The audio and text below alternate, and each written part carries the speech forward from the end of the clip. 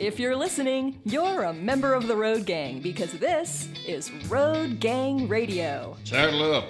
We're wasting sun. It's Jimmy Mack.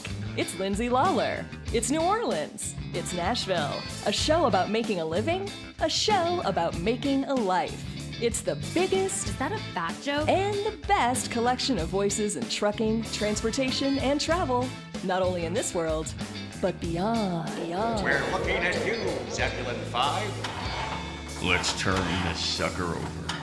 I think that's your cue, Phone Master Dre. Oh, make that living and make that life at the Fastport Studios because this is Road Gang Radio with your host, Jimmy Mack. Hello, sir. Hello, sir. Speaking of Fastport Studios, we're less than about 2 minutes by Uber from the birthplace of trucking radio on North Rampart Street. Less than 6 blocks away from the New Orleans Fairgrounds where the New Orleans Jazz Fest happens.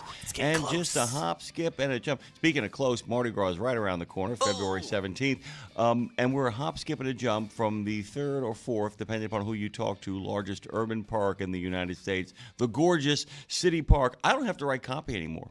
Nope. I don't have to write copy anymore because I can simply look over at the chat and say, good morning, all you rebellious rebels of the super slab of life. Hope you all had a good, safe day. Remember, dirty side down, left door closed, watch out for bears, and keep bumper stickers clear, and don't get thrown to the wolves. I added the last part, but those are the words of our good friend Chowder. I'm going to have you guys write my copy. That would be kind of a fun chat exercise, wouldn't it? Yeah, 100%, because a lot of these guys are pretty darn intelligent, but at the same time, man, they poets.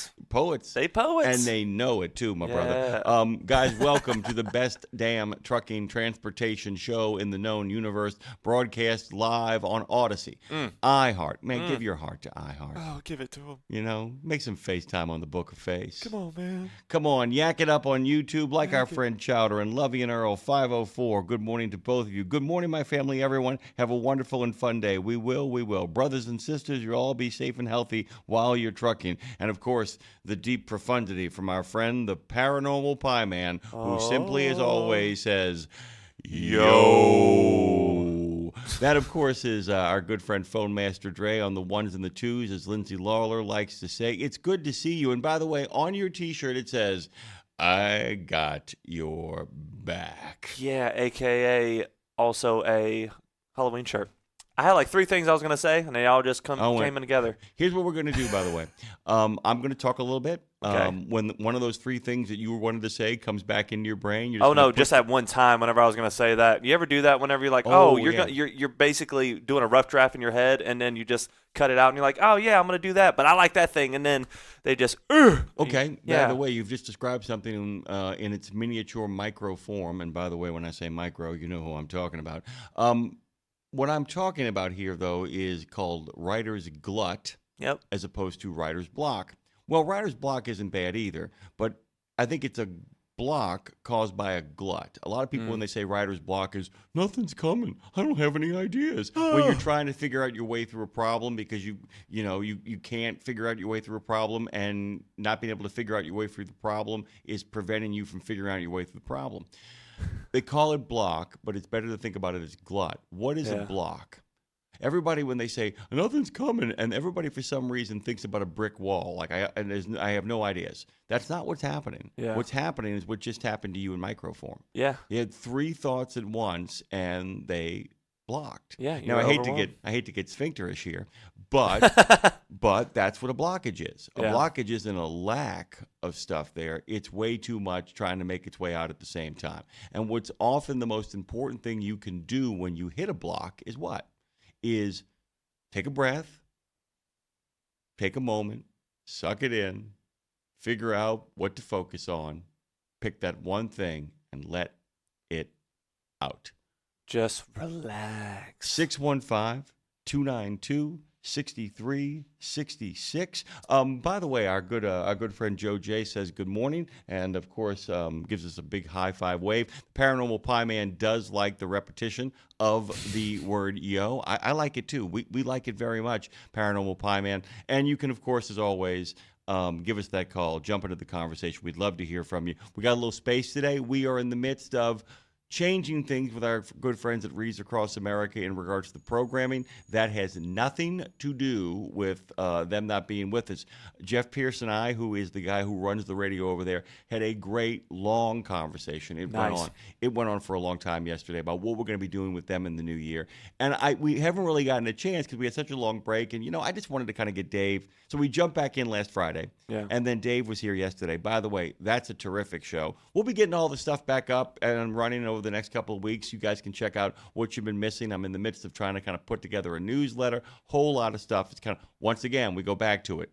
3 things at once, 4 things at once. It causes kind of a block. We're taking the veins out of our neck and the bottle out of our neck as well. If you dig, so we got a little bottleneck. We're gonna get it all fixed. We're gonna get it all kind of moving. How was your day yesterday, and how was your drive in? Well, first off, thank y'all for bearing with us with all this transitioning and the stuff we're doing. And my day yesterday was good. Thankfully, I was able to get out here at a decent time, and I was able to go and take my mom to an appointment, for me to go to an appointment, and my mom and I left around 6:30, 7 o'clock by the time we were done, and she looked at me and she was like, I think that's a successful day. I think we got stuff done. As she goes, oh, God. And she only has kind of one working eye because she keeps looking at me and just being like, hey, I can't see out of my eye, but my eye look okay? And it's just kind of pulsating, but I'm like, you just got a laser shot out of it. I think you're not out of it, but at it. So basically, if your mom had done this voice, my name is Punchy. I've been in 475 professional heavyweight fights, and I've only lost 17. I'm a #1 contender. Exactly. Yeah. That it would have made perfect sense. It is still wintertime, despite the fact that the weather here is beautiful down in the city of New Orleans. The California Highway Patrol, a place that Dean Croak, our good friend, returned from just yesterday as he arrived back in Boston. The CHP, the CHIPs, are reminding commercial vehicle drivers of the consequences of failing to obey chain laws on snowy roads. This is a reality, guys. On January the 4th, 2026, by the way, I'm going to be saying 2026 a lot over the next couple of days, next couple of weeks, maybe even the next 2 months or so, because I got to lock that in. It is the 250th birthday, and I want to just give a big shout out to Phone Master Dre, who just literally probably almost broke a rib. God bless! I mean, he sneezed, and you never heard it because he basically had to mute his mic by dropping it under his neck. And he's got veins in those, by the way. He did when he sneezed, and he sneezed silently, dude. And I watched him do it twice. I don't know if you know this. The great controversial baseball player, Sammy Sosa, once broke a rib from a sneezing attack. Okay, dude, this is the one time in baseball that I knew what you're talking about. And yes, because I used to love Sammy Sosa growing up. That's one of the things where I'm like, man. That dude's, a legend. Well, he's a legend, but he was also like, juiced in the caboose. I mean, we all like juice. You know what I'm saying? Apple juice. Steroid juice, dude. I love you, dude. Now it's legal. You know what I'm saying? But you're a well-built dude. But I know you're not needling up in Needletown, dude. Oh, no, not needling, man. Just popping them. You know what I'm saying? Okay, so it's January 4th, 2026. That's Chips. not today. It's the 6th today, by the way. It's the Feast of the Epiphany. The Chips Truckee division took to social media to share a truck driver's tough day amid heavy snowfall on the Donner Summit as an example of why it's so important to obey California's chain law. Troopers shared images of the semi-truck on the snow-packed roadway caption, when you try to avoid chain control but end up being towed with hefty fines instead. I swear to God, what's interesting about that too is the lingo that people have adapted, which is so much based on Curb Your Enthusiasm and Arrested Development. Mm-hmm. The whole thing with captioning things. Yeah. I mean, that's become one of the great miniature art forms of the internet age, where you put up a picture of somebody doing something stupid and you give a really kind of low key sort of shot dig to people. Mm-hmm. This is what happens when you know what I'm saying? Yeah. Okay. Slow it down, carry chains, and plan ahead. Donner always collects its dues, said CHP. I love that. Donner always collects its dues. Our good friend Peter Stark is obsessed with the Donner Pass, as are a lot of people out there.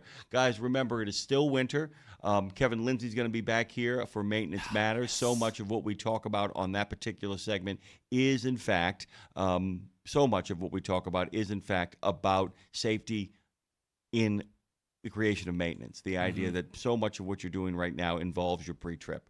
As you drive across weather that keeps on whipping back and forth from extreme colds to surprising warmth this winter, that causes a lot of different problems, and he and I will be talking about some of that. We've already talked about that in the past, but all of that will be part of a new Maintenance Matters at 7:30 in the center, 8:30 in the east. We're going to reopen the phone lines at 8 o'clock, let you guys jump into the conversation as well. So if you don't get a chance to get into talking with us this morning, don't feel bad. You'll get your shot at the title sooner rather than later. And then we got a new edition of Highway to Health because 1, 2, 3, 4, I'm on the highway to health. We'll be talking about how to kind of take care of both your truck, but also how to take care of yourself. And then Lindsay Lawler joins us at 9 in the center, 10 in the east, as we go about the business of making a living. We then, when she arrives, make a life. Man, I'm excited about each guest because, well, you know we love Kevin Lindsay all day, every day. But, man, when it came to the doctor I talked to, love the personality. He's excited and exciting. Talking to Freddy. Freddy seems like also a very charismatic guy, excited about that. And then also with David Sailor Bryant. Well, not Sailor, that's the band that he's in. That's not his middle name. Sailor and Sailor Bryant. We'll get to all of those in a second here, but it's Dr. Shivang Joshi will be joining us, and we'll be talking about migraine triggers. For those of you who suffer from migraines, this is really, really crucial. If you suffer from migraines, you're going to want to listen up and hear this stuff, man, because this is the absolute truth. Do you get migraines? I'm starting to now since the situation, and it's Okay. And I didn't realize what they were until you get one. Yes. Never did before. What I really, and by the way, I don't get angry. I used to get angry at this kind of stuff. And like, why get angry? Don't ever get angry at people for ignorance. Get angry at people for willful stupidity. That's a big difference. But there's a lot of people who get really bad headaches, which are probably cluster headaches or nerve headaches or, there's all kinds of things that cause a headache. A Bayer, aspirin, Tylenol does not solve a migraine. A migraine is something incredibly different. As a matter of fact, with a migraine, I'll give you kind of a standard operational procedure. They come in all forms and fashion and have a lot of variations, but there's a pretty predictable pattern. The first of which is you get hypersensitive to light around you. And I don't mean you get hypersensitive to light, and then you get what they call auras, which are wavy lines or what seems to be a shimmer around everything. There is no one way that happens. Some people get them peripherally. I used to get them. I don't get them anymore. You can grow out of them, by the way, or you can actually grow into them. Although the people that grow into them tend to have them for a spell, and then after about 5-10 years, they go away. But if you're a lifelong sufferer, there is possible relief of you just simply your body chemistry changing and it going away. It's basically the pattern of something's wrong, then you see something wrong, and then the headache sets in. What's interesting about a migraine is that once the headache sets in, there's a little bit of relief attached to it because you're on the downward slope of it. There's a lot of people who get those auras and those shimmers, and those auras and shimmers last for a long time.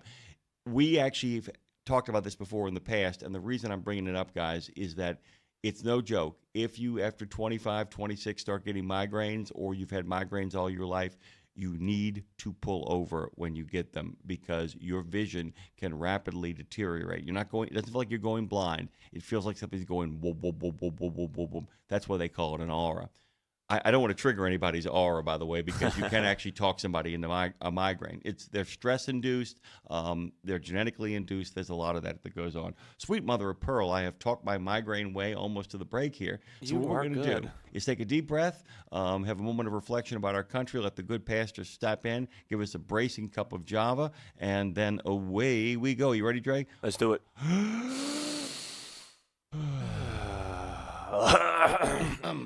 I pledge allegiance to the flag of the United States of America and to the republic for which it stands, one nation, under God, indivisible, with liberty and justice for all.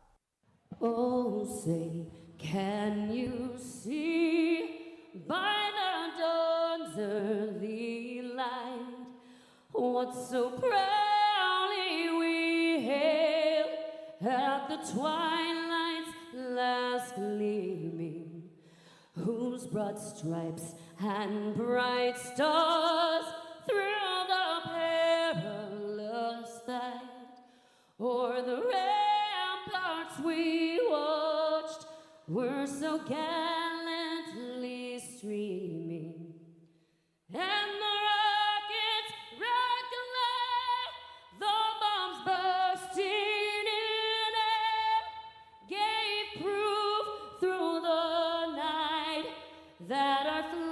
was still there. Oh, say, does that star-spangled banner yet wave o'er the land of the free and the home of the brave?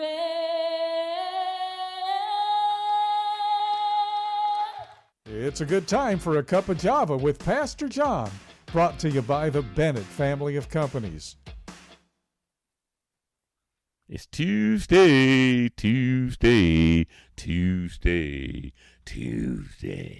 Well, good morning. Esther, the book of Esther this morning. I want to jump right in there.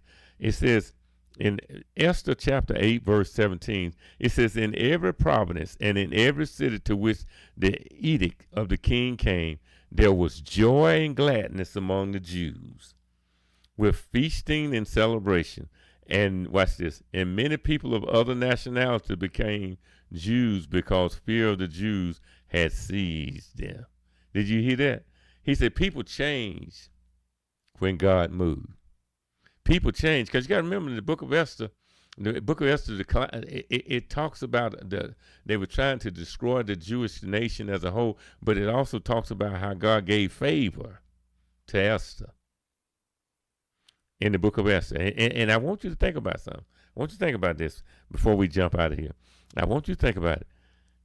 Has God given you favor and you're not taking advantage of it?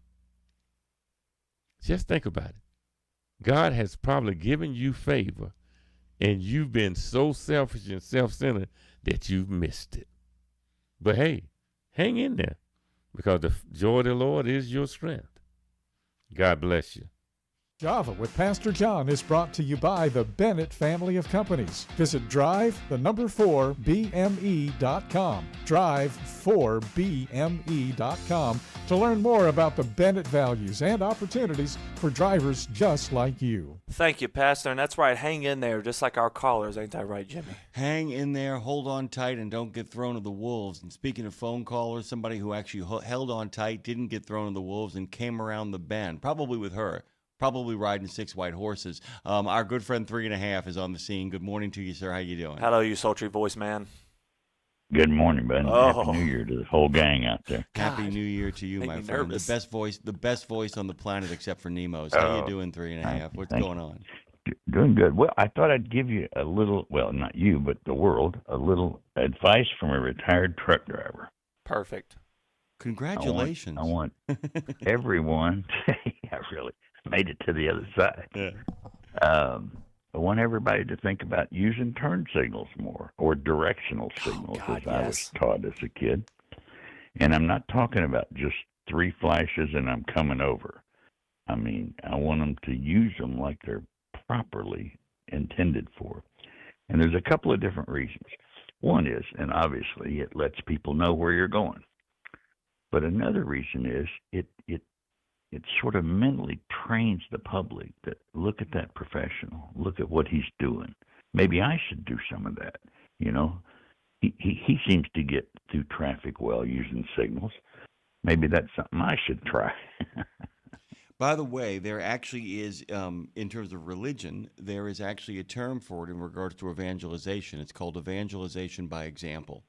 There's a lot of people who preach the good word. There's not as many who do the good word. And that there are people who don't preach it at all, who simply hold themselves and comport themselves in this world that we live in, my friend. And they do it in such a way that people go, I need to do more of that. I'm actually going to toot my own horn, because I'm going to toot yours as well, too. One of the things my mom said to me as I dropped them off at church on Sunday, she turned as she got out the car. She said, you know, I used to always think, man, Jim really uses his blinker for a long spell. And then she said, and I thought about it, and I realized actually he doesn't. It's that no one else actually uses their blinker long enough. The 3 click. My other favorite is the 3 clicks is bad enough, but the person who puts their blinker on as they're changing the lane in the simultaneous movement. You know what I'm talking about? Where you're like, that is not helpful. That does not help the situation at all. And I think a lot of people, what's sad about that is I think a lot of people that use the blinker at the last minute or use it as they're changing lanes actually care. They've done the diligence of making it a motor memory skill. They just don't understand. They need to reset that motor memory skill. What do you think it is? About 10 seconds? And 10 seconds is a long time. Yeah. Oh, yeah, I mean, 10 minimum, seconds is a long time, but, you know, minimum, right? Right. And to add sort of dessert to the safety meal, if a driver sees someone sort of backing out of it to let them in, blink lights at them. Now, all the truckers understand that, and most of the cars do nowadays. But it's a positive note to sort of end the procedure of changing from one lane to another. I'll tell you this too. Let me put a little bit of chocolate drizzle on top of that dessert that you brought out for us. You can't do it all the time because you're moving, but one of my favorite things to do is in bottleneck traffic or bottleneck merging or at a light. When somebody lets you over, when you're stopped, it never hurts to roll out of that window and put that hand out and just give a little wave of saying thanks. You bet. It's one of the best things you can do. It really, I got to tell you, when it works for me, I will. Anybody lets me over, and I'm just like, you're the best person in the world. And to let people know, if you can safely, let them know you're the best person in the world for doing that, man, because you're why the flow actually continues as opposed to jams up. Dre's got something. Well, I was about to say, did y'all see the little rubber hand attachment that they can put on your dash that just automatically just gives them like the, hey, man, appreciate it. I'm just going to have that. I'm going to put that there. I love that, man. I love that. The thing is, wouldn't it be great if somebody actually came up with a series of products, and we could brainstorm about this at a different time, a series of different products, 3.5, that acknowledge the people around you are actually driving well. I mean, everybody thinks it's really funny when we have all these FUs and telling people they're number one and figuring out clever ways of making people feel bad. But wouldn't it be great if somebody came up with a couple of products that sent particular signals to people, like on the road, like, you're doing a great job. Thank you, man. Go ahead, Dre. That's like there's certain taxis or whatever that have like the thing that pops up in the back like, hey, have a nice day. So it just has like a thing that comes up and that's just like, hey, good driving today. Hey, man, if you could read this, you're too close. But I love you, and there's nothing you can do back about up, it. dude. Back up, dude. We love you. We love you. 3.5. What does the new year look like for you? Do you have any resolutions? Well, not really. I mean, it's going to be a better year than last year. It's got to be because of the fires and the prostate cancer and all that stuff. I mean, I'm looking at 26 in a positive way, regardless of the year I came out of. And with any luck at all, I'll be in big boy underwear by March 1st. Let me tell you something, my friend. There's a line from the Counting Crows from their song, The Long December. It's the long December, and there's reason to believe that maybe this year will be better than the last. And that's all we can kind of hope for as we make our way, hopefully, on the long ride to the wintry shore. Thank you, 3.5. Happy New Year. All good advice, my brother. Thank you, sir. See y'all later. All right. We got one more phone call to get to. Oh, 100%. Man, we got 2 guys out the gate that are just rarely get the call. When they do, we love it. But, hey, Red Jack is in the house. Red Jack is in the house. Here he is. The man who actually came up with the Weekend 34 has arrived. What's up, Jack Red? What's going on? Good morning, fellas. Hey, I ran across a bit of news on one of your sister channels, Sports Illustrated YouTube, which sort of floored me 2 days ago. I thought, really? You're kidding? No. But backstory, LA Olympics coming up in about 2.5 years, again. Like, again? They were just there in 84. And then they were there in 32. But this time around, they've seen fit to share. They've actually farmed out 7 of their events to, of all places, Oklahoma City. We are going to have the Olympics coming to town.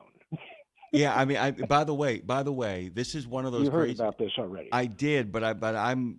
It's a great story, and by the way, it kind of reminds people occasionally that despite the fact that there are a lot of people who are deeply invested in keeping us apart, there are a lot of civic planners, a lot of proposal planners, and a lot of people out there, Red Jack, who are deeply invested in the whole country doing well. And that is a group of citizens from both places kind of sitting down and saying, how do we represent an American Olympics as opposed to just a city Olympics?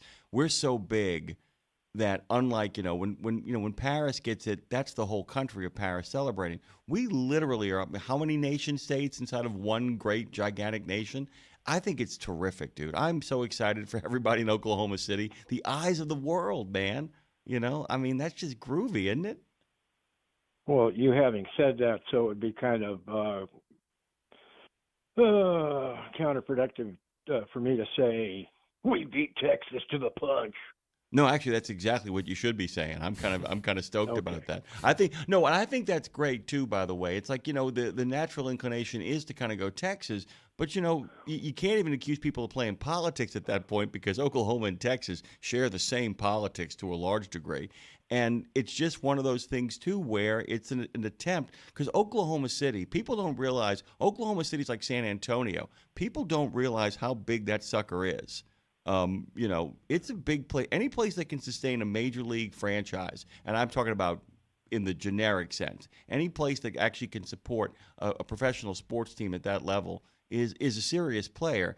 And like San Antonio, I think people forget how big Oklahoma City actually is. And this is the kind of thing that, if done properly, like Salt Lake City with the Winter Olympics, can help put them on the map in a larger way as an international city. And that's when the money starts rolling in, dude. Money, money, money, money, money. So that's exciting stuff. How are you? How was your New Year? Oh, good. Nobody woke us up. That's not a tradition here. Apparently, well, we're out on the fringe anyway. Oh, but I think most, if not many, that was kind of in reverse order. Over-the-road drivers have had the occasion to pass through Oklahoma City on the 40 and look down at that river and see a sculling boat. Like, wow, that's some things they run in the Olympics. Well, yeah, this time they're going to be doing it for real. They're, pardon me, I'll cut that up. Cup number 4. That's all right, my brother.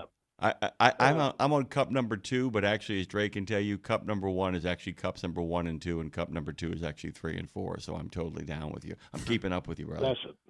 That's a big mug, huh? That's a big mug. That's what it is. And by the way, my mom finally figured out the reason I drink iced coffee in the morning is that it's a double shot of wake up. It's not about being like, I can't handle hot coffee. Oh, no, I take iced coffee in the morning, first cup, because it braces the hell out of me. Red Solo Cup, I fill you up. You get the last thought before we got to take the break and bring Mr. Kevin Lindsay on. What you got in your brain, Mr. Red Jack? Oh, how many more days of winter? I should have calculated that already. It ended today here in New Orleans. I mean, it might get cold again, but I ran with sleeves. How many more days until winter? Actually, we won't know because the groundhog hasn't told us. Yeah, you a groundhog? Sometime in March. Sometime in March. As always, it goes. Red Jack, be careful, be safe. Please don't forget us. Please keep calling. We love hearing from you. Okie-doke. Happy New Year, my friend. We're going to take a quick break, come back on the other side, of course, and that means our good friend, Mr. Kevin Lindsay, is going to be here for Maintenance Matters. Turn him loose and try to catch him. Those are the words of Jamie Jones. I'll be addressing that. A big picture began to kind of emerge yesterday. I want to continue the conversation. I want to hear your thoughts on culture, by the way.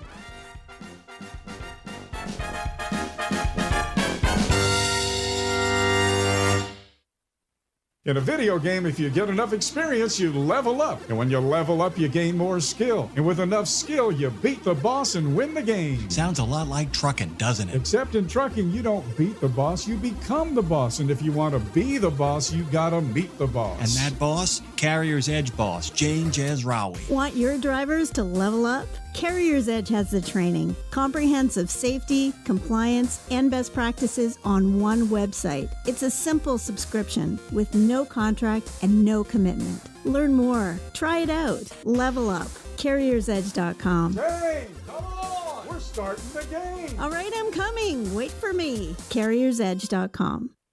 There are precious few nonprofits in the trucking industry, and even fewer that make a tangible difference in the lives of professional drivers. So thank goodness for the St. Christopher Fund. Since 2008, over 4,000 over-the-road semi-truck drivers have turned to the St. Christopher Truckers Fund when a medical issue took them out of work. The SCF steps in and pays necessary household expenses such as mortgage, rent, utilities, insurance, and vehicle payments. The SCF also provides free health and wellness programs for drivers. So find out how the SCF can help you, or help the SCF yourself. They'll turn your dollars and cents into that tangible difference for the professional drivers who need it most. Support our highway heroes with a donation at truckersfund.org. At Radio Nemo, we believe in finding your tribe, your people, your gang. But you can't find your gang unless you find yourself, and you can't find yourself unless you write, right? Lindsay Lawler's We Should Write is a podcast about the healing power of writing.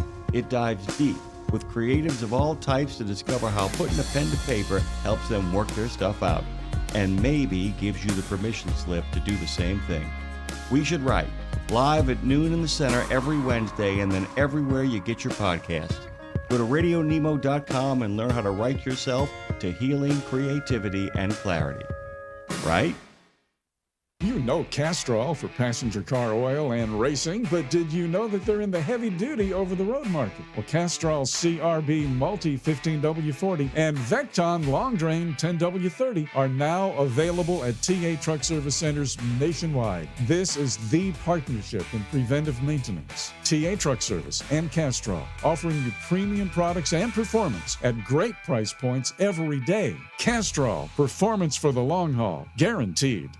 It's Tuesday, Tuesday, Tuesday, Tuesday. Welcome back to Road Gang Radio. Join Jimmy Mack and Lindsay Lawler's Gang of the Airwaves by subscribing to Radio Nemo on YouTube. We celebrate all kinds.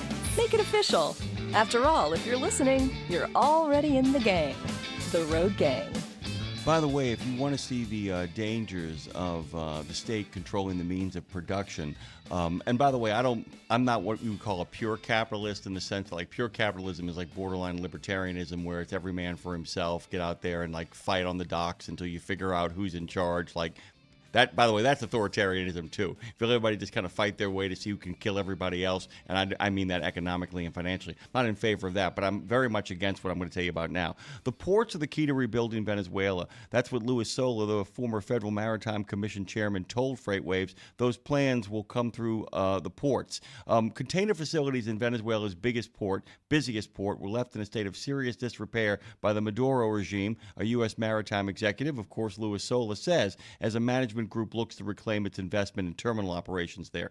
One of the things that is going to be happening is that there's not going to be this immediate kind of reopening. It's a very complex situation. We're going to be watching that, but any sort of impact on the supply chain is going to be limited at first, and so much of what was coming out of Venezuela was extraordinarily limited.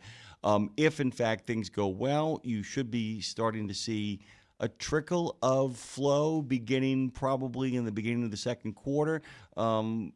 But that's going to be a trickle of flow.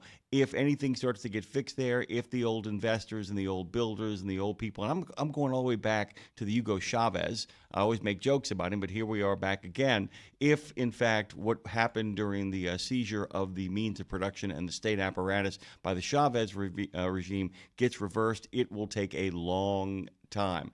People think that they look at the example of Europe. Remember, when Europe gets rebuilt, it's a massive injection of U.S. capital in the form of the Marshall Plan, but it was also people who knew how to run a country.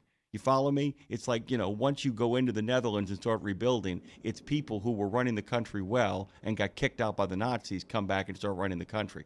They don't have the apparatus in place over there in Venezuela to get themselves kind of moving and grooving and shaking. They haven't done it in forever. Mm-hmm. Those people who are quite there now have no experience running a capitalist regime, a capitalist country. More importantly, the people that can from Venezuela, many of them are already U.S. citizens who have said, you know what, I'd love to go home, but that ain't my home no more. In other words, they didn't do the maintenance of the country. See what I'm doing there? Yeah. And therefore, a lot is going to matter over the next couple of months. So let's make a little bit of a move here and bring on our good friend where maintenance does matter, Mr. Kevin Lindsay.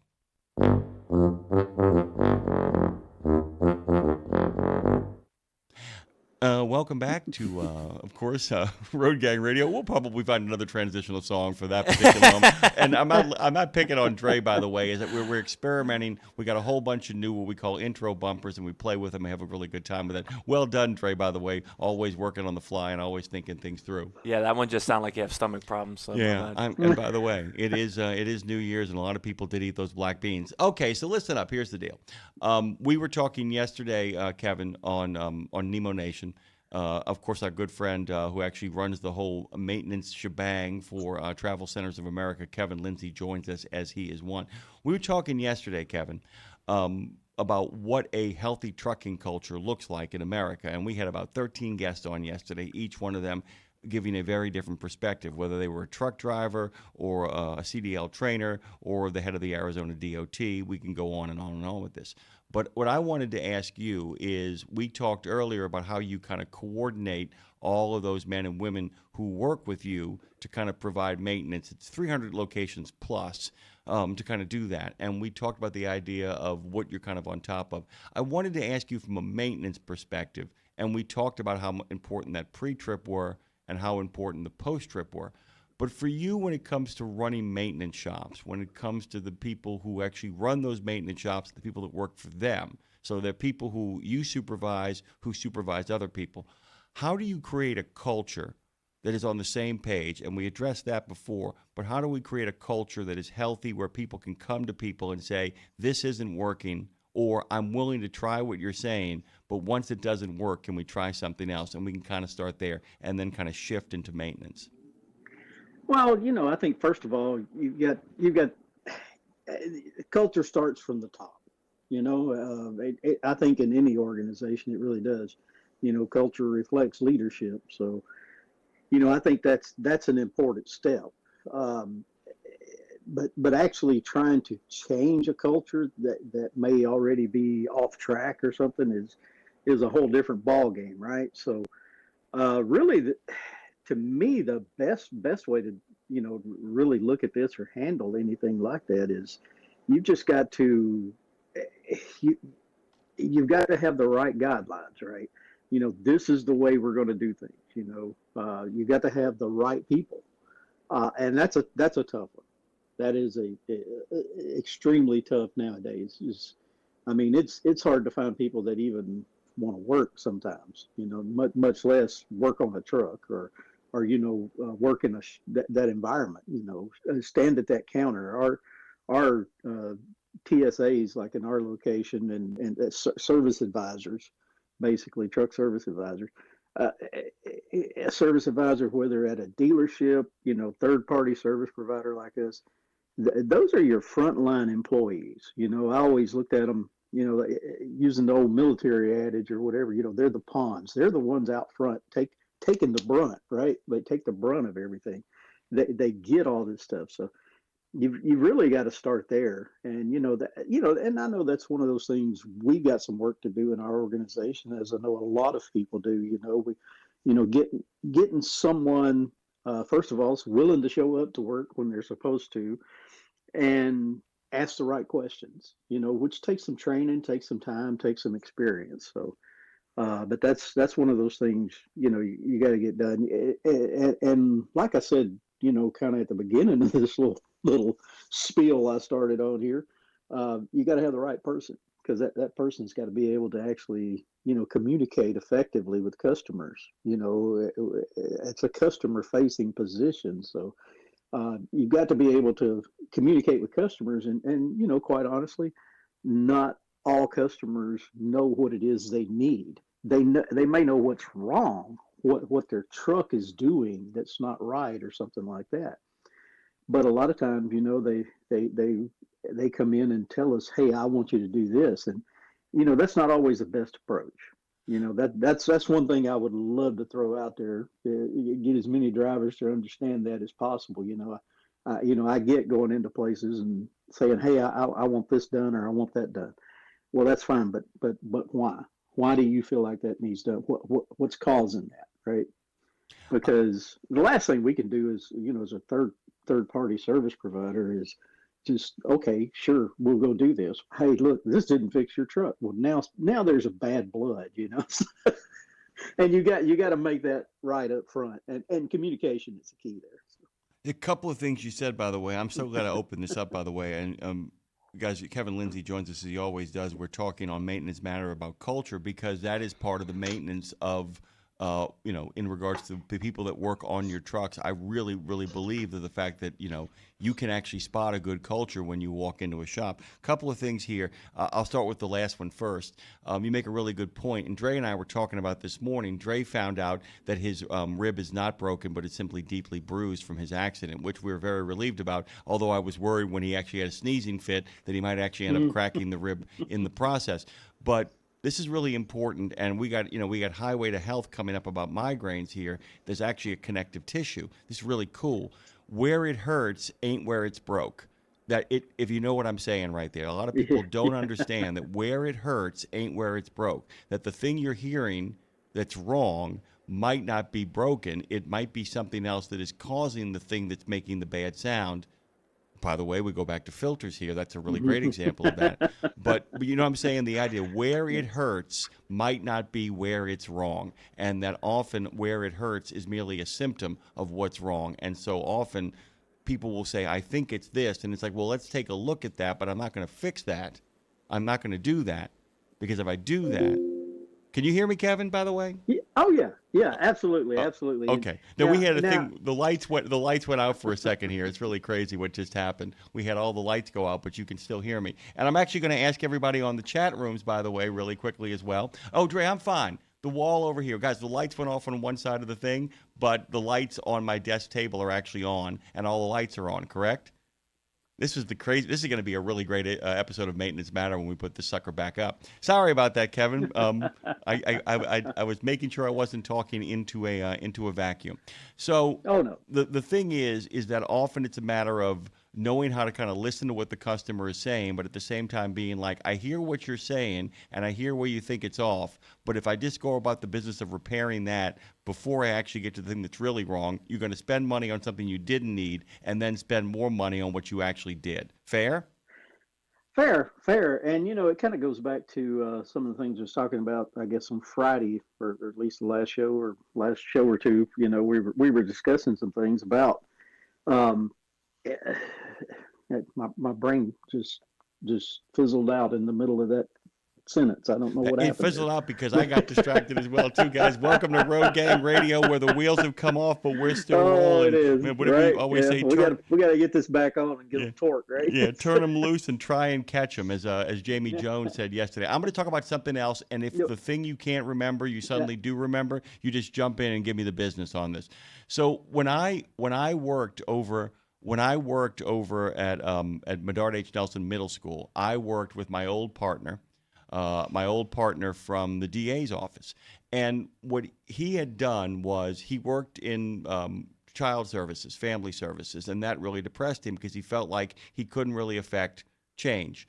And then he moved over and worked in what they call diversion, which is basically sitting down with kids who have been charged with crimes, but giving them a path to have their record expunged and not have to go to jail or juvie.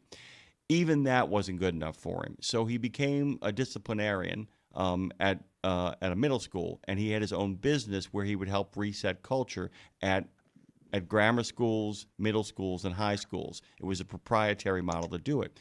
What he ended up telling me was, he said, at the end of the day, the way to really begin is to focus on the parents.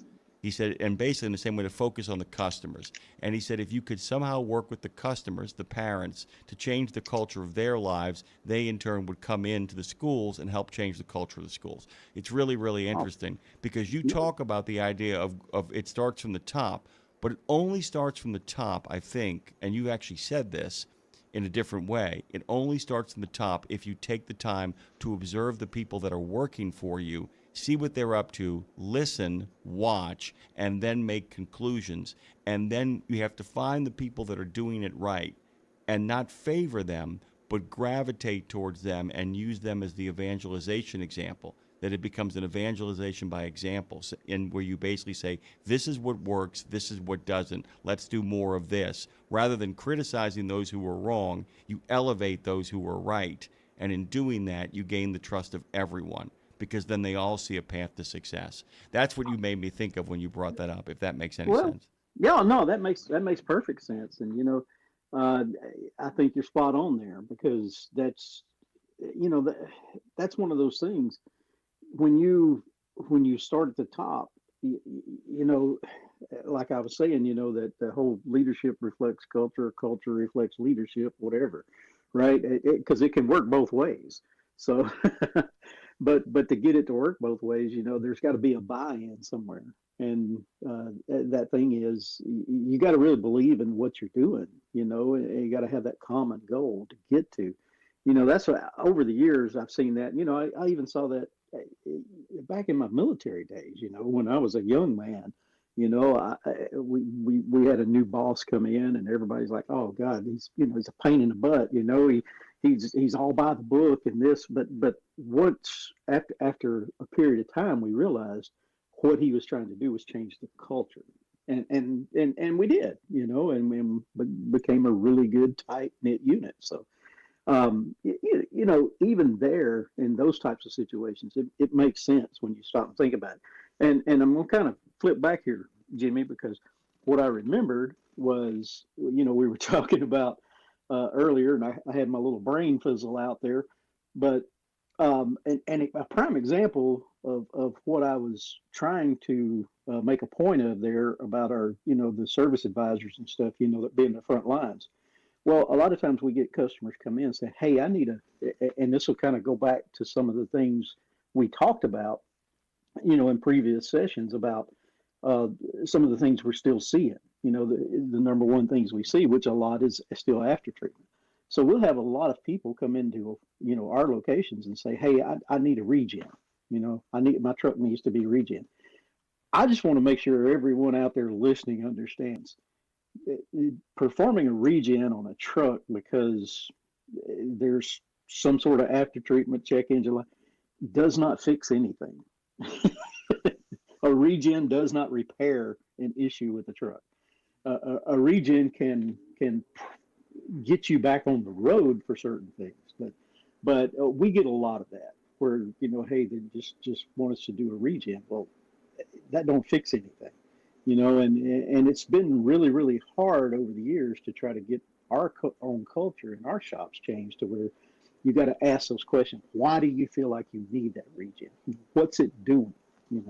So, and it all goes back to one simple little thing. And it sounds funny, sounds, I guess, engineering based or Six Sigma based or anything, but root cause analysis. That's one of the things I learned years ago in this business is if you don't get down to the root cause of what you see going on, and again, it can go all the way back to that air filter sometimes, right? Just lack of maintenance. So that's one reason I always say, maintenance is so important, and it's understanding how it can affect long-term things with trucks, especially with engine stuff. I'll tell you something that's really interesting to me, and I have learned this. There are things that I learn later in life where I'm angry at myself, where I'm like, why didn't you know this earlier? If you had known this earlier, your life would be a lot easier. And the things that I learned later, because they weren't my area of specialty, but having learned them, they made a big difference in my life. There are things that you learn that really kind of change your life that don't make you angry because there was no reason to learn it earlier.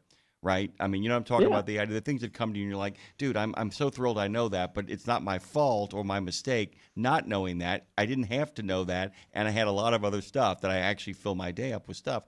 One of the things that I've learned on this job over the last 10 years as I have gravitated closer to clients, and this applies to everything, is that one of the most important things you can do for a human being is often when people are trying to sell people stuff, Kevin, what they do is they try to sell people stuff. It's, I think, the biggest mistake in sales or the biggest mistake in kind of talking to people about what they need. And I just kind of said what's supposed to happen.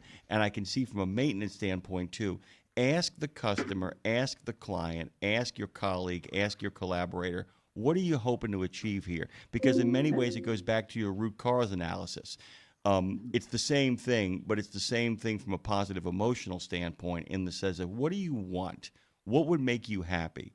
At the end of the day, because there's certain clients we have who just want a better brand exposure. Some people want to sell things to people. Some people want to build things with people. But if you don't figure out what it is the need of the customer or client is, what they're hoping for, what they're dreaming, what they're thinking, what they want next in their life, and that's something too in regards to a human touch. The best mechanics, God rest his soul, we used to take our cars to a place called Boudreaux's on Harrison Avenue in New Orleans. His sons run it now. They're really great guys. They charge a little more, but you know when it's done, it's done. And if you bring it back and it wasn't done, they fix it. That's why they charge so much in the first place. You get a free fix. But Ray would always ask me when I'd roll a car in, he's like, "Are we driving this around the city? I mean, are you driving the wheels off this thing and just gonna turn it over to Bridge House when this is all said and done, or are you actually looking to do one of those trips you always do?" He's like, "Are you driving to Ohio in this thing?" No. Okay, we're just going to do this then. And it's so important to kind of work with the people you work with to figure out what it is they want to get out of the thing that they have and how much money they're able to spend and all of that kind of stuff. I told a story about the guy telling me, "Look, I can replace your entire compressor or I can just top you off. If I top you off, it's a couple of $100. If I replace your compressor, it's $4,000. But if I top you off," he said, "you're going to be warm in the car for like 2 seconds, and then once you get up to a certain speed, which is like 5 miles an hour, you're going to start blowing cold air. Trust me, take the top off." That's a good guy because he knows I'm going to junk that car at the end of the day anyway. You need to really figure out and teach people when they're dealing with the customers, and then they start dealing with you the other that way, correct me if I'm wrong, that they learn at the end of the day, oh, it's really about people and what it is these people are hoping to achieve and what they want, right? Oh yeah, absolutely. You know, I mean, being in the, I guess the customer service side of trucking for most of my career, basically, I would say understanding a customer's expectations is one of the big things that gets missed a lot of times, and that's one thing I've always tried to preach and tried to get to, you know, any company I've worked for. Is to get people to really understand that, you know, well, you know, how do you know, what do you know about this customer that comes in, okay, you don't, well, maybe you need to ask some questions, get to know them, get to know what they do, maybe it's an owner operator that runs a dedicated route, twice a week to, Nashville to New Orleans, whatever, right? So understand how they're utilizing their equipment too, which can help you make a decision to try to help keep that customer in that happy spot, right? No, it makes perfect sense. And by the way, if you want to see, and you and I are both college football fans, but the thing is that Kurt Cignetti over at Indiana, and boy, that has been a story, has it not? Literally, by the way, they were ranked 22nd. You know that 8 SEC teams were ranked in the top 25 to begin the season, so that way you can go around claiming you have the hardest schedule in the country. But what's interesting to me about all of this is that Cignetti's ranked 22nd. He went 11-1, and then 11-2 because he got voted in the playoffs. He made his adjustments over the course of the year, and he comes in and he resets the culture over there, and he resets the expectations over there. And what was interesting was that it was a play against Alabama, which we all took a great joy in, where Alabama was trying to get Cignetti's team to jump off sides on a 4th and 1. They didn't flinch. They didn't flinch. That was awesome. Awesome. They looked, and then they cut to the sideline with Cignetti, who looked like he was Lamont Cranston, the Shadow. I mean, he had a look. He looked like the Rock of Gibraltar, and there was a look on his face was, "You got to be kidding me." It's like, and again, there's that leadership and culture thing intertwining again. Those players on that field probably had that same look behind those helmets. They were like, "Come on, bring it on. Try to get me to jump." That's a great get, by the way. That is a great get. I totally agree that he looked like, and this is the thing. This is a moment of culture. That's exactly what you just talked about right there. Because in many ways, when you really reset the culture within the confines of their own personality, because a good leader also lets people be who they are as their best selves, within the confines of their personality, all of those players at that moment resembled the man who was on the sideline, and the man on the sideline resembled all their players because the culture, bottom up, top down, resembled each other. And it was anybody who loved football just was in deep admiration of that moment where DeBoer was like, "Oh no, I'm in trouble.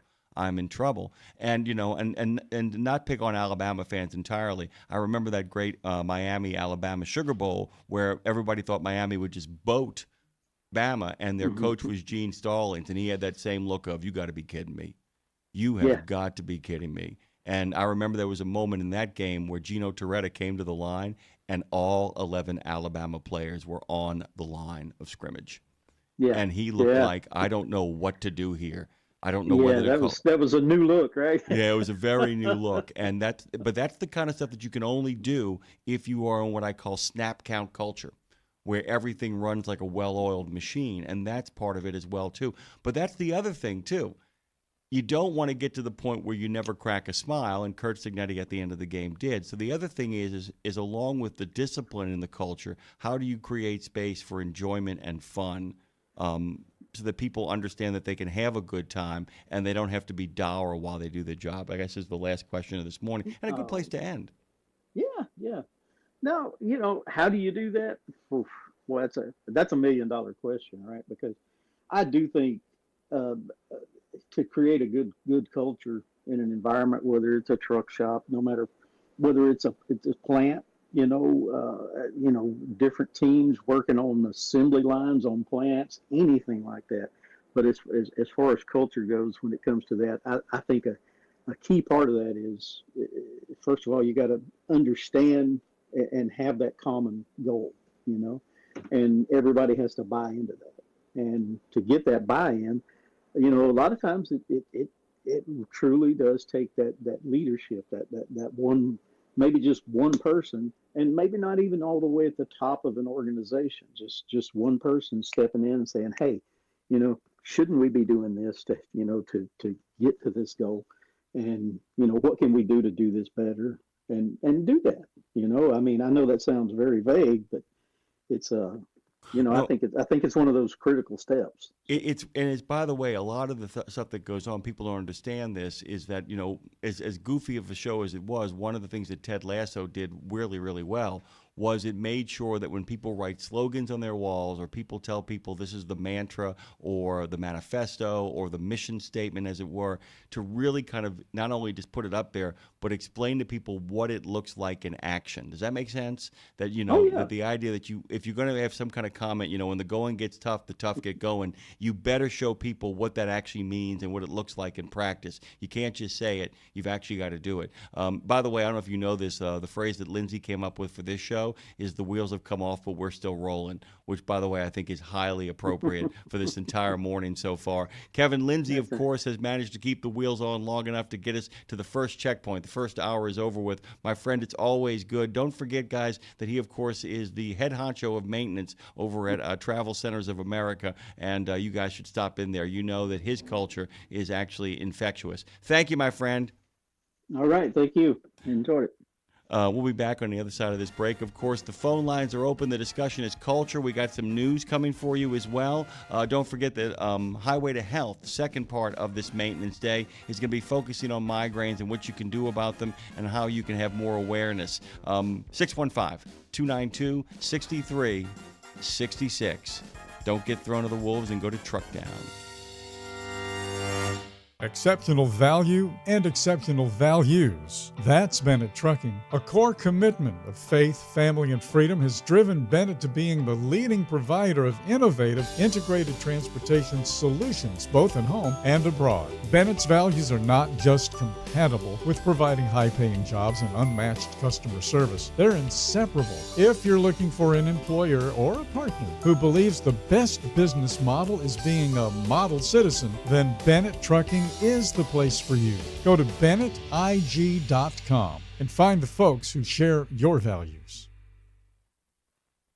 From the wee small hours of the morning to the crack of dawn, RadioNemo has been there with you. Whether you've got the overnight or you're the first wheels on the road, RadioNemo's been where you need us to be. Providing the laughs, giving the facts, playing the tunes, and keeping it rolling. We've been your light in the darkness, your first cup of coffee, and a voice of sanity. Semi-sanity, actually. We're all a little crazy here. Crazy for the men and women who keep this country going and moving and doing. Crazy for trucking, crazy for truckers of all shapes and sizes. Is that a fat joke? Not if we can help it.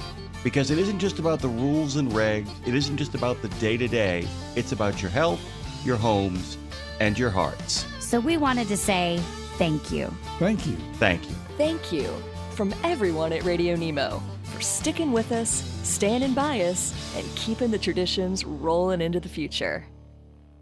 It's one simple act that helps Wreaths Across America fulfill its mission to remember, honor, and teach. Sponsoring a wreath, one more wreath. Means one more adoring father, one more loving mother, one more heroic son, one more brave daughter, one more beloved family member, one more dearly missed friend, one more American, one more wreath upon the gravestone of someone who served the cause of freedom, honored for their sacrifice, never forgotten, always remembered, through one simple act. One simple act. Go to wreathsacrossamerica.org/RadioNemo and keep the mission moving forward. Just one more hour until reinforcements, aka me, arrive to save the day. But until then, keep your eyes on the highway and keep on trucking with Jimmy Mack on Road Gang Radio, y'all. Welcome back, of course. Good morning to you, Phone Master Dre. Hello. We actually got to the bottom of the mystery of what happened. You want to tell people what went on over here? Oh, yeah. And by the way, this is not by way of apology. It's by the way, this is one of those situations where the system worked. It worked, and I kept reasonably calm. I want to point that out too. I didn't have, while I was talking, I wasn't like wildly gesticulating with an angry face and a Kurt Signetic look on my face while I was talking calmly. We just had this moment of like, what the hell is going on? What happened was, well, go ahead, Dre, tell them. Yeah, I'm about to say, because we got it down to where we can balance each other out when it comes to stressful situations, because if the other person doesn't know, then that's whenever we're both like, all right. But he looked at me, he's like, all right, let me think, let me look at it. But yeah, our electricity went out in a Dagon house. It looked like, I don't know if it was a street or if it was just the Dagon house, but I go to the bathroom and I close the curtain, and then all of a sudden, boom. And I'm like, he can't hear himself. I'm like, electricity's out, but things are coming on. We have battery packs for certain equipment in here. And I tell you, when I say battery packs, guys, I mean you could kill somebody with one of these things. Yeah, dude. Yeah, you had to pick it up and move it over here. Remember that you and I bringing all those stuff out of the back of the car? I mean, those battery packs, by the way, and we got enough charge to probably, depending on how much we're using, anywhere from an hour to about 35 minutes, depending upon what you got. So it buys us time to stay on the air. It was weird about it was that everything went out except for I could hear myself in my headsets and the lights on the desk. On the desk that I work from were on. Everything else went dark. Exactly, because ever since we did that thing and got it organized, now we have battery packs under there. So everything over there is good, and everything over here is good. But I think they had to communicate and be like, all right, dude, let's click on. Let's work out something here, because everything went off, and then everything went off, and then everything came back on in regards to the area from where I broadcast, and then everything came back on. We learn from these things, but 615-292-6366. And, of course, the last four digits of that, if you are obla to the situation, as it were, they, of course, spell Nemo as well. Yesterday, Jamie Jones was on the show, and she said, how do we put this again? Turn them loose and try to catch them. Okay, so at the beginning of the show, and I read a piece before we actually brought on our guest in the first hour. If you're listening to Nemo Nation, from 7:30 to 8 o'clock, Dre, Dave, and I engaged in a conversation about what is going on, the new year, as it were, as it kind of gives way from the old year.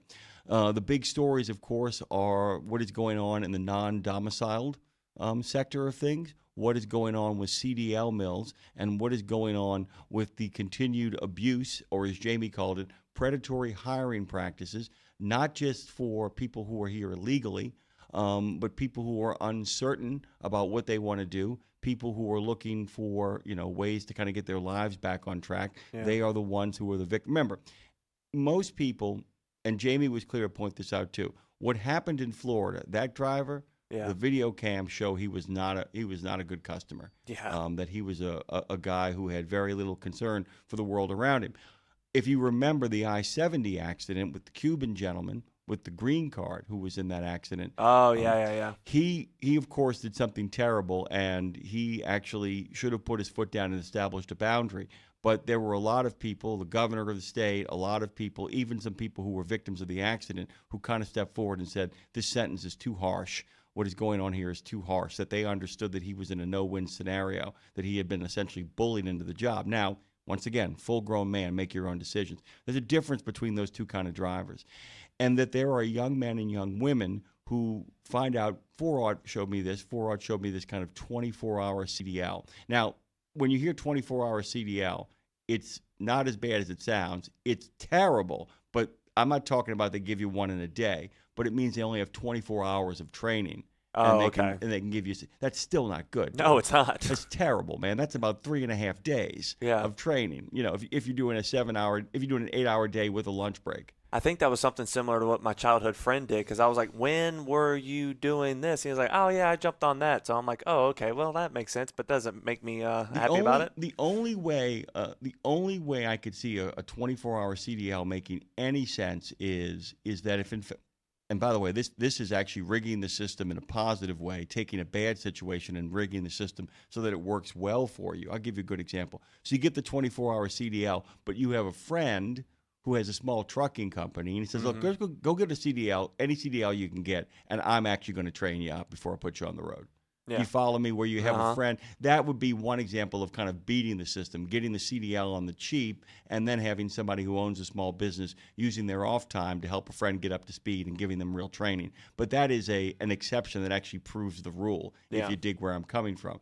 Because any company that is going to hire somebody with a CDL that they got after 24 hours and very limited, if any, time behind the wheel is engaged in predatory hiring practices. Yeah. Because what they want to do is they want to have you get what they need to get done, and then if any trouble starts, they just simply shut the company down and go someplace else, and they leave you in the accident, you in the violation, holding the bag as they kind of evaporate into thin air.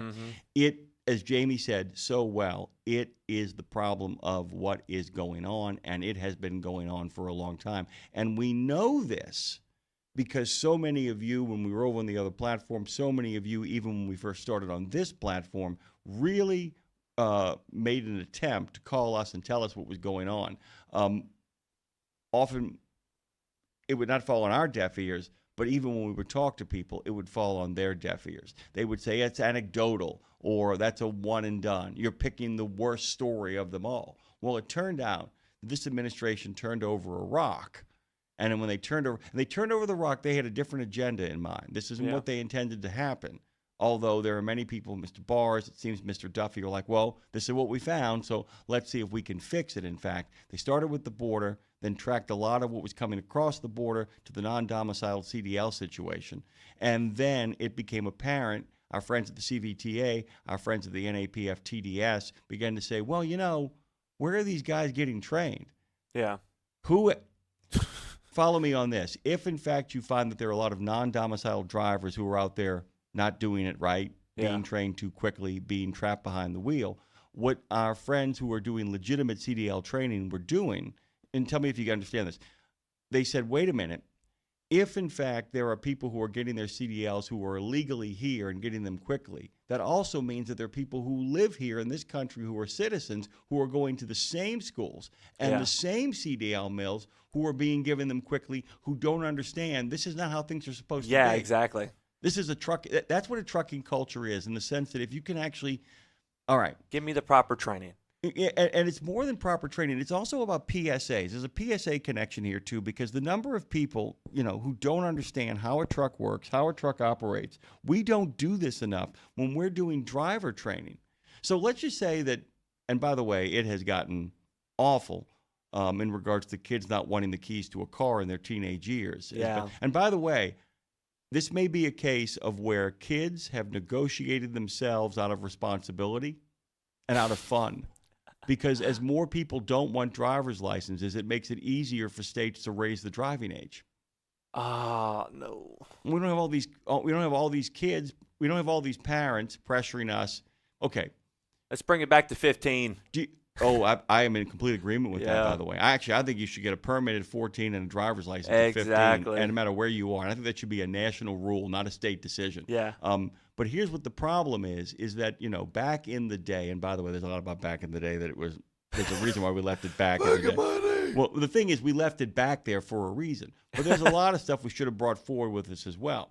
So, if growing up in the 70s and 80s, a lot of our friends out there, I'm sure Trucker Bosun in particular, I just know how old Trucker Bosun is. It's not a matter of me excluding any of you guys from this fun. Same age as I am. Oh, okay. The exact same age. What happens is when we were growing up as kids, when I got to be 11 or 12, if my mom went down the block to go visit somebody, I could watch my brother Ryan, who was a baby. Yeah. Straight up, I could do that. That wasn't a problem. You go ahead and do that. You know what I'm saying? 13. I had babysitters when I was growing up, when I was 8 or 9, who were 13 years old. Yeah. No problem. Same. Yeah. So you get that responsibility lever going on right there. And then those people say, well, I want to drive now. And then these parents who are remember when your mom would throw you outside? And this still happens in a lot of communities around America, especially some rural American communities and some what I would call safe inner cities. We always say inner city, of course, what people mean when they say the inner city, they mean a dangerous place. But there are inner city, middle-class neighborhoods where it's get out. Yeah. Go to the basketball court. Get off your video games. Go to the gym. Get off your video games. Get outside. Get out of my house. I need some peace and quiet. And it was kind of a deal between parents. If you promise me that you will be safe with this piece of garbage car I buy for you as a tweener. Lindsay actually tells a great story about the door she could never keep on.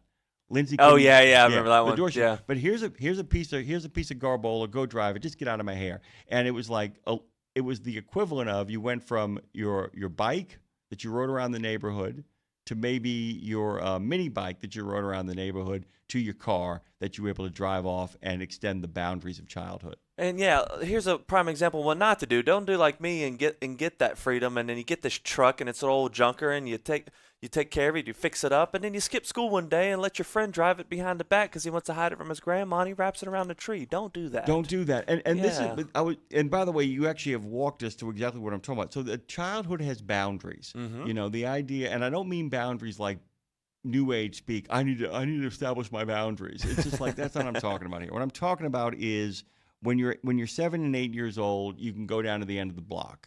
Yeah. At 7, you can go down to the end of the block within sight of your parents. At 8, you can go down to the end of the block and you have a little more independence. At 9, you can go around the block. At 10, you can go to the store. You can walk down to the store that's walkable too, and then on and on and on. And the boundaries of your childhood increase. Nice. The boundaries haven't increased.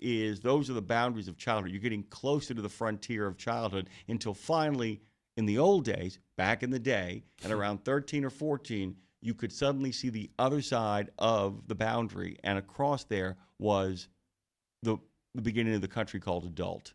And one of the first ways you could get to the country of adult was by getting your driver's license, and at some point, you didn't have to call before you came home. There you go. And then you had driven into adulthood. And the way people became adults in this country for the longest time was they drove into adulthood. In order for you to drive into adulthood, though, it means that you have to not only be trained at the DMV, which doesn't train you. You took a driver's ed class, and you also not only took a driver's ed class, you got taken to the parking lot by your dad. 100%. You got taken to the parking lot by your mom. Yeah. You drove around the block at 13. And yes, that's illegal, but come on, man. Nobody cared. It's like, oh, yeah, Franklin's taking his kid around the block. Everybody get their cars out of the street. You know? Back the truck up to the house so we can unload the furniture. Come on. I mean, and that's really what it kind of comes down to. So all of that is by way of saying that is a culture that actually believes in driving. Yeah. That's a culture that believes in mass movement. That's a culture that believes in going places. We still believe in going places, by the way. If you don't believe we believe in going places, all you have to do is check out AAA during the vacation time. That's not what I'm getting at. But what I am getting at, though, is it means we start later. We start later when we do that, okay? If, in fact, you are going to put your 15, 16-year-old child out on the road in a car, it then behooves you when you're in that parking lot to do what? To teach them about all the hazards they're going to encounter. And look, you are not hazardous, but you are a hazard. Trucks are a hazard on the road. They're not hazardous. You follow what I'm saying right there? They're only hazardous if they're driving in a hazardous fashion. But they are a hazard. which means you have to steer clear of them. You have to understand what it is a truck does, how powerful it is, what it can do to you, how you have to drive around it. Maybe you should give it a berth of at least a lane. Maybe you should move around it when you do pass a truck, that you actually do it at a proper speed, but gauging your speed, not trying to outrace it. Oh, 100%. Because like how I said, like my first vehicle was the Dodge Ram, but then as time went on and I got trust back, I had to drive a dually because my BMW got smashed at school. Because I got this little car and I was like, I got a little car and I paid for it myself. And then I'm like, all right, well, that happened. The wreck situation took it out where I couldn't drive that. So my dad was like, hey, you drive this enough. You have an understanding of this vehicle. I'll let you drive this. But the one time I got too confident, went into a drive-through and then scraped up the side. But it's just like you learn from these different things. But it's just about being able to have that experience. Yeah, and you're hoping your kids don't learn the hard way with Exactly. you having to go into your pocketbook, or actually many worse situations than that. But okay, quick things. We want to tell Tim good morning. Trucker's Voices has arrived. Good morning, good people. Been out of pocket for a while. Trucker Boaston, of course, gives him the shout out back. The Paranormal Pie Man points out that it is very foggy in Appleton, Wisconsin. And Gina Harrison of Fastport, by the way. And before I say anything about Gina Harrison, I will simply say that the place that she works for and with and helps make a reality. Fastport is responsible for the studio. We're broadcasting live from the Fastport studios in the city of New Orleans. Go to fastport.com or nationalapprenticeship.org and find out how they are actually helping move the mission forward of helping people get into apprentice programs, how to help people on board into the new economy, and for us over here, most importantly, helping veterans make the transition from a service-driven life for their nation in uniform to a service-driven life for their nation as civilians. Please go to fastport.com. Gina says, my kids could drive all the way into town until they could acceptably park at a spot at the factory just outside of town. So they couldn't drive all the way into town until they could acceptably park in a spot at the factory outside of town. Spatial recognition was rule number one. Amen. My dad had a really simple rule. He said, show me you can parallel park and you can go to the French Quarter. Dude, right? Yes. Yeah, because like that's how I was taught. Like I was taught to be able to back up a trailer, be able to park and do all this stuff before I could go long distance. You know what my brother and I can both do? Oh God, I don't know. Parallel hot wire car. Parallel. You learn this in any sort of first responder training. We can actually parallel park frontways. Huh? Whoa. Okay. Teach me that. It's a pain. It's a pain. And I had to think about that. Well, the thing is, in there are places you can't do it. In order to do it properly, you've got to be able to have enough room on the curb. You go in on the curb, and then you have to. It's once you understand it, it makes perfect sense. But you have to understand it. And by the way, there are reasons to do it. The reason you're taught that is just like when you see policemen run a light. Like make their way out and run a light. Once you understand why it's happening, it's not to get hot donuts at Tasty. It is because you can't be trapped. Yeah. You cannot. You've got to be able to put yourself in a position. What they'll do is they won't even run lights a lot of the time. What will happen is they will move through traffic and then go to the turn lane and then turn. The idea is to keep moving, is to stay on patrol, is to keep moving forward, okay? Yeah, do not come to New Orleans if you don't know how to parallel park people. Come on. Yeah, that's the truth of the matter. And all of those things are all these little things, and this is why it's so important, because if you're starting to do this at 13, 14, 15 years old, right, by the time you're a reasonable adult, you have all those skill sets. What's happening now is that too many people don't learn that until they get into their 20s, and you learn things differently. You don't have the focus. You got a job, you got a life, you got all that stuff. So they never learn the basic skills that 3.5 talked about. Don't have dad. It's like, why are you turning your blinker on while you're changing lanes? That doesn't help anybody. They already know what you're doing. Yep. And that's the truth of the matter. All of that is a roundabout way of saying, and we go back to the predatory hiring practices, okay? So what you have here is you have a perfect storm, a toxic mix of illegals who have come into the country who are basically CDL shopping. They're not CDL shopping. Somebody who needs them to work cheaply is CDL shopping for them and putting them in a position where they can get those CDLs from the places that give it to them quickly. That's a DMV thing. They're also getting their CDLs by going to fly-by-night organizations, sometimes organizations that are one and the same, where you have a predatory trucking company that also has a predatory CDL mill. So they're basically printing CDLs and then shipping them over to a predatory trucking company, and we've got those people trapped. Because those organizations have to look legit, they then have to run advertisements around the country, which means other people who have hopes and dreams of a better life but never really learned proper driving skills because they didn't start driving until they were 18, 19, 20 years old, and often come from broken families where they don't have the sort of oversight that you get normally in that.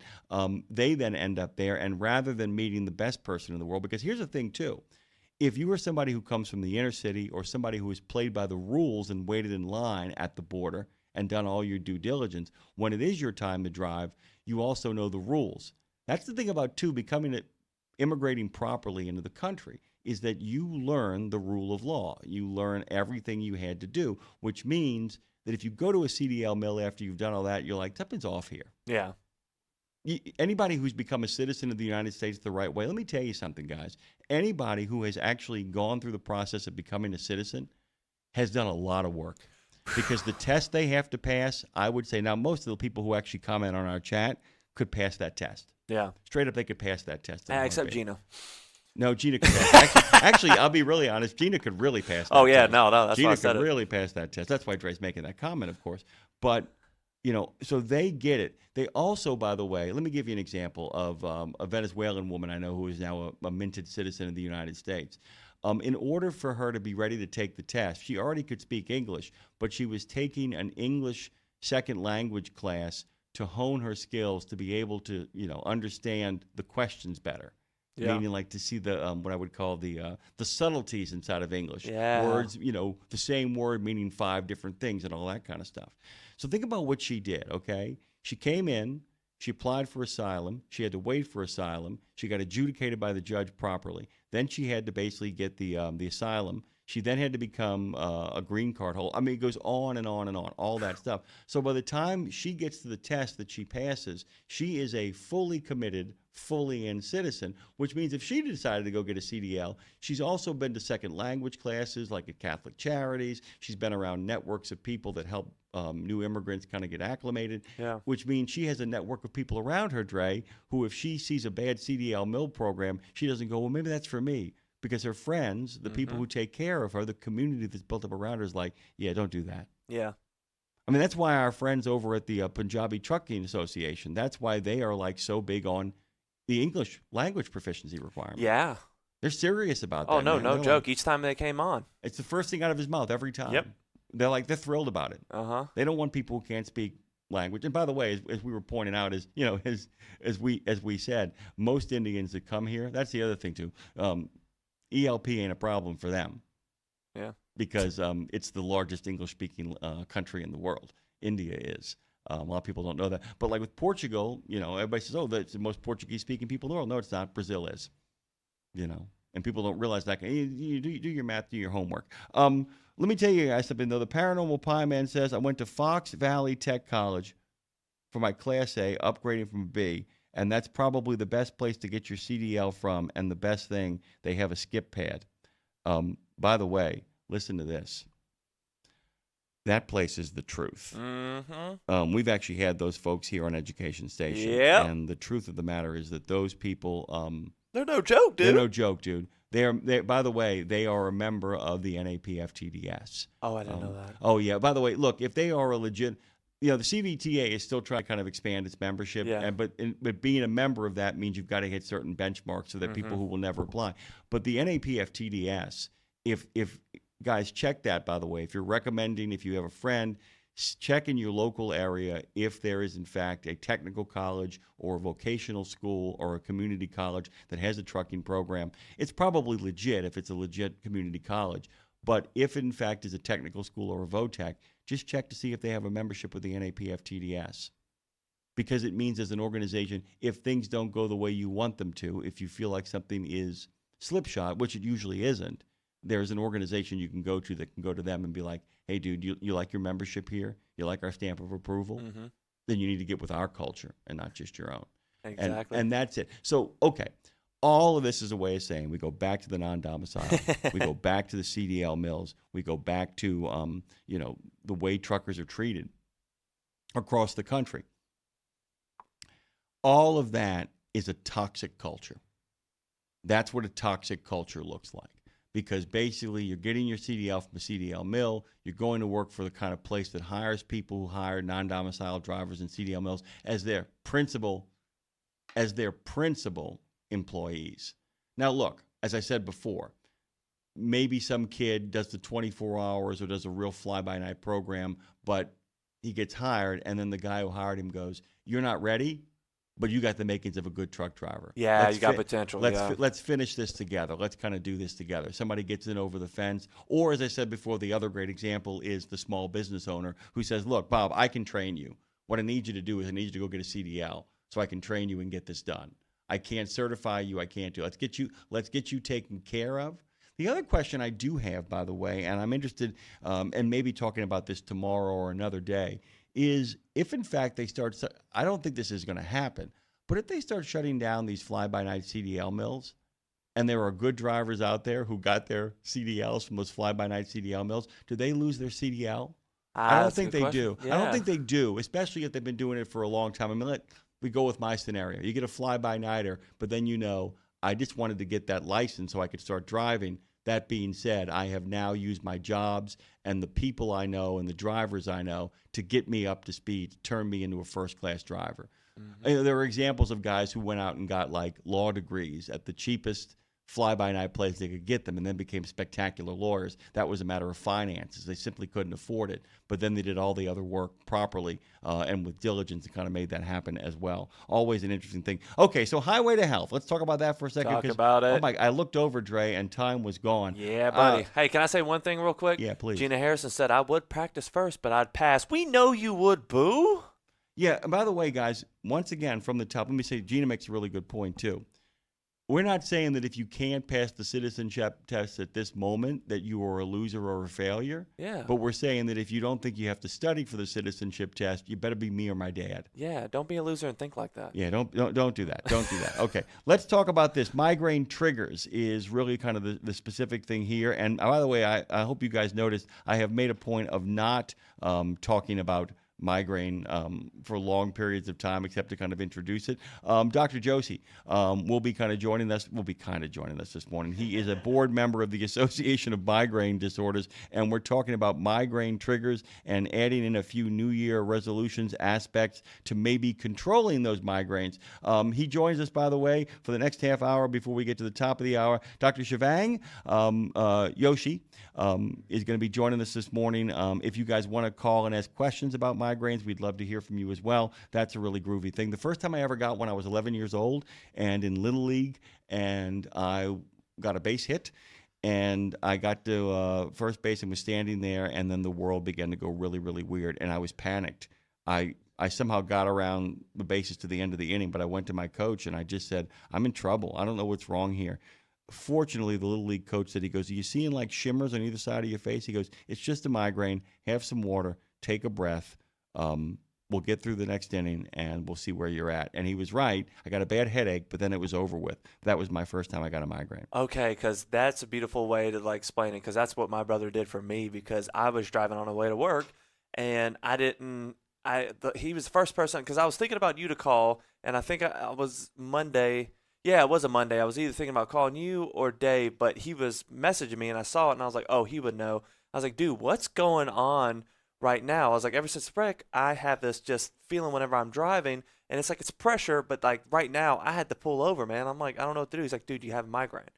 Yeah, you might have. Yeah, and here, this is really crazy. You might have I don't want to say PTSD because that's a serious thing. You might have a mild form of trauma that is triggering that. We're gonna ask Dr. Joshi. There we go. If in fact that's one of the causes of it, because I do know that stress can cause them on the grand scale. I'm wondering if in fact getting behind the wheel of a car and being in motion is actually triggering it. I don't know. Like I said, that's why we got this guy coming up here in just uno momento. We will do the proper introductions. Thank you, guys. By the way, thank you for indulging that conversation. There's a lot of stuff I had to get off my chest, by the way. I hope you didn't find it too, didactic. It was fun. Thank you, Dre. It was a great conversation. Man. Yeah. We'll be back with Highway to Health here in a moment. Lindsay's coming in 30 minutes. In a video game, if you get enough experience, you level up. And when you level up, you gain more skill. And with enough skill, you beat the boss and win the game. Sounds a lot like trucking, doesn't it? Except in trucking, you don't beat the boss, you become the boss. And if you want to be the boss, you gotta meet the boss. And that boss? Carrier's Edge boss, Jane Jazrawi. Want your drivers to level up? Carrier's Edge has the training, comprehensive safety, compliance, and best practices on one website. It's a simple subscription with no contract and no commitment. Learn more. Try it out. Level up. CarriersEdge.com. In the way I present and what I present. All right, I'm coming. Wait for me. CarriersEdge.com. Did you know it's extremely easy to join the Wreaths Across America mission to remember our fallen heroes, while at the same time honoring those who are currently serving our country and their families? Plus, you're helping to teach our younger generation about the value of freedom. With just one $17 donation to Wreaths Across America, you're sponsoring a fresh Maine Balsam Remembrance Wreath. They've really become a symbol of America's respect for those who bravely served and are no longer with us. To sponsor your wreath, just visit wreathsacrossamerica.org. That's wreathsacrossamerica.org. Absolutely. You know Castrol for passenger car oil and racing, but did you know that they're in the heavy-duty over-the-road market? Well, Castrol CRB Multi 15W40 and Vecton Long Drain 10W30 are now available at TA Truck Service Centers nationwide. This is the partnership in preventive maintenance. TA Truck Service and Castrol, offering you premium products and performance at great price points every day. Castrol, performance for the long haul, guaranteed. It's Tuesday. Back to Road Gang Radio with Jimmy Mack, Lindsay Lawler. Give me a minute, y'all. I'm coming. And you, because if you're listening, you're in the gang. Take it away, founding member Phone Master Dre. You are in the gang, and it's time to talk health at the Fastport Studios with your host, Jimmy Mack. Dr. Shivang, Joshi joins us this morning. He is a board member of the Association of Migraine Disorders, and we are so thrilled to have him on this morning. What we're going to do is just kind of remind you guys that you are welcome to call, but all we ask is that if you do call, the segment is coming up here in a moment, that you make a point of telling Dre what you want to ask your question, and then we will allow Dr. Joshi to comment on that. So without further ado, or don't, Dre, would you do me the honors of taking us into Highway to Health?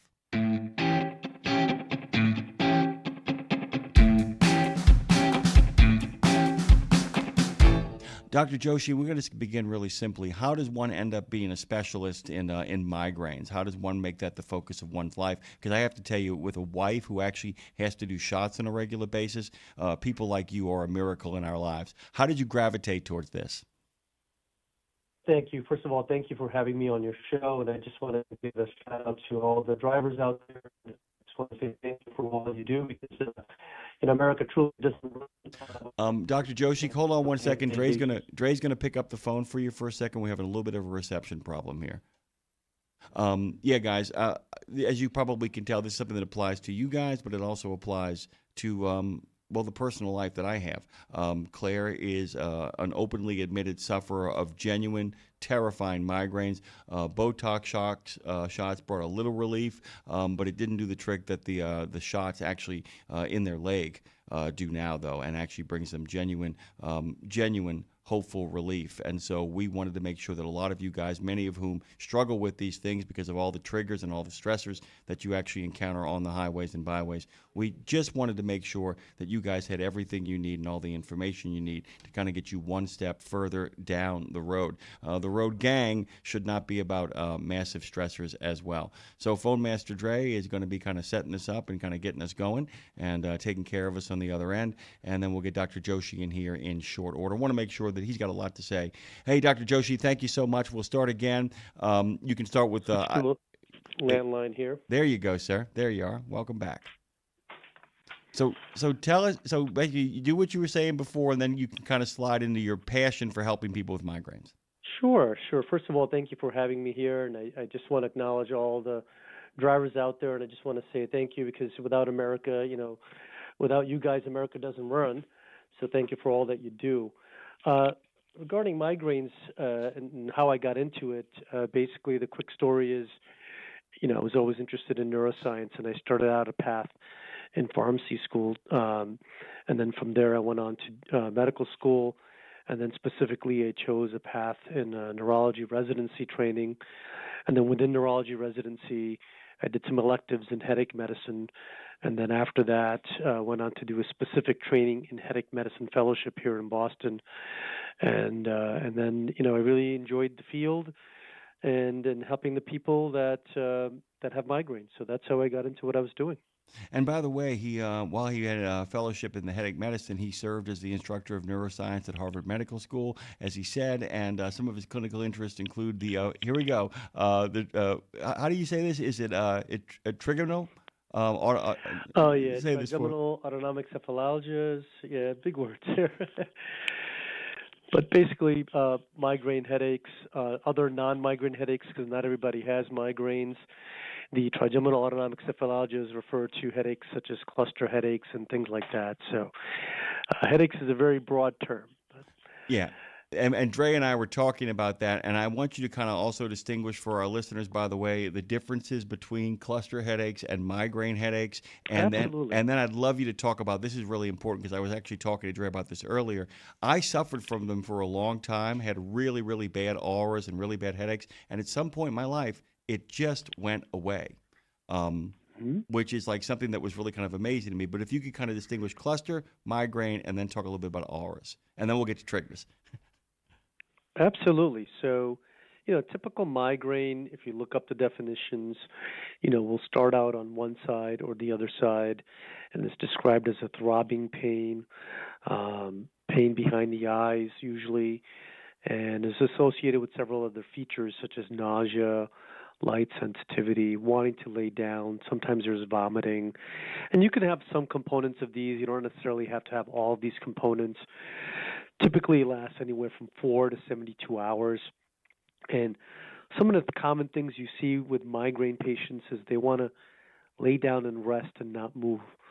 Now, cluster headache is sometimes called the most severe pain known to man, womankind. It's a little bit different in that it usually is one-sided, and it's described as a sharp stabbing pain or an ice pick pain behind one eye. And people will almost say that they feel like they want to gouge their eyeball out. And sometimes, during these episodes of cluster attacks, which, by the way, is more common in males than women, and occurs at specific times of the year, and occurs in specific times of the day, usually 1 a.m. or 2 a.m., and only lasts about 3 hours or slightly more. So it's very, very specific in how it presents, the time of year. Typically occurs during daylight savings time. And then the pain itself is far more excruciating than a migraine pain. And there's sometimes we call autonomic features, meaning there's tearing of the eyes, redness, and the droopiness of the eyelids that occurs on one side. But one key distinguishing feature from migraines versus cluster is that cluster patients are restless, whereas a migraine patient wants to lay down and not move. A cluster patient wants to bang their head on the wall, have someone smack them on their eyes or hit them. They're physically damaging or hurting their head, trying to, alleviate the headache pain. So that's one of the distinguishing features. There are some overlaps in how you treat them, but those are the basic differences between cluster and migraine. And the other thing I want to kind of talk about, and then we're going to talk about triggers, which is really the purpose of you being here. That aura, by the way, mine for the longest time was a blurring and a waving on the peripherals of what I would see. I could see straight forward, but there was a constant sense that I was in a kind of what I called it the wah-wah tunnel. Wah, wah, wah, wah, wah, wah, wah. That was my kind of experience with it. But it comes in all forms and fashions, does it not? It does, and the most common is the visual type of aura, and sometimes people will describe it as a kaleidoscope vision, where you see sort of when you look at a kaleidoscope. But typically, it could be like a C shape that starts out in a corner and spreads, and it's bright. And sometimes you have something called scintillation, which means it's you have it sort of sparkly. It starts out in a corner and then gradually spreads and takes over your vision. So those are some forms of visual aura. Another type of visual aura is something called a scotoma, which when you're looking at someone's face or if you're reading a book, all of a sudden you can't see like part of their face is missing. It's like a white blotch or a black dot. and you look around, it's the same thing. So that's what we call the scotoma. So those are visual auras. Generally, they last anywhere from 10 to 15 minutes, maybe 30 minutes. If they're lasting longer, 60 minutes or more, we typically want to discuss them with our doctor. We want to minimize the aura duration and frequency in general. Aura is very sensitive to estrogen. So, for example, during pregnancy, when estrogen levels go up, that's one of the times when someone may experience an aura for the first time. Or during menstrual cycle variations, that can be a source of aura as well, too, when you have estrogen fluctuations. Now, men can get aura as well, too. There's other types of auras. So the other is a sensory aura, where you can get tingling and numbness that starts out in the fingertips, moves up your arm and into your face and around your mouth. It can start in your legs as well and moves up. So the key important factor here is, is this a stroke or is this a migraine aura? And one way to differentiate that is if it's a stroke or a TIA, it usually comes on very quick and it's just one side at the same time. Whereas a migraine aura will start out slow with a tingle and spread gradually, and it's followed by a typical migraine headache. And there's other types of auras too. There's something called a language aura, where sometimes people have trouble getting their words out, and there's rarely a motor aura, which is they have weakness on one side of the arm, which is more rare, and that's something that should be checked out. But the most common type of aura is a visual aura, and sort of my go-to. Anyone asks me about aura is magnesium. So if you want to do the simplest, most natural thing, pick up some magnesium. There's different versions. Glycinate is a little bit more better absorbed, better tolerated. Anywhere from 300 to 400 milligrams twice a day. It's over the counter. You don't need a prescription. You're not going to get enough in your diet. You can do it twice a day, or you can do it at bedtime. If it makes you have a little bit of loose stools, and you can go up on it slowly. But magnesium is very good at combating those auras. So one of the things that we've been, I said, thank you very much for that great comprehensive, and at the same time, not like the entire segment, because we could actually go an entire segment about this. And this gives us all kinds of time to talk about the triggers and to kind of establish a definition for triggers. And then in doing so, hopefully, and please correct me if I'm wrong, there are ways to mitigate what can trigger you and kind of then reduce the number of migraines you actually suffer from by recognizing not to put yourselves in situations where this happens. But we'll start with triggers. What is a trigger? Sure. I mean, in the most basic sense, a trigger is anything that's in the external environment or external place of where you are that can trigger a migraine attack. So, the tricky thing about triggers, when you try to study it scientifically, there's so much variability. But I'm going to give some general guidance on things that you can do. So there's common triggers that involve lifestyle habits, common triggers with food and drinks, and environmental and hormonal and physical stuff. So in terms of some lifestyle habits, so skipping meals or fasting can be a big trigger. Well, the one thing I want to point out is that the brain doesn't like change, right? So anytime your B12 level is off, if you haven't seen your primary care doctor and haven't had your thyroid checked or a regular checkup, that's some of the things you want to do. Make sure you're not diabetic or pre-diabetic. So if your sugar level is off, if your thyroid is off, if your B12 is off, the brain doesn't like change in the body, right? So it wants to maintain something called homeostasis, which is a fancy word for balance in your body. So generally, we don't recommend skipping meals, but you don't need to have a sit-down full meal 3 times a day. It's okay to snack. So if you have a quick yogurt, granola bar, or fruit throughout the day, that's going to be very helpful. Dehydration is a trigger, so I think drinking water is important. And another way to hydrate yourself is not necessarily with water. You might want to do something with electrolytes, something with potassium, whether it's coconut water or these electrolyte drinks. That can be helpful too. Other things can be too much sleep or too little sleep, or stress. I mean, stress has always been noted as one of the most top triggers for migraines. But the way I like to look at it is, what is stress doing to your sort of normal function? Stress affecting how you sleep. Is stress affecting, are you skipping meals? Are you not hydrating well? Sometimes we also see something called a letdown headache, where you're working, long hours all day, Monday to Friday. Finally, you you have no work, or you're just letting everything sort of quiet down, and that can trigger a headache, and that's called a letdown headache. Sometimes the first thing I ask is make sure you're also continuing if you're drinking 1 cup of coffee a day and you don't do it on a Saturday morning, you might get a headache. So you want to continue regularity as much as possible. So keeping regular routines is very important. In terms of food or drink, while we're on that, caffeine too much can be a trigger. I'm not opposed to patients having 1 or 2 cups of coffee a day, or if you have something, make it last a little bit longer. Caffeine in a tablet form is a big no-no. Sometimes I see people taking that to stay awake. And the reason is because when you take something in a tablet form, let's say like in those caffeine tablets over the counter or caffeine combination pills for medicine, which we also don't recommend, the caffeine gets in your system really quickly and is out very quickly. And that sort of quick in and out is something that can trigger something called a rebound headache. In terms of chocolate, listen, I'm not going to have people give up their chocolate. Sometimes it is a specific trigger for patients. If it is, every single time they eat a chocolate, then that's something that they have to think about. But sometimes, if you're craving a chocolate or craving something sweet, and not too many people know this, even a lot of neurologists may not know this actually, and you might find this with some of the headache specialists, they're aware of this, is that the craving of a chocolate is actually an early warning sign that a migraine is coming. Wow. We call that something called a prodrome or a pre-headache. And there's a couple of other early warning signs. So, and these early warning signs can occur from 3 hours to 3 days before the actual aura starts or before the actual headache starts. So some of them include neck pain, yawning a lot, peeing a lot, mood changes, craving salty or sweet foods. So that's where that comes in.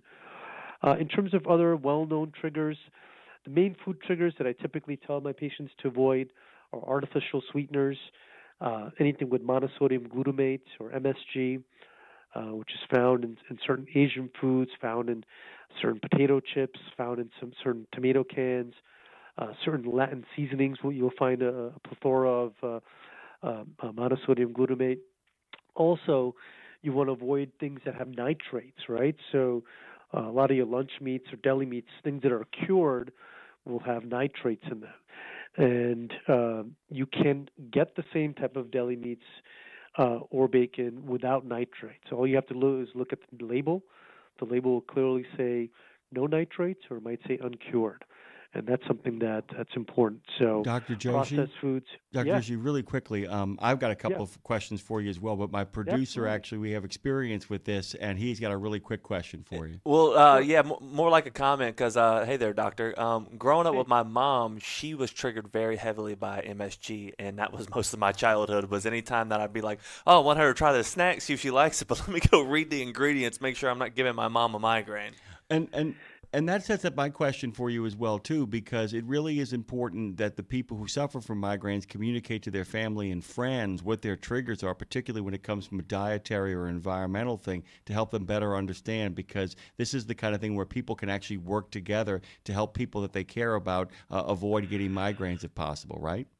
Absolutely. I mean, it's people who have migraines, out there. It's not your fault, right? So this is, migraine is a neurological disorder, a neurological disease, and you're not doing something bad in your life to create this. But certainly, we want to be able to give you more control. So having that conversation with your family members is important. Now, that being said, one day you eat something with MSG and it's not going to be a trigger, and one day it is.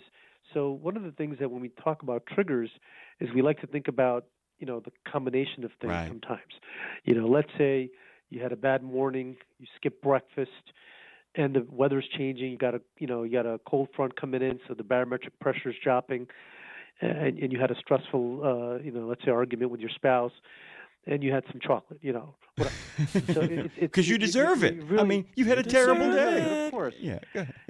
It's a combination of things. So, so sometimes triggers can be triggers, sometimes not. But if you have if everything kind of coming together, then it can certainly be more impactful. And there's ways to prevent for that, certainly. And speaking of environmental triggers, there are things that you can control, right? How much you can drink and hydrate and skipping meals. avoiding aged cheese and processed things like that.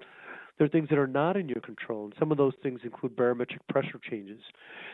So, but what you can do is, you can certainly look at a weather app.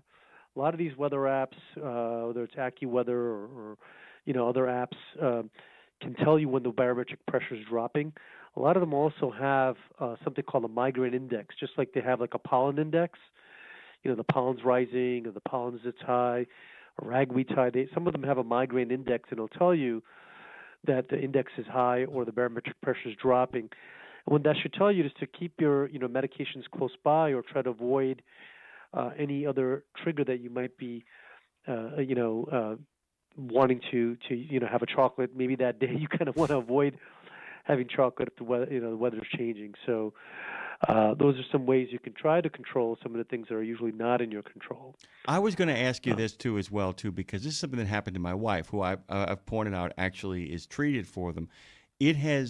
But the idea of simply taking control of understanding what their triggers are, of understanding, what the issues are, what the things set up, actually can result in lifestyle changes that make your overall life better too, because reducing stress, reducing salt, reducing MSG, only having chocolate when you're actually in a place where you're not being triggered by other things as well too, all of that stuff that people who actually treat migraines often create, sometimes intentionally, sometimes unintentionally, a holistic life approach that leads to better outcomes overall as well too. It's almost like your body's telling you you've got to discipline yourself to basically figure out soft landings on a regular basis. Is that fair?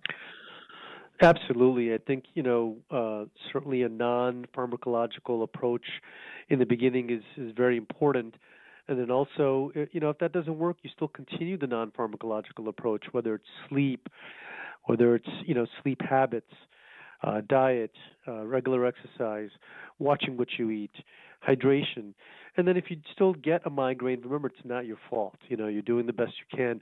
But I think while you're making these changes in your life, you're certainly going to improve other parts of your life. You might reduce high blood pressure, you might reduce your weight.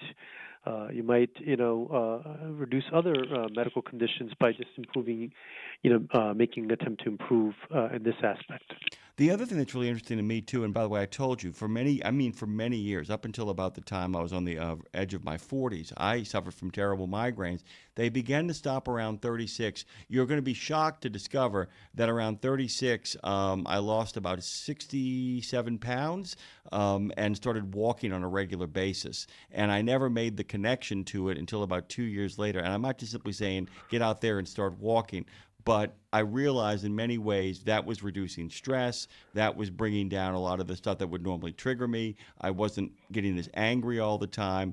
And like I said, and you make the good point too, that I want to make sure I understand and that I actually believe. It's not your fault though, because there are people who do almost everything right and these things still plague them, right? I mean, the severity of them sometimes has nothing to do with living the great lifestyle. It isn't a sin being visited upon you, as you pointed out, correct? Absolutely, and listen, nowadays there's a lot more options. We've, in migraine treatments, there have been far more advances just in the last several years than we've had in decades. And, we have several migraine-specific medications. The right migraine doctor is going to talk about everything. He's going to talk about diet, sleep, hydration, but also going to give you some options for treatment that are more migraine-specific, safer, better tolerated. So I think a comprehensive approach is the approach that I take. But it's important to know that, a lot of this is, self-empowerment. I want the people out there to take some ownership. And when you make an attempt to take some ownership by, being aware that this is not your fault, making some of these sort of subtle changes, it'll empower you. And that empowerment will take you a long way. Okay, so let's kind of talk about what a strategy, and you've kind of already kind of put it together in a broad fashion, what a strategy of engagement with this is, what it looks like in regards to, you talk about the apps and the recognition of stuff. Absolutely, like one is beginning to form. You're on you actually have recognized the symptoms enough. you've recognized them enough to understand, oh, wait, one might be coming. It's too late to prevent it from actually happening. But what can we do to kind of mitigate that, saying, here it comes, but it's not there yet? What can you do to really kind of, for lack of a better term, bring the temperature down? Right. I mean, the first step to bringing temperature down is if your frequency, let's say if you're having anywhere from 4 to 6 migraine attacks a month, typically that's when we think that you should be on some kind of daily medicine to prevent these. The exception is, let's say if you're having 1 or 2, it's very severe, and each time you get that 1 or 2, you're knocked out for the day. That's a scenario where you need to be on some preventative medications. Now, preventative medications, what they do is they overall decrease the frequency of the attacks occurring. And number 2, when they do occur, they're not as bad. And number 3, when they do occur, they're not as bad, or if they are bad, they respond more effectively to the acute medication. So acute is something that you take at the onset. So 1 is a diet, lifestyle modification approach. Avoid what you can, do as best as you can. Number 2, think about a preventative, something preventative on board. Typical natural things that I like to start out with first is magnesium or vitamin B2, which is also called riboflavin. Both of these can be obtained over the counter. The magnesium, like I said, is around 400 twice a day. The vitamin B2 is around 200 milligrams twice a day. These are over-the-counter medications, or supplements. Again, before you start any supplement, you should also check in with your doctor. Make sure it's right for you. You have no other issues starting those. And if those don't work, then the next step is to be on medications, and there are several different medications that can be used to prevent the migraine.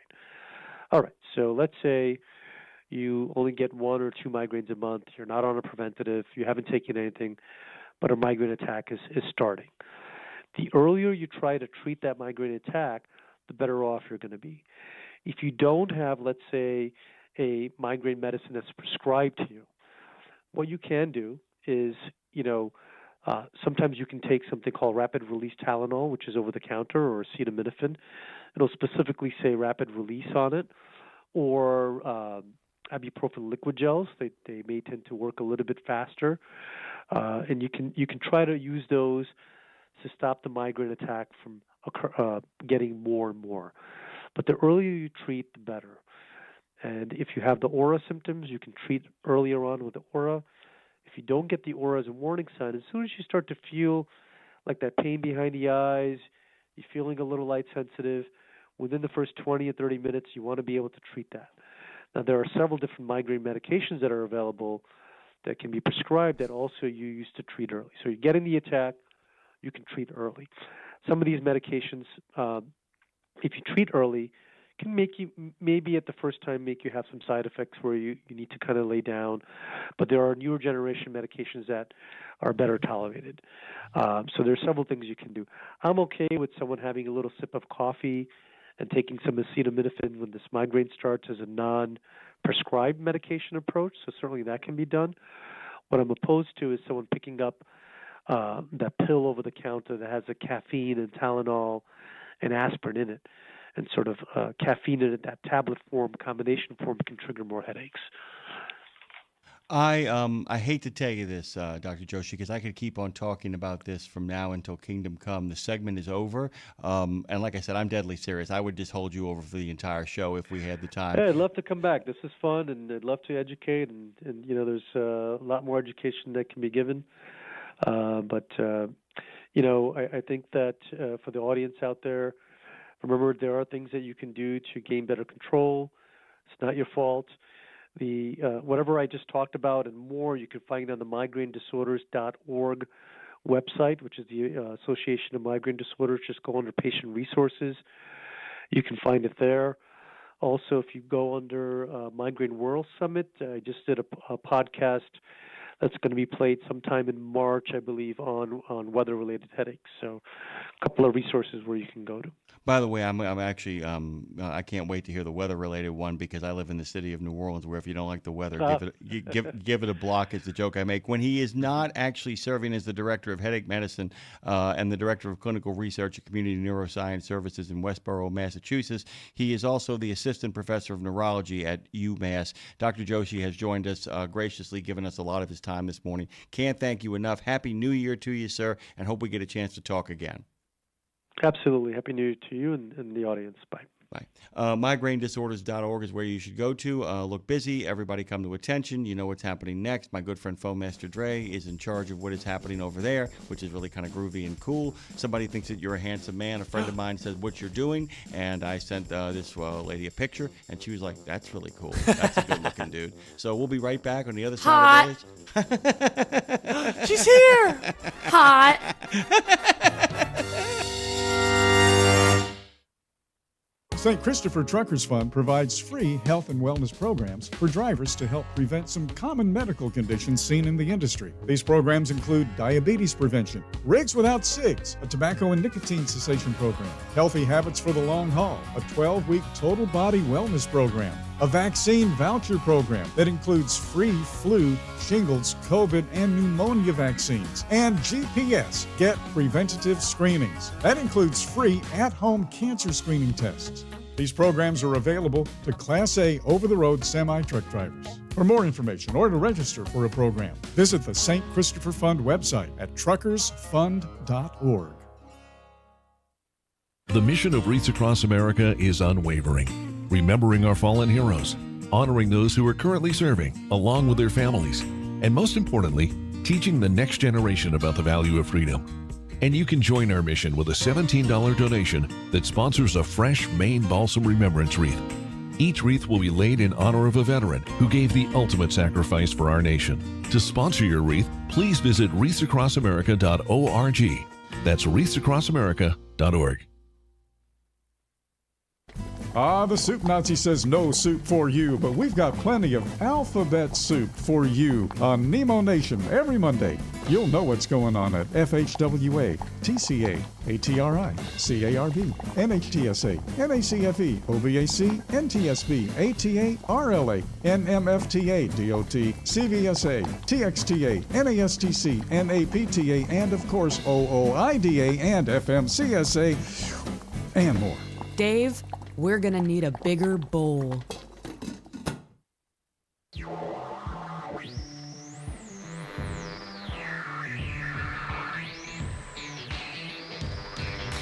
Road Gang Radio. We've talked about making a living. Now let's get a life. It's Jimmy Mack and Lindsay Lawler with the best stories, the ultimate road trip, the concert of a lifetime, and a home when you're not at home.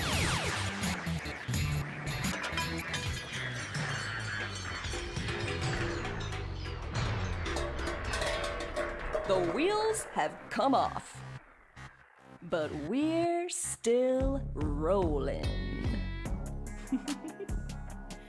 Mics are hot, and so are we, and so is Dre. Everybody's hot, everybody's happy. Good morning, Road Gangers. Good morning, Jimmy Mack. Good morning, Phone Master Dre. Good morning to my husband, who's listening from the other room, because he actually has a question via me to pose to our audience today. We'll get to that in a minute. But good morning to all, and to all a good morning. This isn't your platform, Seamus.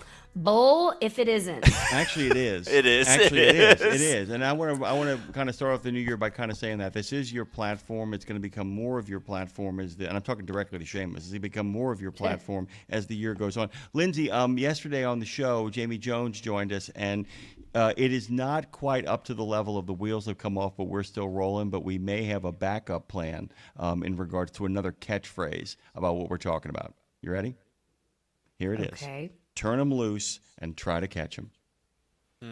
Turn them loose and try to catch them. It's not as good as ours. It isn't as good as ours, but in the context... Only because I'm the one who came up with ours. No, actually, so yours I'm going to stand by it till I die. You know, yours is still better. Actually, when Kevin, Lindsay, and I this morning were talking about the idea of how one goes about creating a culture, one of the things that he and I were talking about is that when you create that culture, what you have to do is you have to figure out what the overall governing mission statement is and live up to that. And I think basically you figured out what the culture here is. The wheels have come off, but we're still rolling. So you win. Yay! I love to win. I also thought about when I was prepping for one of our guests that I think is at 10 o'clock today. He's a heavy metal guy who has a little bit of a softer project now, but he's a heavy metal guy. And I was thinking how to carefully, respectfully, ask him, how do you toe the line of making music that specifically for our audience doesn't make you have road rage, rather get down the road? And I think that's the way to ask it. We're not asking, because there's got to be, if you like, we've actually got we've got like a hip hop artist today and a heavy metal artist. We've got the yin and the yang a little bit. But oddly enough, the hip hop artist is not oddly enough at all. Actually, he's a spoken word guy as well. He's a inspirational speaker. And even the heavy metal guy we're having on is he's a positive, uplifting, let's go energy dude.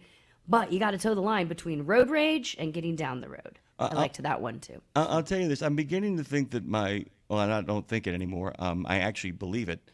I'm actually beginning to believe that my wife likes you more than they like me. Oh yeah, I figured that out a long time ago. Because I've noticed that with the guest. I'm noticing with the guest, and by the way, I'm actually pleased about that. I don't know if you heard Dave and I yesterday, Lindsay, but we actually had a very open conversation about programming yesterday, and we talked about this really kind of cool thing that I did not come up with this. I noticed it.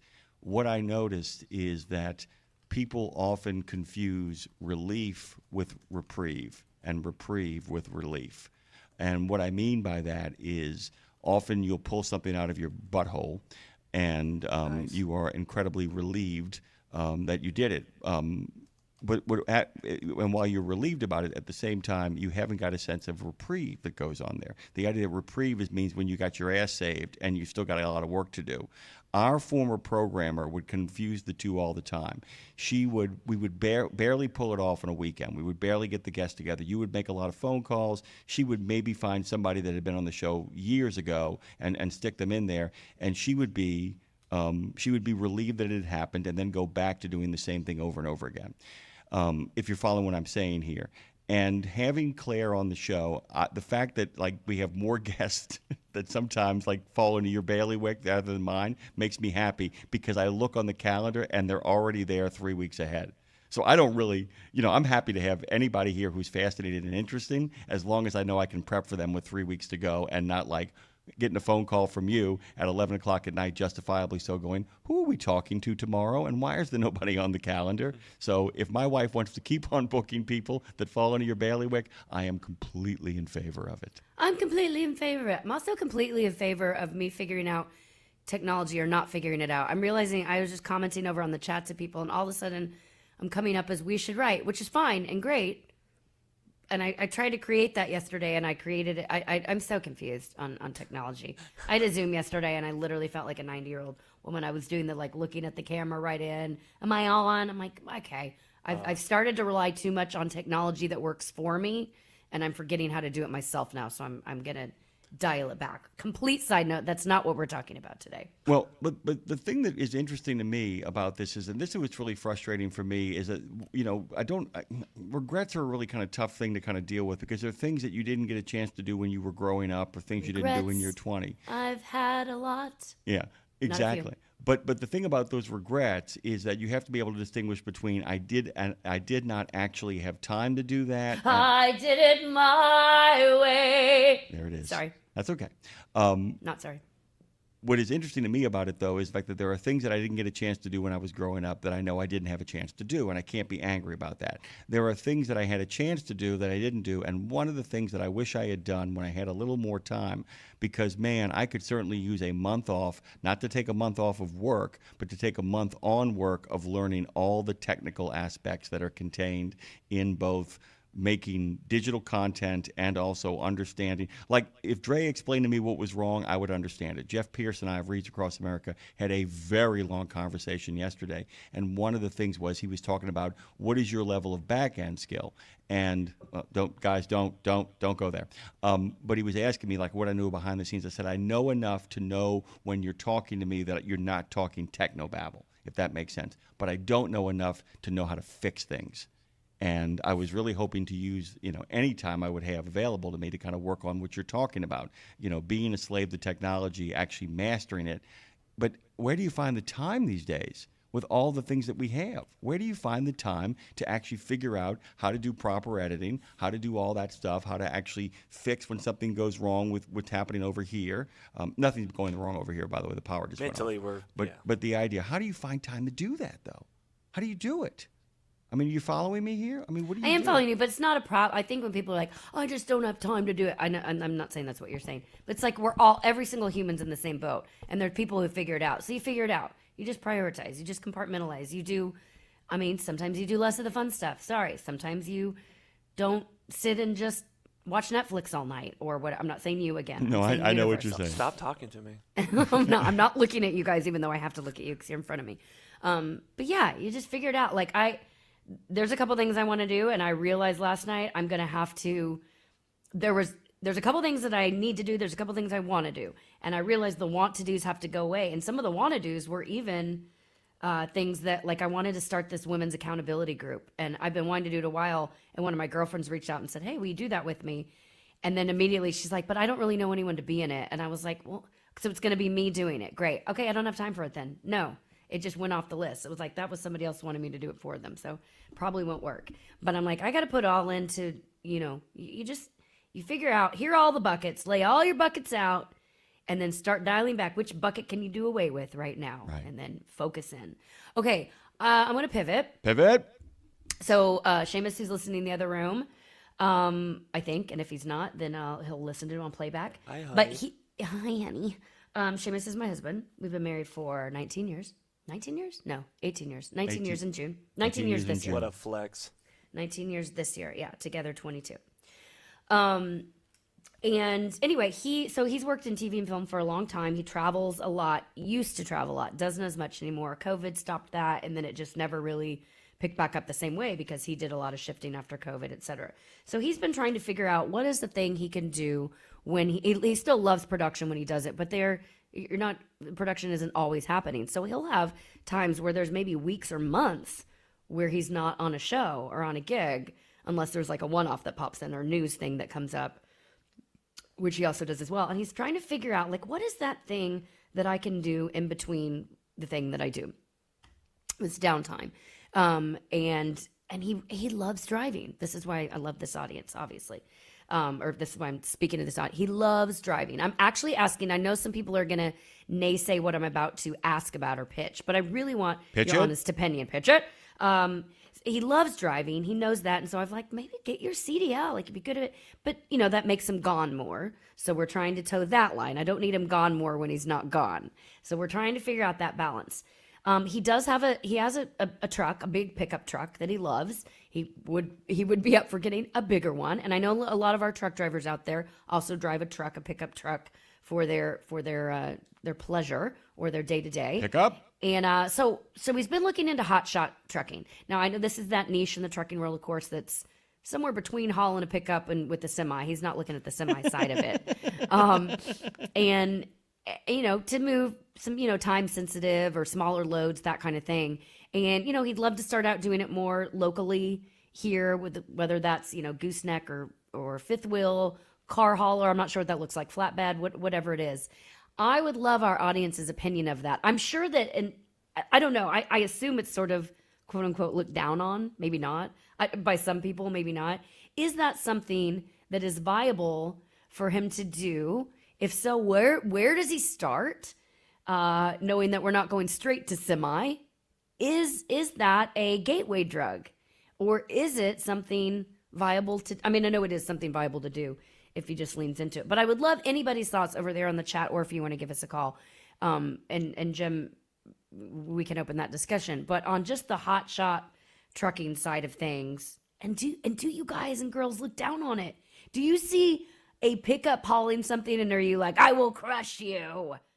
Or are you like, yeah, attaboy girl, keep on. I don't know. By the way, really quickly, 615-292-6366. That's 615-292-NEMO. I will tell you, you actually made me laugh because I laughed because of the cadence in which you said you went hauling a pickup, and I almost said 2 bits. The way you said it. You went hauling a pickup, 2 bits. Hauling a pickup. As we kind of get, and we're going to get some phone calls in here, correct, right? We got people already calling here, and we'll drop them almost immediately. I will say this, that I do like your pivot in the middle of that conversation that you're like, look, over the road is not going to happen. That's at least at this moment. What I did love, though, is the fact that you understand that if you really love driving, I know a lot of local drivers who actually have their CDLs, people who haul in big stuff they got to drop up all over the place. Seamus has that wonderful quality where he likes driving. He also likes people. He just likes meeting people. He likes talking to people. He's really sweet and kind. And a lot of local people who have local runs, what they often do is they get a chance to kind of. And he's like a bull. And he's like a bull. By the way, that him in the tracksuit, one of the best pictures of all time. One of the best pictures of all time. He looks like the kind of guy where things are fun until somebody makes things unfun, and then he's unfun as well. And then he's got a guy. And the guy is him. He's trucking a pickup, 2 bits. Who do we got on the phone, Dre? Oh, man, we got good old Horse Feathers. He's got a question for you guys. Horse Feathers, Horse welcome. Feathers. Welcome to the front row, Horse Feathers. Hey, Lindsay, Jimmy, how you doing? Great. Hey. Hi, Good morning. Yeah. Happy New Year. Happy man-made New Year. Yeah, Happy New Year. Haven't talked to you guys since sometime last year, so I hope y'all been listening. So I guess y'all had good Thanksgiving, Christmas, all that other good stuff. We're still here. But there you go. And I followed Jimmy Mac's trek to Maine. I don't know. It seems like you were, instead of where in the world Carmen, what's her name there? It was where in the world is Jimmy at this time? Where in the world is Jimmy? Going to Providence, Rhode Island to get to Boston, to get to Bangor, to get to Columbia Falls. I like to say where in the world is Jimmy, just from more of an ethereal state. Like, where in the world is Jimmy, guys? Where in the He's world? sitting right there, but where is he right now? Exactly. Go ahead, Horse Feathers. Well, at least Jimmy didn't go to Rochester, New York to go to Providence, Rhode Island. I mean, could have been, and, you know. Good guy. But anyway, speaking of that, being the truck driver that I am with too much time to think out here, now that's one thing, Lindsay. Be careful. You let your husband go out there and drive. He's going to have way too much time on his hand to be thinking of things. That's He'll true. I come home with all these crazy ideas. But didn't give you permission to think. I gave you permission to work. And drive. There you go. Yeah, follow directions. Well, there's the second thing, you know, guys, especially truck drivers and farmers that don't ever give directions, because we don't do directions anyways. It don't matter. Written down, verbal, it don't matter. We don't do directions. So, but anyways, thinking about that, and what a great thing, you know, the Wreaths Across America worked out so well, and even with a little bit of a damp weather day, and you guys were in my backyard putting all the wreaths down there, because, you know, I was only probably about 50 miles north of you, but with it being propane season, my schedule doesn't work out very often to get enough free time to get rest and keep working. So I was there in spirit with you, but not really to get down there. But here's my question. How many wreaths got sent out from Maine to go across the country and all that? Do you have a number on that at all? I can tell you that it's that by next year there will be 5,000. That's what they actually estimate. Next year will be 5,000 different cemeteries across the country, and the number of wreaths is well over 4 million, from my understanding. All right. So here's my question. I know. I mean, I've heard, you know, the whole thing about how they get started getting them going, and I mean, they start making wreaths a lot earlier than, you know, Christmas time, when you got, you know, when everything gets all ramped up, start shipping them out. And I know they start getting even shipped out a couple weeks before the big kickoff that comes down to Arlington. What happens at the other end of those wreaths, Jimmy and Lindsay? Yeah. When you know, wreaths are only good for so long, and then at some point they have to be picked up. Is there like a whole ceremony to pick them back up, or how does that work at the other end? Yeah, there's not only National Wreath Laying Day. It's hard to say. There's National Wreath Pickup Day. Pick up? Yeah, pick up. Yeah, they have a day. It's probably, it might be this weekend, as a matter of fact. Posted. I think it's a Saturday. Courtney actually posted, and so did Jeff and a number of other people. They actually have a whole thing where they go in there and they do it. They actually have arranged. That's how they got the deal in the first place. The original 15,000. Well, and by the way, well said, Lindsay. She's right. There is a day for it. The original 15,000, when they approached Arlington and asked if they could do it. It was very, very well managed by the National Park Service because that's who's in charge of Arlington. They laid the original 15 down, but they did not get permission to do it unless they came up with a plan to show them how they would get rid of them, how they would actually kind of end the season of the wreath. And that model Must be the season of the wreath. Nicely done. God, I normally can't do that that gave me with Lindsay. chills. She's like so much better at that than I am. I don't know how I picked that up. But what happened was that they did the original 15. They ironically were able to figure out how to do it by working at such a small scale, and then once they did it once, slowly but surely, as the thing has grown, they've gotten the model down pat. They take care of them. It gets taken They care pick them up, they repurpose them, they recycle, they use what they can to I don't know how you recycle a wreath, but they do. It's all very thoughtful and thought out. And they, back to your original point, they're looking to grow. There were like over 2 million wreaths just at Arlington alone this year, so probably close to 3 million across the country, and growing. They were at almost close to 6,000 cemetery. They were at 587 or something like that. 5,800. Yeah. Well, actually, 5,876, something like that. It was something like that. Yeah, it's not bad. It was like right at the tipping point. They're almost at 6,000 now, and yeah, it is. And they get them because the communities. That's the thing too, and it goes back to culture. Is that the people who are every single cemetery has a cemetery captain, and that person is in charge of making sure that the wreaths get properly delivered. But they also are not put in charge, and they won't be in charge long if they don't make sure that when the wreaths have to go, they do it. Make sense? Yeah. As I say, I had never really heard, and you always. Every event has all the big hoopla, leading up to it and the day of and all that. And then, like all the confetti that gets dropped at Times Square, nobody has any idea of how it gets cleaned up by 6 a.m. and 3,000 people. Happened. And yeah. And a lot of hands. So there was the consideration that, a thought that I came up with, and I was like, I wonder, because something has to happen with them because they're not there to be in the way for the ones next year. I mean, somebody's done something with them before the next ones come along. So I was just curious to see how that operation worked and what the deal was, and glad to hear about the recycling of them and that. And if not, there'd be quite the stack of wreaths piled up somewhere. There would. It's a good question. I'm glad you asked it, Horse Feathers. And we're, we talk a lot about on the show about how people just passively consume things or go about things. It's a good question because everyone can go out for the pomp and circumstance of Wreaths Across America and then go off to their parties and not think about what next. And people just, they go about their lives and don't think it's out. Not you though, of course.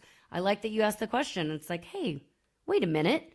That was a lot of work that went into it. What about the work that happens after it? So, good question. We love you. Happy New Year. Keep those feathers perked. I don't know. There you go. All right. Like Well, thank you much.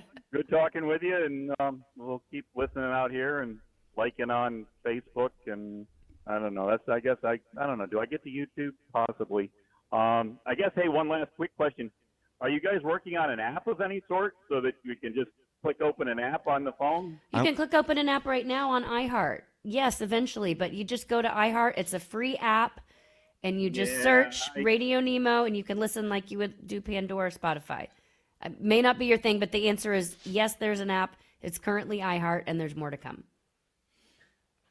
All right. Very good, then.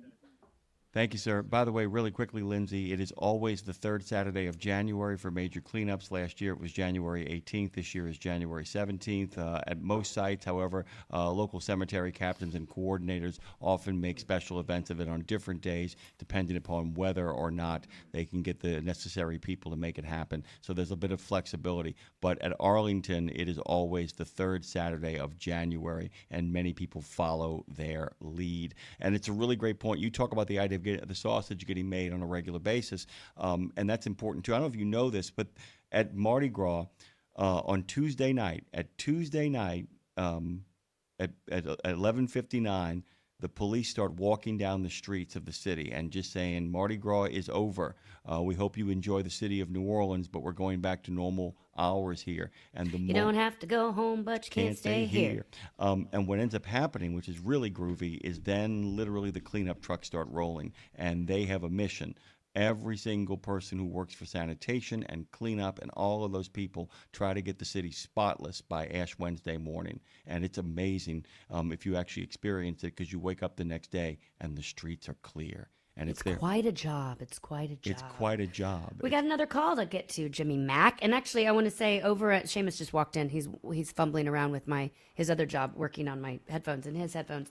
But one thing, Seamus, so you can hear, Joe J says over in the chat, I don't know a ton about hotshot, but they have become very prevalent. Funny you ask if we look down on them. Back when I was a full-time flatbed driver, they pissed me right off because they took our gravy load.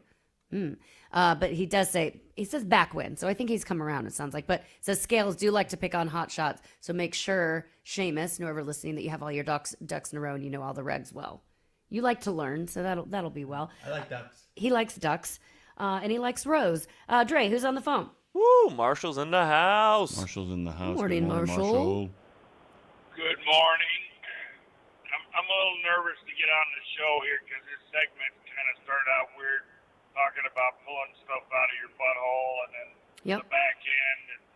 And now it sounds like Seamus is going to get into trucking, so you're going to have to learn to take it, in the butthole. Yo. Listen, he's worked on Jackass for 20 years. He'll be fine. Yeah. He'll fit right in. All right. Well, actually, I think he likes driving. He likes talking to people. Go buy a nice car that gets good fuel mileage and go do Uber. You don't have to invest a lot of money. You don't have to get your CDL. You don't have to do any of that stuff. Just go do that for a while. He's shaking his head no. He's shaking his head no, because I feel there's a stigma. Listen, I want to say this. As great as Uber is, as much as Uber and Lyft have changed the game for safety, some ways good, some ways bad, and for people being able to get around, there is a stigma about it. And I can say that here in Nashville, because there's a lot of musicians or a lot of realtors or people who do a thing and they do Uber on the side. And I don't know, correct me if I'm wrong if y'all think that. To me, Uber feels like I'm doing this, and there's some people who do it as their full-time career, and it's changed their family's dynamic, and that's awesome. The people that do it on the side, it's like I'm not successful enough in the thing I do, so I have to do this. That's the stigma. It's like stigma. Working as a waitress when you're trying to become an actress. It's got that stigma around it, I think. Well, a stigma is only true if it's true. So if he's just doing this because he likes driving and talking to people, and he's making a little money at it on the side, then it's not the stigma. Let me also say, he's not doing this because he likes people. Jim said that, and I don't know if that... You do like people, but I'll let him speak on that. I like people, but I don't want to sit with people. Yeah, and what I was referring to be honest with you, Seamus, the idea of driving for extended periods of time and then going to a dock and kind of shaking hands and talking to people for a second and then having a little chit chat. Have a little chit chat. Yeah, I mean, in regards to mixing it up with the folks, ain't your idea of what you want to do. The other thing is too, Marshall, and this is something that is hard. The stigma is a problem, and I'll give you the best example was the poor guy who was one of the sons-in-law on the Cosby Show. Once the money that he actually had rightfully earned from the syndication stopped flowing in after what happened to Cosby, he had to start working at a Trader Joe's, and he was proud of the fact that some woman, just because she was overjoyed to see him, filmed him, and of course the jokes began to fly in, and it really jeopardized his ability to get a job. And the worry about with Uber, the stigma isn't how you feel about it. The stigma is somebody else getting in that car who's in your profession and being like, well, I guess you're not good enough to cut it. Or being a drunk bachelorette throwing up in your car. Hey, by the way, Marshall, I don't know how you feel about specifically Paranormal Pie Man says over in the chat that he says, as far as hot shotting, as long as you aren't driving like an absolute donut, like most of them that I've encountered, it would be a fun experience. He would support it. So just don't be an ass. Oh, woo, I almost went land. Well, you get the talk about dealing with stigmas. You're going to deal with the stigma of being a dumbass truck driver. Yeah, there's that. Yeah, have you met Marshall? Dumbass I can deal with. But I will tell you this, Marshall. There's enough of a split on that, though, because like people find out that James Cameron was a truck driver, and like, you're damn right he was, because James Cameron's always racing the bar. There's enough people out there who think what you guys Or do speaking is, of bar, then you hear Roseanne Barr was a driver, and you're like, ugh, of course. makes perfect sense. It's one way or another. I love Roseanne Barr. I have a soft spot in my heart for Miss Barr. Ooh, those are fighting words. I understand.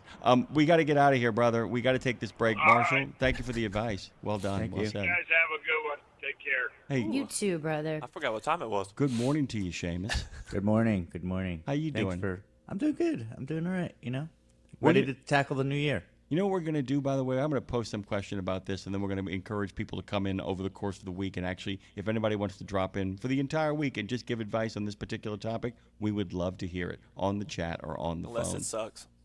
All right, take it easy. We'll even take your sucky advice. We're Oh, looking for yeah. all kinds. Because on this show, we celebrate both There it kinds. is. Both kinds. On this show, we celebrate all kinds. All kinds. So has this helped at all, Seamus? No. Not yet, but I'm No truck sure driver. it will. No you truck know. driver has said. I don't care too much about how it's looked upon, really, to be honest. Great. You know what I mean? If I'm enjoying myself, I don't really care. Hey, I DoorDash on the side. I understand. Yeah, Yeah, there you go. and I have no problem with people who Uber or Ubering. I just don't want to sit with people, and plus I like to go with a destination. Like, oh, I've got 6 hours to go, you know, and I can focus and think and listen to a book or podcast or whatever. And then also, you know, when you like stop at the fuel stops, and you can have a nice conversation over a Coca-Cola machine. You know what I mean? At the Coca-Cola machine. Well, no, Seamus, something like that. I'm totally with you, brother. And I'll tell you something else, too. When I worked for my brother, we had to drive out to New Orleans East, and we had to drive across the lake to Slidell to go insulate, weatherize, and solar panel a whole bunch of houses. My favorite thing was getting up in the morning and making that drive. It was nice. Yeah, I like early morning driving, too. That's fun. Like watching the sun come up. It's one of I'm my. sure that's. It's a great feeling. You drive, drop a truck, drive back. You've had a whole day just in driving. By the way, Trucker Bosun Seamus says, "Good morning, my brother." And yes, people are just too people-y. That is true. Another person that supports you. He just gave us a 10 spot as well, by the way. Thank you. So anyway. We got to take a break, but it sounds like we're on the right track. The wheels have come off, but we're on the that is. right track. The wheels have come off. that's Road for Gang sure. Radio, #RGR. Hold on tight. Don't get thrown to the wolves. Lindsay Lawler is here. We got a chance. We have a chance. Guys, Freddy Fry coming up next. Hip-hop artist, motivational speaker, author. Over 600 million views. He's going to talk more about that. We're talking about trauma. We're also talking about joy. It's one simple act that helps Wreaths Across America fulfill its mission to remember, honor, and teach. Sponsoring a wreath, one more wreath. Means one more adoring father, one more loving mother, one more heroic son, one more brave daughter, one more beloved family member, one more dearly missed friend, one more American, one more wreath upon the gravestone of someone who served the cause of freedom, honored for their sacrifice, never forgotten, always remembered through one simple act. One simple act. Go to wreathsacrossamerica.org/RadioNemo and keep the mission moving forward. You know Castrol for passenger car oil and racing, but did you know that they're in the heavy-duty over-the-road market? Well, Castrol CRB Multi 15W40 and Vecton Long Drain 10W30 are now available at TA Truck Service Centers nationwide. This is the partnership in preventive maintenance. TA Truck Service and Castrol, offering you premium products and performance at great price points every day. Castrol, performance for the long haul, guaranteed. It's Tuesday. We're going where you want to go so you can be where you need to be. It's Road Gang Radio with Lindsay Lawler and Jimmy Mack on RadioNemo.com. So good to be back, by the way, as we slide into this terrific Tuesday on the 6th. By the way, that makes it the Epiphany, Lindsay. And, of course, all across the city of New Orleans, I promise you a lot of folks are going out there and buying king cakes. Today is King Cake Day in New Orleans. It is the 12th day of Christmas. It is the Feast of the Epiphany. So if you actually have an insight into yourself, don't be surprised. It is literally the Holy Spirit visiting you and giving you a bit of inside information. There's a bar in New Orleans I went to years ago. Might have been my first time there, and I'll never forget. They had a now, granted, this is terrible. It was called the Dead Baby. That's awful. But a drink where there was a little baby, like the baby they put in the cakes, but it was in the bottom of my drink. Is that a thing where you choke on it? If you win, if you get the baby that you choke on in your drink, that feels like a weird thing, and that's probably not the thing. We actually talked about it yesterday for a little bit. The idea of choking on that baby. It's like I always choking on that baby, choking on that baby, choking on that baby. Bluegrass song. That's why you get baby cakes, which was the mascot of the New Orleans AAA baseball team for the longest time, and became a really big kind of joke and a terrifying thing because the baby was about 6'4" and absolutely terrified, so they tried to put an end to that as quickly as possible. But yeah, Weird. I mean, whoever, and you know the rule, right? When you have a king cake party, whoever gets the baby has to buy the next king cake and have the next party. Oh, that's it? That's it. Shouldn't it be a bigger deal than that? Well, Shouldn't it be like you got the baby, something either amazing or terrible? no, it's an excuse for New Orleanians to figure out who's throwing the next party. By the way, Okay, so meaning you get the next cake, like you're throwing the next celebration. Yeah, and that's exactly it. Lindsay, Okay, I like that. You should actually have king cake parties for this reason and this reason alone, because you're the one that puts the baby in, which means you know which piece not to take, and therefore you don't have to throw the next party. Or I know which piece to make sure I get for the person who I want to go to their party. Because a lot of people's parties I do not want to go to, let's be honest. By the way, you can curate that kind of stuff all the time. Saying. We're going to do a little pivot here. Pivot! Merry Christmas, everybody! 12th day of Christmas. Do-do-do-do-do-do-do.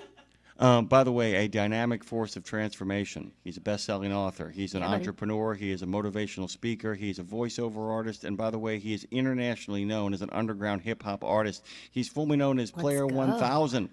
Freddy Fry rose above a turbulent childhood marked by trauma, abuse, and adversity to become a global voice of hope and resilience. Yeah. Single father, by the way, of 4. He's a youth basketball coach and the founder of Court Time Events. He has dedicated his life to uplifting others through motivation, music, and mentorship. And by the way, Lindsay, he's got himself a book that is coming out. Make every day a wins day. Freddy Fry. W-I-N-S. W-I-N-S. He's Smart. in it to win it. He's Freddie Fry, and he joins Road Gang Radio. Good morning to you. Hey, what's going on, Road Gang? You said I was a youth basketball coach. I'm a little hoarse because I was youth basketball coaching this past weekend, leading 7th grade girls to an 8th grade championship. So it's a great day to win. Let's go. Come on. I'm so glad, even without a voice, by the way, or losing it, I'm so glad that you came on already with great energy. Wouldn't it be funny if you do that whole intro, Jimmy? It's like, he's motivational speakers, all this stuff, and then you just come on and, good morning. That would be a bummer. What's up? That would be a bummer. Good morning. Good morning. What do you want? Why are you calling me? Yeah, Freddie Fry, we are so excited to talk to you. You hit so many levels of greatness. But I'm going to take it back because as Jim mentioned, we're going to go back to the origin story. There's a rough start in the beginning of there's trials and tribulations as we all go through. It's all relative. We all have our things. Some people just on different levels than others. Before Wednesday became a thing though, what was the actual season with all you'd gone through? What was the season when you're just trying to get through the day and a shift happened? You can go as much backstory as you want because there's a lot of people listening right now, Freddie, who are like, oh, sure, he's in a great place and he's had all this success. Good for him. But it's like, no. There was a time when you didn't, and you had to, in the words of Michael Jackson, make that change and say, this is when I'm going to turn the ship around. When was that for you? For me, like people, they see they jump in at the part of the movie that they like. They miss they miss the turbulence. They miss the beginning part. And I was a kid, man, and I remember just being. I was shy. I was introverted. I didn't want to talk to a lot of people, and a lot of it came from just me remembering. I just remember my mom in a place, and I just saw people going up to her laying down, and I'm 4 years old, and they just kept going up, and they walk away, they crying, going up, walk away. I had no idea that she had passed away. You know what I mean? I remember things happening. I remember being in the car, like her hurt, and my daddy taking her to the hospital, but I didn't understand that she had really passed away. So that was the first thing that happened. I mean, my mom passed away when I was 4 years old. My daddy took me in. He got with another lady, married her. She was very mentally abusive, you know, and I just was like, man, I was just in a place where it was just like I didn't understand what was going on. Got a little older. Again, like I said, I was shy, I was introverted. I started getting bullied. I remember one time I was like, I think I want to say I was in the 6th grade, and I was walking home from school, and these bullies started chasing me.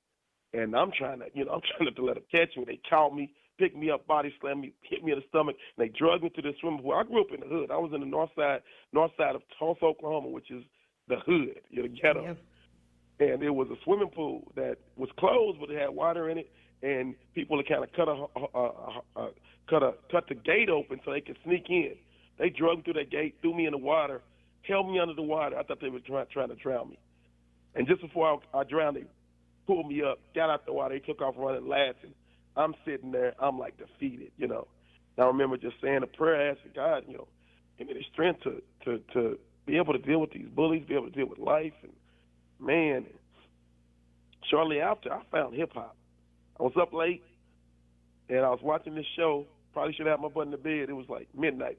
It was a show that used to come on. You know, we didn't have very many channels back in the day, but a show called Night Tracks. And this group called Run DMC, they played a video called Rock Box. Mm-hmm. That song just hit me. For all you sucky MCs perpetrating the fraud, it just hit me. I was like, whoa, what is this? Mm-hmm. You know? And rappers alike, some of the other songs have been out, but that was the first one that made me say, ooh, I want to do that. I was playing basketball, I was playing football. I went to my daddy, I was like, Daddy, can you give me some music equipment? He was like, I said, you play football, you play basketball? I said, Pops, I'm short. He said, but you play football? I said, Pops, I got hit the other day. I don't want to play football no more. You know? Mm-hmm. And, man, he got me some music equipment. I started making these beats. I started writing. And, man, it just changed my whole life. Hip-hop just, like, changed my life because I was able to start writing about stuff that was happening to me. So I tell people all the time in my speeches and different things that I do that you have to find what your positive release is. And for me, it was hip-hop. I got to talk about my stepmom. I got to talk about being bullied. I got to talk about all the things that were going on. And I think when I discovered hip-hop, that was the start of the beginnings of making every day a Wednesday. You found a place to funnel and to channel. Yes. Yeah. Let me kind of follow up here too as well. Something really remarkable happened in the story you just told. You know, there are a lot of people who, when their kids come to them and say, "I want to quit sports," there's a bad mentality I think that goes up around sports. The idea that when a kid wants to quit something that their parents or a parent wants them to do, they often tell them, well, you know, you start quitting and you go down that terrible road, and then the kid ends up wasting even more time. Your dad does something remarkable because it seems to be implied, tell me if I got this right, that he actually did help you secure some of the early equipment. Is that true? Yes, he did. You know, once I kind of told him what my mindset was and where I wanted to do and where I wanted to go and what I wanted to do, yeah, he got the equipment for me. You know, I was like this jack of all trades. I thought I was going to be the rapper, and we used to beatbox back then. I was the beatboxer. I was the DJ. I was trying to do everything. I tried to do it all. But, yeah, he did. He sure did. Well, and the reason I bring this up is because you're also a successful parent in your own right, and one heck of a, you know, what I would call a little league basketball coach as it was, youth sport basketball coach. How do we, as parents, how do people as parents, how do people as mentors to younger people figure out a way to honor what it is they are passionate about and not what we are passionate about? Because it seems to me that the turbulence of the early part is then kind of adjusted by the love of a human being who says, you know what, I want in on this, Dad, and I need your help. And then for him to pour his heart into that, to actually helping you have a platform with which to kind of express that. So how do we, when people find out early what their passion is, create a space for them? How do you win? How do you help the people around you who find their passion, help them continue their passion early so they know what they want to do and they actually are helped to kind of get there? I think as parents, it's very important that we pay attention to our kids. They're always telling us where their heart might be, just by what they do every day. I raised 3 girls and 1 boy. One of my daughters was like this high-level basketball player. Then my son was pretty good. But my other 2 daughters, one of them played, but my youngest daughter, everybody played.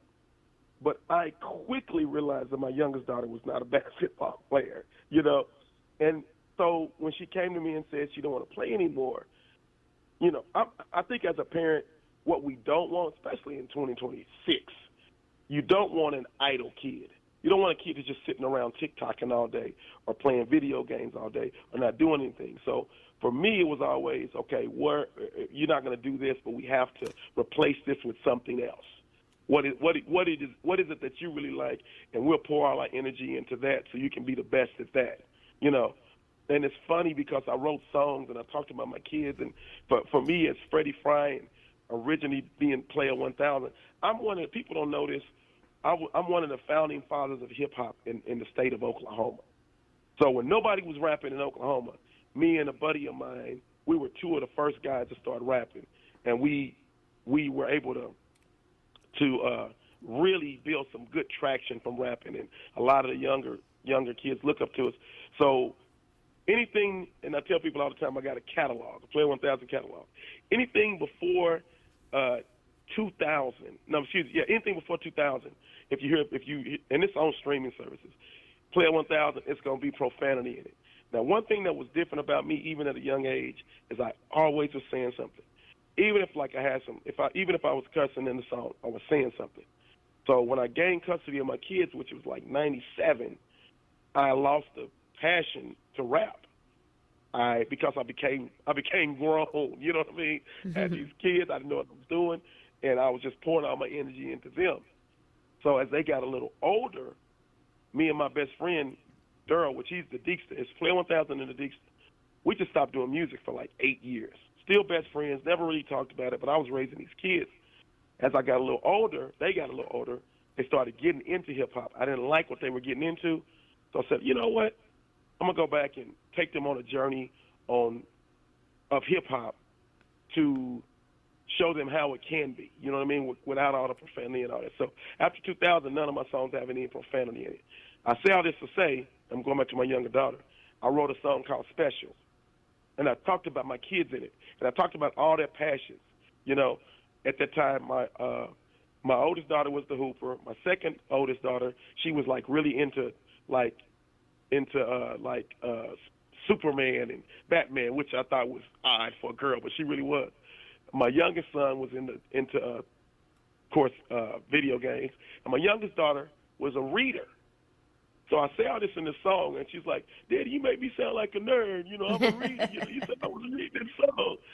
She's a librarian now, just for the record. Yeah. You know what I mean? Yeah, living the dream, living the dream. So when she stopped playing basketball, we parlayed it into that type of an energy, you know what I mean? And she took it and she ran with it. But back to the original question, it's just like you have to pay attention to your kids, have a conversation with them, and be open to whatever it is that they're passionate about, because that's what they're going to give the most effort in if they do. There's 2 important things that are going on here, what he's saying, and it's empowering ourselves and empowering other people. I say we can't see other people until we see ourselves. And you did that. And the 2 things I want to bring up, because it sounds like, correct me if I'm wrong, you sort of had a reinvention later in life. If, it was after you got your kids, got custody of your kids, and then you focused in on them, and then your real success in life came somewhat later in life, which is a great message for people to hear and be reminded. So we want to talk about the reclaiming identity, which you talk a lot about. How did you know, and how do you know, how can you talk to our listeners now about, to know when you're evolving versus just continuing to repeat a version of yourself that maybe once worked or didn't? Oh man, let me say this, because you said something that was so important. The journey, like people, oh man, like what I do now, it was definitely not on my bingo card. It was definitely not what I would have said when the teacher asked what you want to be when you grow up. You know what I mean? Yeah. But when I gained custody of my kids, I started coaching, and I didn't have very much money, and I've never been a person that chased money, and to a fault. Even present day, I've gotten better at it, but I just started coaching these kids. I was coaching boys at first, and then I was dating a young lady, and she had a tall daughter, and my oldest daughter was fast. They were third grade. I said, let's start a basketball team for them. And the tall daughter wound up being so good, she wound up going to Georgetown University, full-ride scholarship playing basketball. But I just started pouring into these kids, just giving back, you know. And I remember two things. The team had got so good, we were going to play in these AAU national tournaments. And I had this old raggedy van, and I'm in Tulsa, Oklahoma. And we had to go all the way to Murfreesboro, Tennessee, which was 15 hours away. And as I'm driving, my sliding door just breaks. And I have to hold it together with a rope, and it was so crazy. And we got to winning so many games. I was so broke, y'all. I could not afford for us to win another game because it would mean we'd have to pay for another night hotel. I was so broke. You know, I was like, oh, God. And we were going to win the game, too. It's like, oh, my God, we're going to win the game. And mind you, I was either naive or super selfless because I had one of the players on the team whose daughter was on the team. He was an NBA player. He could have paid for all my stuff. I just really struggled to ask people for money then. I just really did. So I just kept doing that for years and years. And I remember being at this one tournament, and I just started kind of looking around and kind of counting his money. The tournament director, I was like, man, we paid $150 to get in. He got all these people here. They get in the gate. He's selling T-shirts. He's selling concession. And I went to one of my parents. I was like, man, let's start hosting some tournaments. And that's what we did. Another life-changing moment. And just from me giving and giving back and giving back and giving back, I figured out what I was going to do business-wise in life. This is 2007. I'm like the number one youth basketball tournament director in the state of Oklahoma, probably in this region. I've been doing it like 18 years now. It all came without a plan, just me giving back. And I always say, when you give with no expectations, the day will come when you receive with no limitations.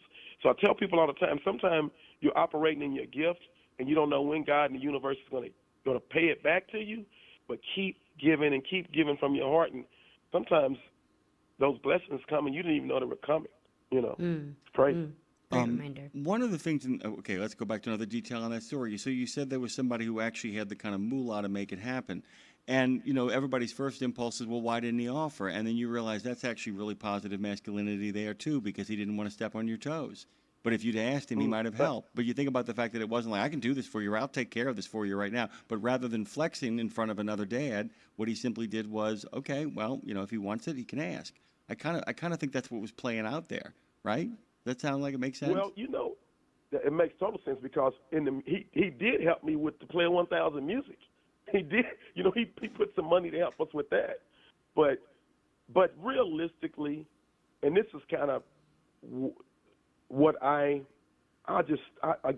always struggle to ask people for money. But really, you should have everything structured to where the coach shouldn't have to pay for anything. People pay monthly dues. I mean, it's just standard stuff that I just really wasn't applying. So it was me being a little naive on my end, but it was all part of the struggle and the pain and the growth and the things that I had to go to get to where God had me going. So I tell people all the time, especially my kids when I'm coaching, and they look at me and I'm like, listen, you got to mess it up to get it right. You got to mess it up to get it right.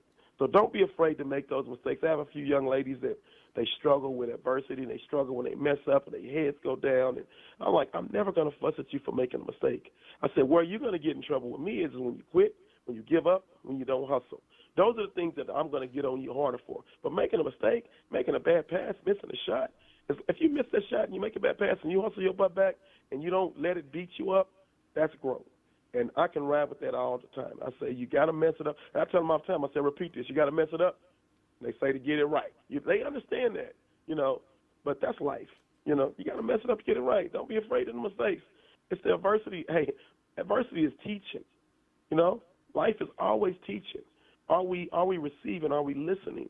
Are we learning? Are we getting that experience that's going to lead us to next level greatness and lead us to making every day a Wednesday? That's the question. So back to the Wednesday then. This is good because I think let's talk about the small wins because that's something we can tackle now. And I think that really, personally, when you talk about small wins, the first word that comes to my mind is gratitude and realizing the things that we can be thankful for in the moment, which sometimes we get so far ahead of us thinking of how far away we are from the end game that we can't see what's happening now. So as it pertains to small wins, Freddie Fry, you know, a lot of people think wins have to be big. What is a win that you see constantly that, you know, that most people would overlook? I think, and I guess I'll relate this in terms of maybe basketball, is everybody, we talked about this at the beginning, they jump in at the part of the movie where it's great, and they didn't see all of the, you know, all of the struggle. For basketball, it may be, you know, when a girl comes in or a player comes in, and they can't dribble the ball at all. I mean, I started this group I have right now, and they couldn't dribble at all, and I videoed it, you know. I said, I want you to dribble all the way down, I want your strong hand, and dribble all the way back. Well, the ball was winning. You know, the balls were all over the place, you know. And then we start doing the drills that we needed, and daily, you know, every day. We doing what I call pound and place. We pound and place right hand. Got the footwork right, got them in the right body positions, got the guards up, and 2 weeks later, let's try it again. So you still got some balls going, but not as many, and they're getting further without losing the ball. Small win right there. And right when they get back, I take a moment and I tell them to put your balls down, and I need you to clap for yourself. And if it's any parents in the gym, I tell them, clap for the kids. And I clap for the kids. I said, this is a small win right here. Because 2 weeks ago, nobody could dribble from one end to the other end. Now, out of these 10 girls, 6 of them made it all the way down and all the way back. We keep working. 2 weeks later, we do the same thing. All 10 of them can make it all the way down and all the way back. We stop, same thing. Small win. Pop, pop, pop, pop, pop. Everybody's clapping. And you continue that process as they add more. You know, as the kids say, what do I got this is in my bag. I got all these moves in my bag. Well, the kids I got right now, I told them, I said, everybody bring a bag. You know, I was like, what's this all about, Coach? I said, well, when you start learning how to dribble with your right hand and your left hand and doing between the legs and being able to make a layup and being able to go behind your back, you're adding different parts of your game into your bag. And I said, every time we can do one thing, I'm going to give you a chip that's going to say this on it, going into your bag. And then they had nothing in their bag when we first started. Now, 7th grade, from 4th grade to 7th grade, their bags are full now. They have all kind of stuff in their bag. And each time we put a chip in that bag, we celebrate it. It's a mile marker. Whether I said, hey, I'm going to bring y'all on a treat, or, you know, when the simple ones, we'll just clap. But when they get them major mile markers, like we put some in their bag, I always celebrate them with a treat. People, everyday life, grown-ups, you need to do the same thing. Celebrate your small wins. It's a big thing. Pat yourself on the back, take yourself out to eat, do whatever it is that makes you feel good when you achieve something. That's not the end goal, but it's that mile marker. It gets you to the next mile marker. And once you hit so many mile markers, eventually you'll arrive at your desired destination. I love it. I love it. Small wins, Jim. Jim, what's a small win that you've had this week? Good God Almighty, I've had so many small wins this week. They kind of accumulate. Small win this week is the fact that I was able to finally in the new year sit down with my mom and dad and work out a schedule for where I can take them to the grocery store without them asking me at the last minute. Great. You're setting yourself up success and them. Setting yourself up for success. I love it. Go on. Love it. And by the way, and yourself, Lindsay, what's a small win you had this week? Woke my daughter up a little bit early so we didn't have to run to the bus stop and I wasn't screaming at her getting out the door today. Small win. Small win. We were all smiles when we got on the bus this morning. Small win. It's a small win. But by the way, Mr. Fry, could you possibly tell us not just a small win of yours, but how excited you are about your new book? Oh, large man, win. Big excited, win. You know? Big win, huge win. Make every day a Wednesday, you know. You know what's even better about this book is that my daughter helped me and my wife helped me. Yeah. And my wife is they both avid readers, so they're so much smarter than me, especially when it comes to this book stuff. So, so man, I was able to just tie my entire life story and create this Wednesday formula to help people overcome whatever they're facing in their lives and arrive at their desired destination of next level greatness. I tell everybody it's like you put where your destination is in your GPS, internal GPS, and you drive it, and the GPS is going to say make a left on Adversity Street, keep driving. Make a right on Setback Boulevard. Keep driving. And if you keep driving through all those setbacks and all that drama, you eventually will arrive at your desired destination and next level greatness. And that's kind of what this book is all about. It's telling my story. And I remember writing it because, the whole Player 1000 thing, it was pretty big. We became internationally known hip-hop artists. And a few years ago, we were able to go perform in Yokohama and Tokyo, and this was sold-out performance, and it was amazing. But there was a moment where I was Player 1000, but on one side I was doing well, but on the other side it was just rocky because I'm trying to raise these kids and just all the different things that I did. So it was the difficult part about writing this book was trying to figure out how do I tell this story when there was two sides of me going on. At a certain time in this book, there was like this Player 1000 side, and I was in the hood, so I got caught up selling crack cocaine, and I remember being in the projects, and we would be out there and we'd be shooting. It was just so gutty. It was just so gully. Oh my God! And I was such a scary dude. I was the worst drug dealer of all time, I guarantee you. And because I was so scary, but I remember being in the projects, and we were shooting dice, and the police came, and everybody would take off running.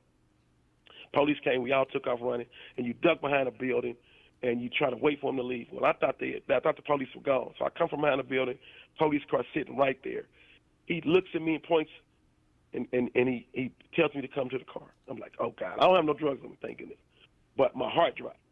I get in the car, and this lets you know, you can't trust people. He said, I know who you are. I said, huh? He said, word on the street is you're out here selling drugs to pay for studio time for your hip-hop career. Like, why would you hear that from? I'm just funny. Who told you that? No, sir. Of course, I hadn't had nothing on me, so he let me go. But I thought to myself, I was like, there's no honor amongst thieves. Because there's no way he could have known that. Because it was 1,000% true. You know what I mean? I was trying to get money to go pay for studio time. And I'm like, oh, my God.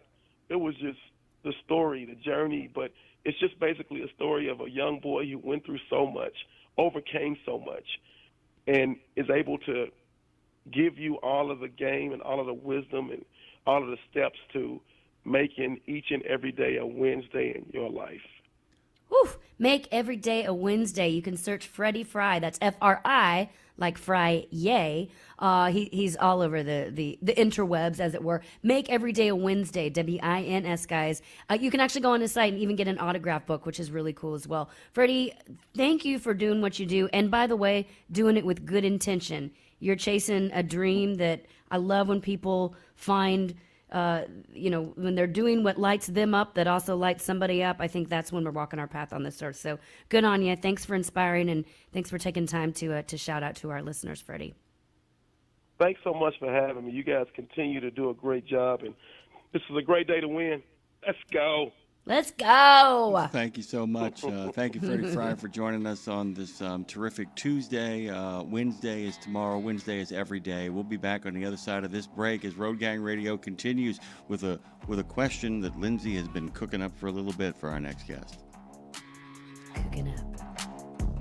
On the fryer. Are you eating what I'm cooking? I wouldn't if I were you. Did you know it's extremely easy to join the Wreaths Across America mission to remember our fallen heroes, while at the same time honoring those who are currently serving our country and their families? Plus, you're helping to teach our younger generation about the value of freedom. With just one $17 donation to Wreaths Across America, you're sponsoring a fresh Maine Balsam Remembrance Wreath. They've really become a symbol of America's respect for those who bravely served and are no longer with us. To sponsor your wreath, just visit wreathsacrossamerica.org. That's wreathsacrossamerica.org. 17 Sapp Brothers Travel Centers are known for great food, hospitality, and mom-approved showers and restrooms. But don't forget the service centers. Sapp Brothers ASE certified technicians can repair nearly any issue in shop or roadside, including axle repair. Dig into your free steak dinner with your oil change. That's a Sapp Brothers tradition to thank you for your business. Tires? Sapp Brothers will beat any competitor's advertised price on tires. And download the Sapp Brothers app for exclusive promotions in the shop, restaurant, and store. Your spot under the coffee pot is waiting for you at Sapp Brothers. It's a trucking, transportation, and lifestyle show like none other. Man, you call this a life? Road Gang Radio is back for another half hour of the best transpo show in the known universe. We come in peace. Well, actually, we're falling to pieces. Let's see if we can achieve liftoff, Phone Master Dre. We'll be lifting off into that last final live hour of good old Road Gang Radio, live from Passport Studios and also in good old Nashville. Hello, Lindsay. Hello, Jimmy. Hello, good morning. The Fastport Studios over there in New Orleans and the Acrisure Studios over here in Franklin, Tennessee, just south of Nashville. Which studio, Music Lindsay? City. Acrisure Studios. Thank you for asking. Say- Acrisure. Acrisure. Are you Acra? Sure I am. Acrisure. That's probably not their slogan, but maybe it is now. You know, Acrisure, and we don't know, now we you are know. sure that the Acrisure studio is open for business over in Franklin, Tennessee, and the Fastport Studios are open over here in the city of New Orleans in the historic Degas House, only blocks away from the birthplace of jazz, the birthplace of trucking radio, and the home of the Jazz and Heritage Festival. Yeah, your birthplace of jazz, and I'm over here in the not birthplace, but the unofficial music capital of the world. I'm actually going to mention that in our country and western music news coming up at 10:30. As we're going to dive into Eddie Rabbitt a little bit because he has a fascinating story about how he became one of the biggest country stars. Yes, country, as a Jersey boy, and how Jersey really played into his growth and his evolution as a songwriter. So that's going to be fun to dive into. If I know correctly, without giving away the gate, his parents actually, in many ways, come from the place that a lot of people claim the country and western music came from in the first place. Irish immigrants. Yeah, there you go. Irish immigrants, baby. So we're going to dive into that.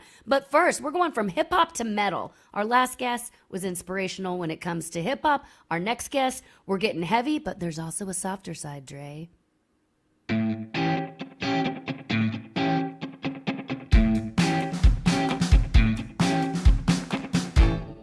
No more jingle bells. We are moving on, guys. So, welcome back to Road King Radio. Our next guest, this is going to be super interesting because there's a balance here, and I got some questions.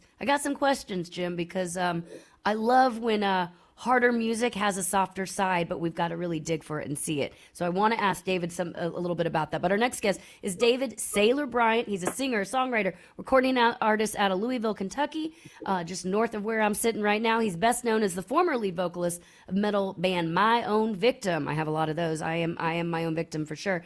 He's been involved in a wide range of hard rock and metal projects over the years, but more recently, he's taken a sharp left turn. Some may call it Jim a pivot. Pivot. He's taken a turn a little bit creatively with 16 Bones. It's a more acoustic-leaning alt-rock project where the focus really shifts to these stripped-down songs about isolation and loss and emotional survival. Isolation is something obviously our truck-driving audience can highly identify with. David's known for being a really intense frontman in the best of ways and a very honest songwriter. And we're going to dive into how this quieter, darker chapter has now shown up in his work. All right, guys, let's go. Welcome to the show, David Sailor Bryant. Good morning, friend.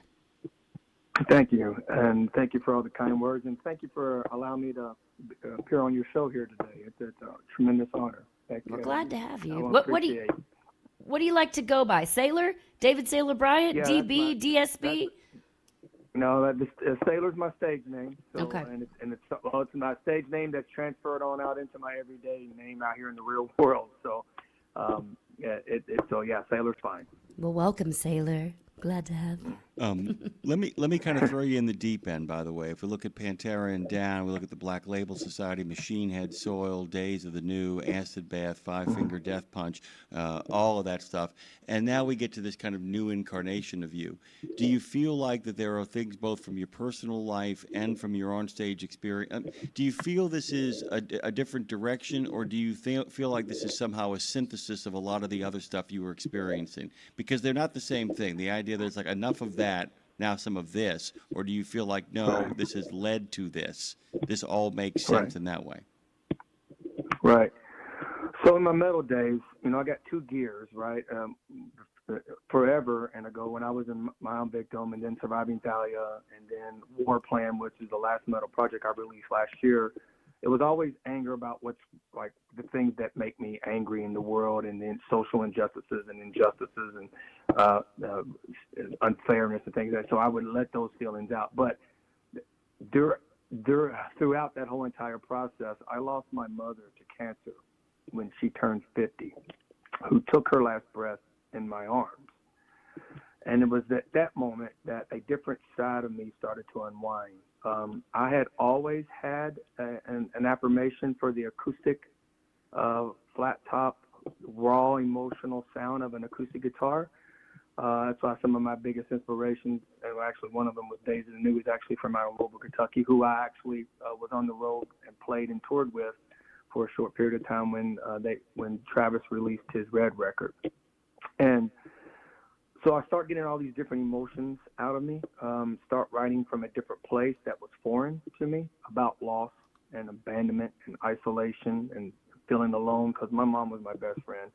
And then after my mom passed away, then it became an aunt with cancer. My mom died of cancer. And then my aunt on my dad's side died of cancer. And then her little daughter at the age of 15 dies of cancer. And it just kind of compounded and snowballed after that. And then once I started writing from that place, it starts to reflect back to it, some of the things that I went through as a young child, some of the turbulent times growing up with a family on both sides struggling with some sort of addiction, and being a victim of Munchausen syndrome, and just all these old emotions start to come out of me about how things were transpiring, and then also with the current state of the situations that were around me, with losing people that were close to me. And then just all of that happened in a very short amount of time, within like a 2-year, 3-year span, a significant amount of loss. And I just kind of felt like that this is more organically who I've always really been. Like the metal stuff was great, and I was really good at it by default. But once I started writing from this place, it became more honest, right? And I guess that's the right adjective to use here. Everyone that listens to it says, it's more honest out of you. Like, we believe this out of you. And not to say that the metal stuff wasn't good and high energy, and we didn't believe you, like the metal songs you were writing, weren't any good. But this is pure, and this is more relatable to people, I think, because when you start writing from an emotional place and your own personal perspective, everyone has similarities in their walks of life, and you can relate to loss, and you can relate to pain, and you can relate to struggle, and you can relate to abandonment and solitude and isolation. Because at that time, my mom was a health food. Like, she exercised, she was a health food freak, like she didn't eat bad. And not only did she get a cancer, she got a cancer where the mortality rate is 0. Like, you don't survive from it. And I started questioning the world and God and how people can be left here doing the world's worst of things and all that. I just start putting all that into song. And it's kind of snowballed from there. One of my friends, Bryant, who's my co-writer in all of this, who is my co-op in all of this. He heard these songs and he was like, let's get to working, and we could put them down and make them the best that they can be, because basically like they're honest and they're emotional and they're pure, and I feel like the people need to hear these. And that was this consensus with a lot of my friends who knew that I was in metal, and then they would hear me play these things in my kitchen or off in the back room somewhere before we take stage, and they would be like, man, this is where it needs to go. Like, this is where you need to be. So I just listened to them. I listened to, I guess that's divine intervention. I listened to them and just made a healthy decision that at my age now, this is the direction I need to go because it is more organically me and it's more honest and it's more real, and I think everyone can relate to it more. Well, and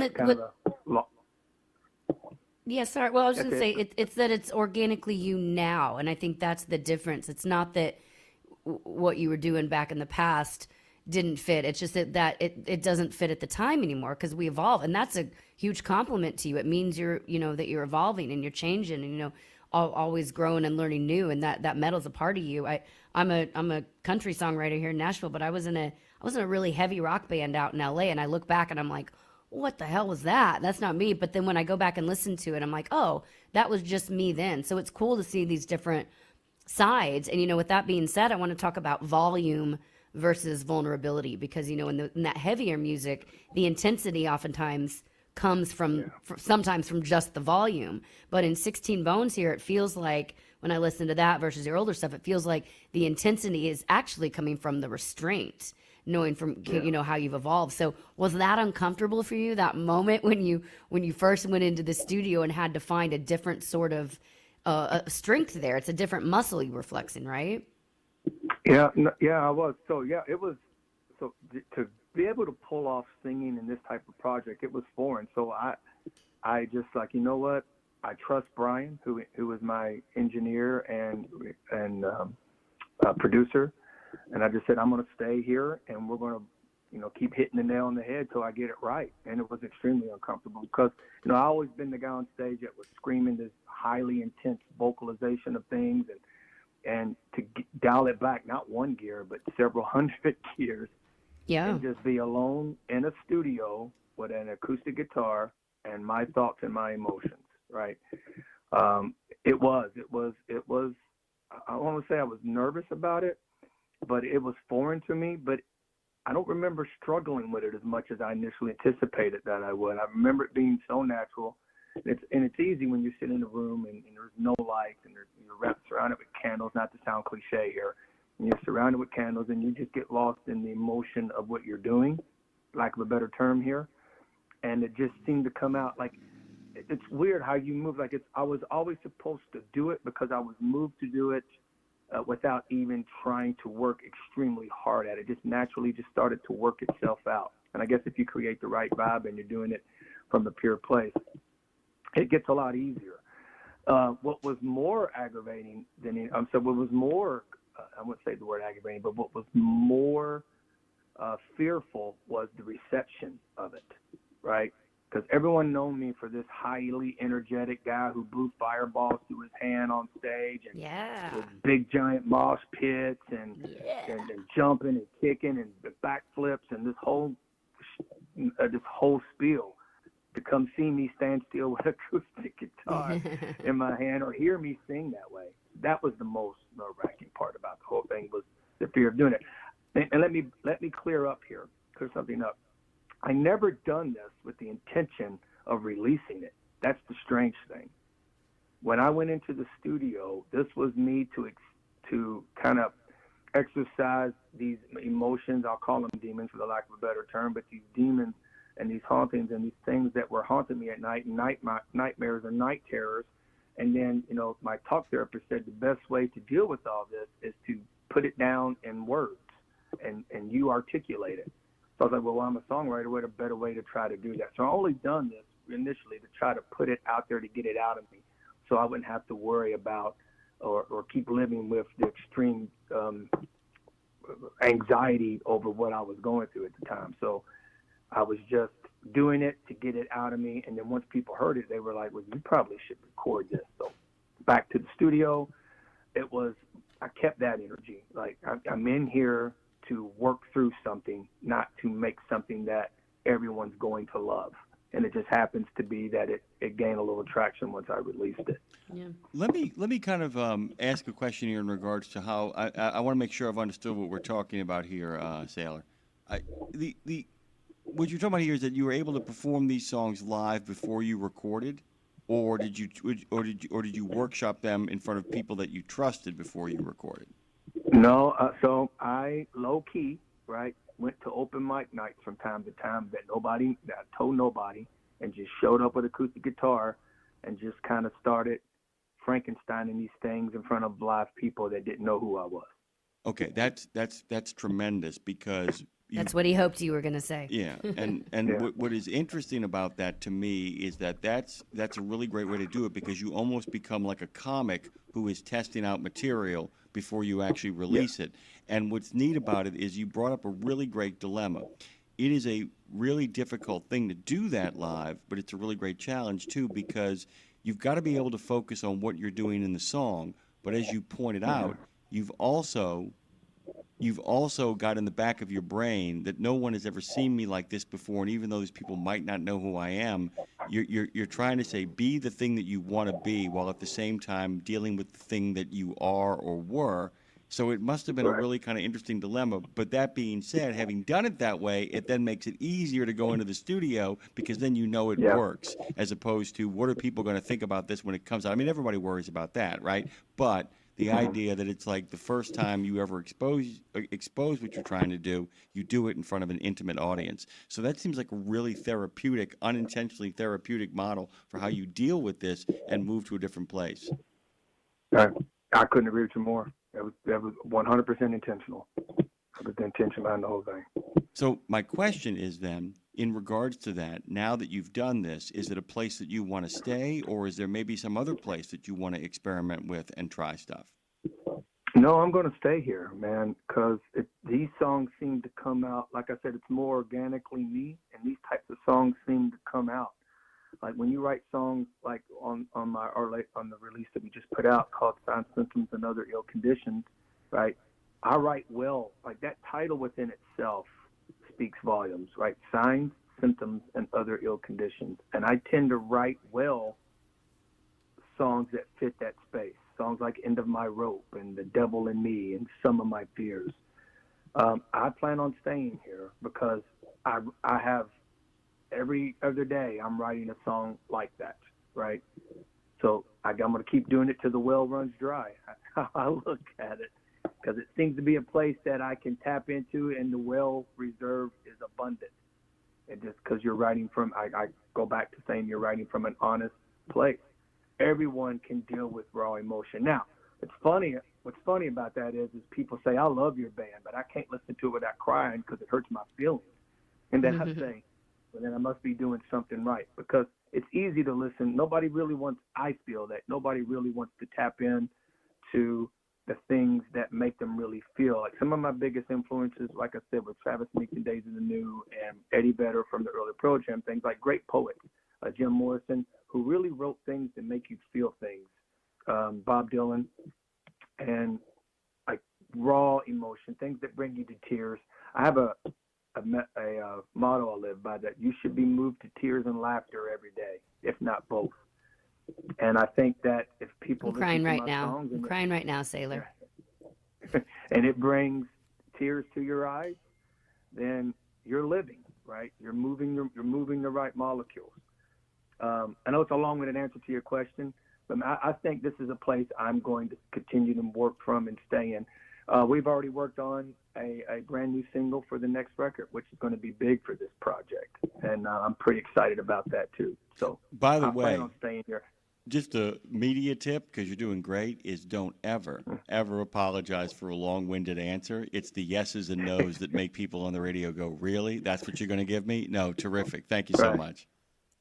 All right, So- gotcha. Thank you. No, it's great. I love that you're working that you're working stuff out, and you're doing it through your craft and through creativity, and most importantly through curiosity.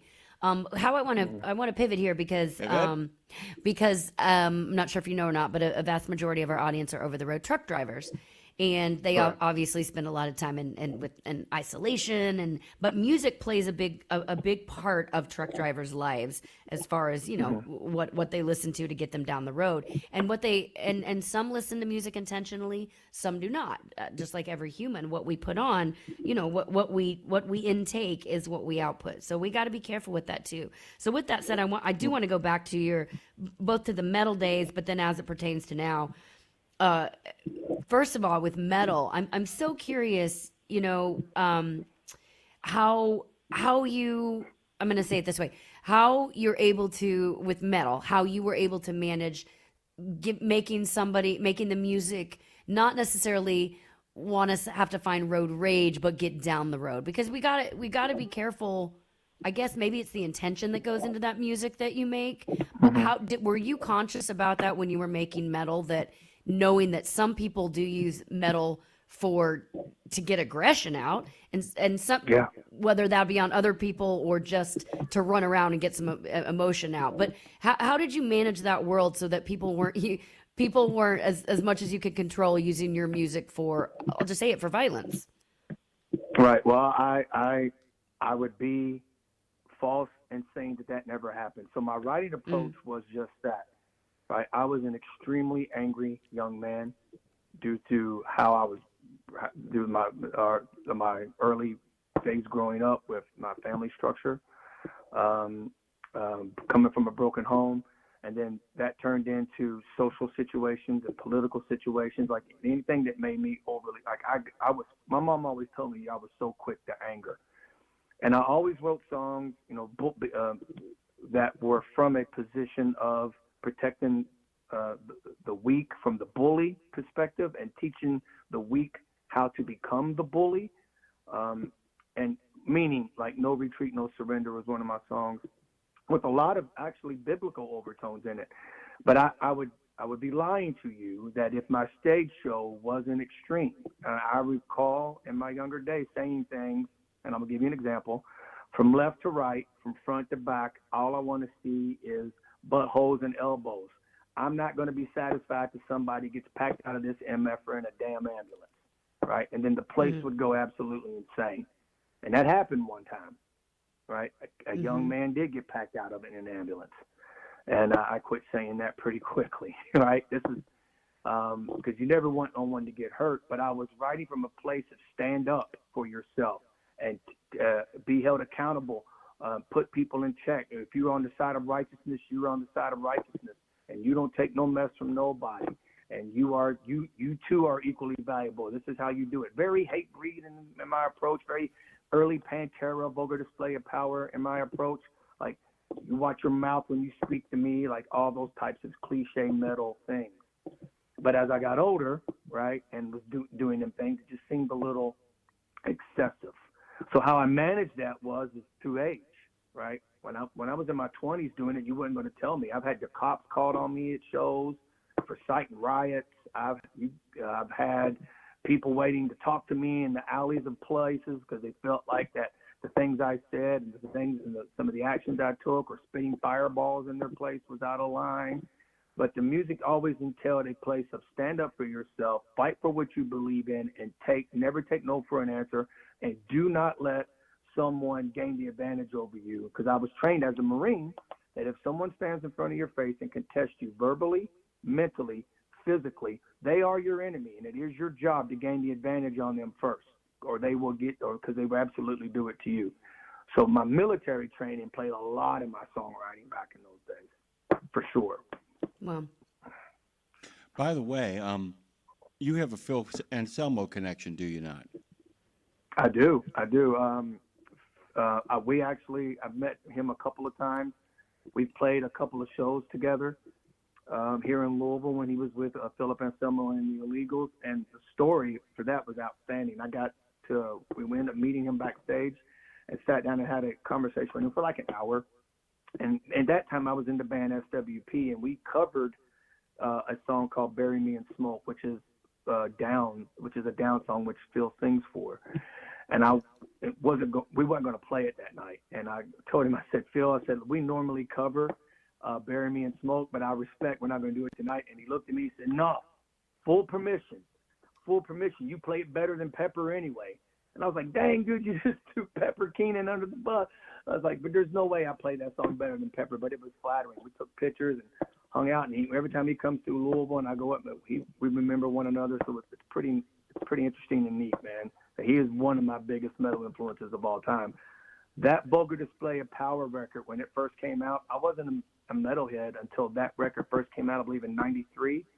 And I remember my friend playing that record, and I'm sitting in the back seat of a Skylark, and that's when I said I physically felt myself changing, right? like I was not doing the right things. I was listening to rap music. I was doing, trying to make, hip hop music when I was in my teens in high school. And when they played that Vulgar Display of Power record, everything about me changed. And that's the day my metal side, and I just full-blown metal infusion intake. I couldn't consume enough of it. So it started with that record. And so it has a lot to do. So I told him this story too. Like, he has a lot to do with how I even got involved in heavy metal. And obviously he went on to do the exact same thing. If we think about it, like he went on to do this Ian Minor project, which is this soft acoustic string instrument. If you've never heard that, a lot of people don't like it because it's not typical Phil Anselmo, and I can definitely walk a mile in them shoes. But it's completely different from anything he's ever done, and I think it's really good. But yeah, that's my connection. I'm going to make you laugh, and something Lindsay and Dre do not know about me. I'm going to tell you. When I saw his name pop up in your bio, I said, I wonder if Phil remembers me. He and I got into a fight in high school. I actually got into a physical fight with Phil Anselmo, who I'm from New Orleans, as is he. He was hell on wheels back then, but dude, I have followed his career since then with an actual sense of pride. I'm like, I know that dude. That dude's all right. He's a tough dude. He's a tough dude, by the way. Lindsay, you're talking to somebody that got into a fight with the front man from Pantera. Just want to point this out. I think that's well cool. done. Well so done. I have a real connection there, by the way. I've spent some time at their strip club in Dallas, so well done. It's all good. We've all got connections. Not many people can say that. Not many people can walk around saying that. That's outstanding. And own it. Hi, Mom. It's all good. It's all good. But the good news was, by the way, his guys won the fight. I acquitted myself. I had honor in defeat. By the way, what are you doing next? Where are you playing next? We got to wrap this up. We got about 30 seconds. Where can people see you doing your thing next? Well, we're working on a couple shows to be booked. Nothing official yet, but what we are doing right now is 16 Bones is now partnered up with Joe Altier, who was the lead singer for Brand New Sin off Attention Media Records, who is now going by just Joe. He's a tremendous frontman, one of my biggest inspirations. We just got out of the studio recording a song with them. Brand New Sin was a powerhouse, and they wrote the theme song to the Big Show's WWE when he was his coming out theme music. We just got out of the studio. There you go. He just right, and we just got out of the studio doing that, and we just put the finishing touches on that, and that will be coming out here first quarter of 2026. And then just go to Facebook, 16 Bones, go to our Instagram page, and as we get dates booked, we'll put them out there for people to come see us. 16 Bones, and that's 16 spelled out, by the way, like 16 candles, but 16 Bones. Sailor, David Sailor, Bryant Sailor, thanks so much for joining us today. Thanks for you know what? Thanks for being vulnerable, showing your softer side. You doing what you do helps other people be able to do that as well. You're giving people a permission. So keep on keeping on, brother. And you're just north of me, so we'll see you up in Louisville sometime soon. You got you. I come down to Nashville to record all the time, so I'll be down there eventually. So just be on the lookout. Hit me up. Let's talk about our feelings, brother. I like it. Got it. Thank you so much for having me again. Thanks for being here. 16 Bones, guys. Check it out. 16 SIXTEE and Bones. That's Sailor right there. Heavy with the softer side. Both kinds. All kinds. Country and Western music news coming up next. We're talking Eddie Rabbit. If you're from Jersey, you've driven up there. You know who you are. We're going to dive into that. We're also talking about what we're doing to combat AI, guys, in music.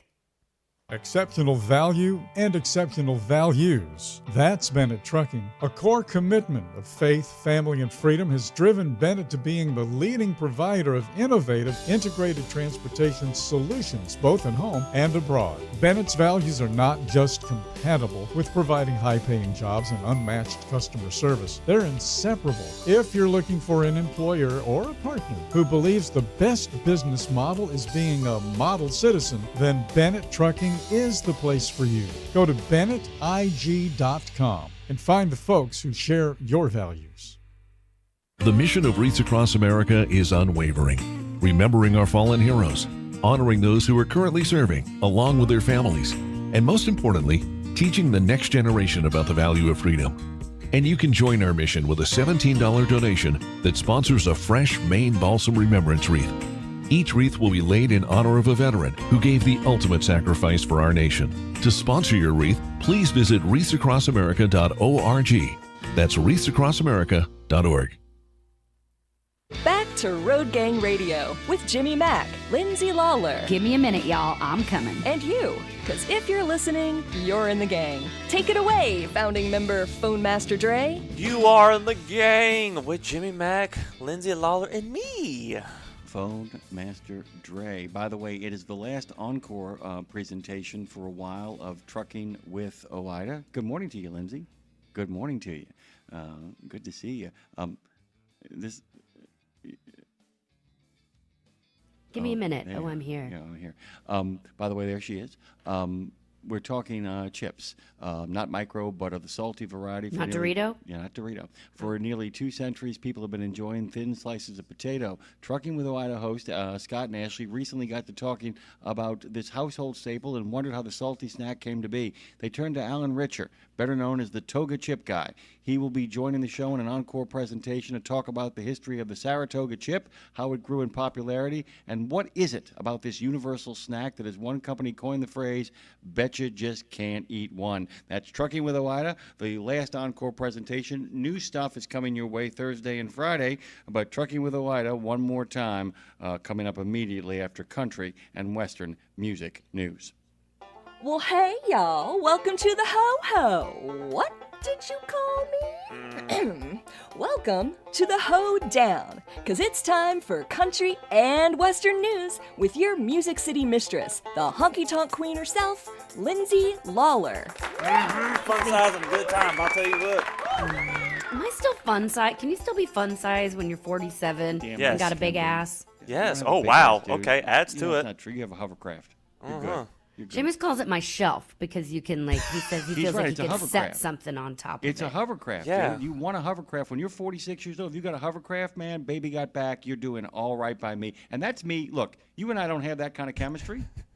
And that's me making simply an aesthetic judgment. You're doing fine. Hey, I put a drink on at the ribbon cutting, dude. Amen, That's sister. true. Yeah. That's true. I'm here for you. I'm here for you. You get me the drink, but I'll be your table for your He drink. did use a coaster, by the way. He Yes, did use a yes. coaster. He He want to did, leave yeah, a little wet No spot rings. in the back. You know what I'm saying? Yeah, it was a metal one, too. A little chilly. A little Go chilly, on. but it's okay. Metal. You know what I'm talking All right, about. welcome back to your country and western music news. Because, boys, on this show, we celebrate both kinds. Both kinds. On this show, we celebrate all kinds. All kinds. On this show, we celebrate the Jersey kinds, guys. Jersey kind. Jersey. Jersey boys. Okay, so for all you Jersey boys and girls out there, let's talk about the rabbit.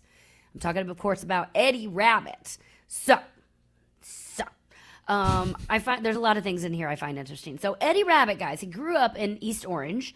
He became a country music superstar, though, in Nashville, but he never stopped being a Jersey boy. Now, when you think Eddie Rabbit, do you think country music, Jim? I don't. I don't actually. I Me don't either. think. I think he's a genre unto himself. That's just what I think. Yeah, that's fair to say. It's back then. It's still now, but back then, like crossing over was very different back then. Back then, when you crossed over, it just meant what you were. This is my take. It just meant what you were doing was now translating to other people. Nowadays, when you cross over, let's take Florida Georgia Line or let's take Taylor Swift. I'm gonna start with Florida Georgia Line because now Florida Georgia Line. So let's say they have the hit Cruise, which was a big hit 15 years ago, maybe in country music.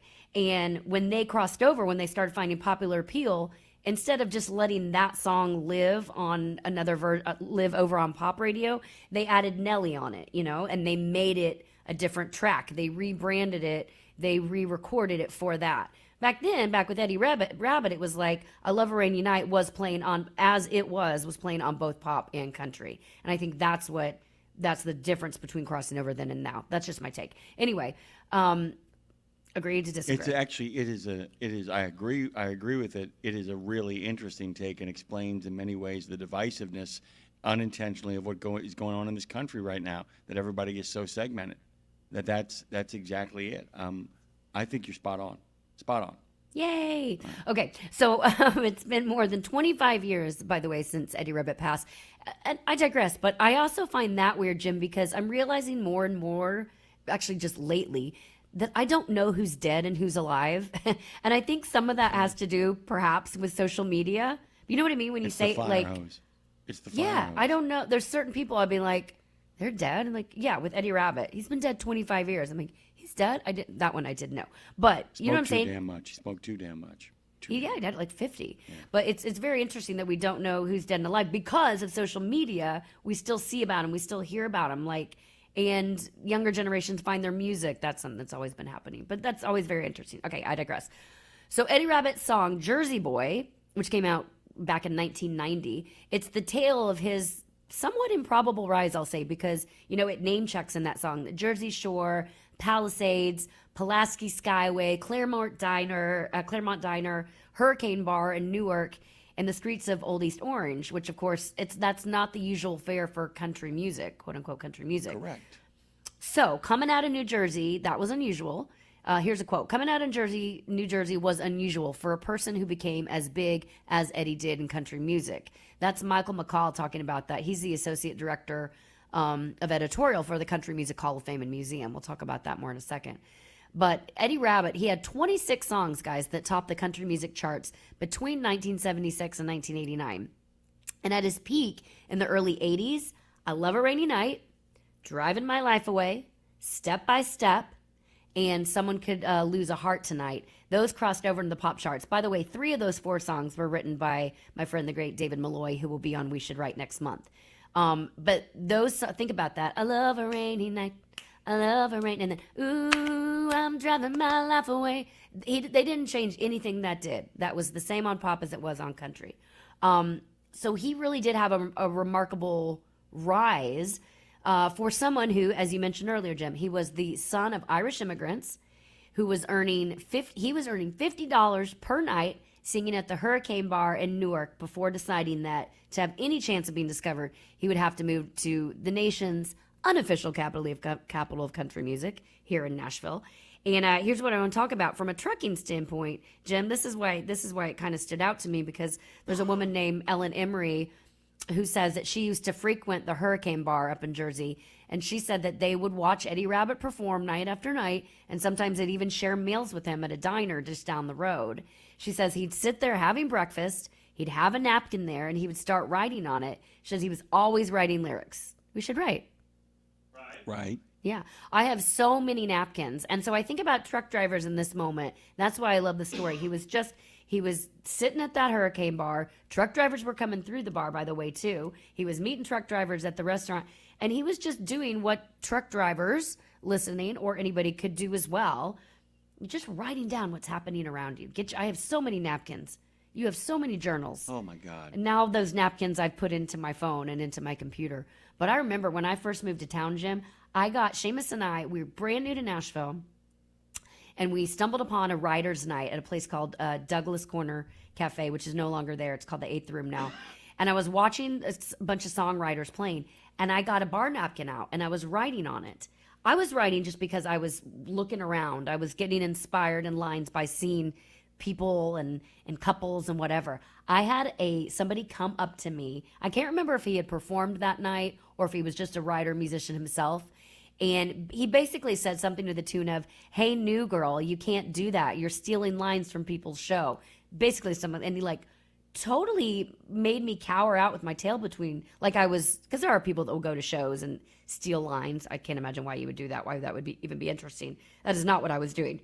But I realized in that moment, that's the difference when you're workshopping something. If it's really good, people want to steal it, and you've got to really take ownership of it. So if you write really about what you're doing and what you're seeing, that's your ownership, right? Everything can be a story. Something and I'll let you pontificate on that, but let me just say this line. It says, "I remember thinking long ago when telling a bartender named Stuart, I don't think I'll be discovered singing country music here in Newark.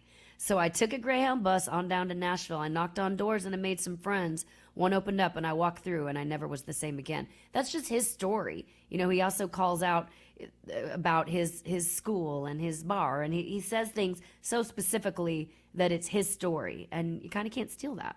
No, you can't. Before I get to my comments on what you just said, and by the way, Dre, can we kind of timestamp that, because that monologue that Lindsay just gave needs to be kind of adorable content. Nicely done. The Devil Went Down to Georgia by the Charlie Daniels Band, of course, reached #1 on the Hot Country Singles chart.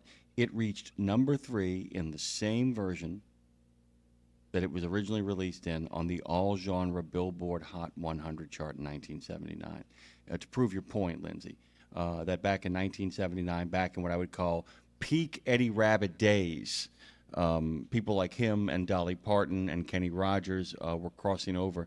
And there is something really interesting, I think, to a large degree about Eddie Rabbitt that's really cool. It was a time when someone like Eddie Rabbitt could actually make the journey down to Nashville, and people didn't have this sort of what I would call regional proprietary protectiveness. That, and I don't mean in regards to the artist in Nashville, because from what you've kind of explained to me, if somebody shows up, from Seattle and says, I want to play country music, and they spent their whole life in Seattle, people are like, can you write good songs? But there really is a proprietary sense that nobody thought twice about wondering where, nobody cared that Eddie Rabbitt was from, born in Brooklyn and then moved to New Jersey, and his dad was a fiddler. Nobody cared. And it's just this, it's something that's gone kind of wrong, and there's something kind of, for all of the kind of craziness of the 70s and 80s, something kind of right about Eddie Rabbitt's story. It's such an American story. It really is an amazing one. And the fact that he would be able to hook up and understand how brilliant your friend David is. To recognize, that's the other thing too. I mean, you can talk about that as well. To recognize sometimes that we are great vessels for other people's songs. And Eddie Rabbitt, in many ways, really seems to really have understood that when he met David. He had two more coming, dude, and all three of those songs are on I have a 70s playlist called The Pool, 70s, 80s playlist called The Pool, music I like to listen to on a summer day by the pool. At the pool. And those three songs. I see how you came up with the name. You like that? And by the way, I have a mid-80s me in high school version called The Wave Pool, and you can guess. And where do you listen to that? Oddly enough, in the mountains. Yeah, exactly. No. but Plot twist. But the idea that it's like, you have these famous directors like David Lynch who have an actor like Kyle MacLachlan who is like their stand-in, and in many ways, I don't know if this is true, but it seems to me that there are people like David Malloy who find in Eddie Rabbitt a chance to be like, that is the vessel that best communicates the genius that I have, the genius of Eddie Rabbitt, the warm decency, the happy-go-lucky guy who's just trying to make his way down a rainy night, is perfect for what David wrote. I love a rainy night. I love a rainy night. I love to hear the thunder. Watch the lightning as it lights up the sky. My favorite part is, ooh, it makes me feel good. It's the way he does that. It's just, and you can hear his charm. And it's like, but for David to recognize that in Eddie, and I wonder how much of that is, and I never got a chance to ask David this, to look at somebody like Eddie and say, I want to write a song that isn't just for your voice, but is for you. Because, man, those songs fit him like a glove. When you see him do them on those old videos and those old television shows, he just looks like the kind of guy that loves a rainy night. He loves a rainy night, which, by the way, was inspired by the sound that a windshield makes on a truck. Boom. I think, too, Eddie probably recognized in David and what David Malloy, the songwriter, as Eddie is a songwriter, by the way, recognized in each other that nobody had a backup plan. David Malloy likes to talk about that a lot, that we had no backup plan. This was the plan. If you got a backup plan, then back out of my office. It won't work. Eddie Rabbitt's writing really appealed to people long before he was actually putting hit records out. So his first two country hits were Drinking My Baby Off My Mind and You Don't Love Me Anymore. Those were released in 76 and late 70s.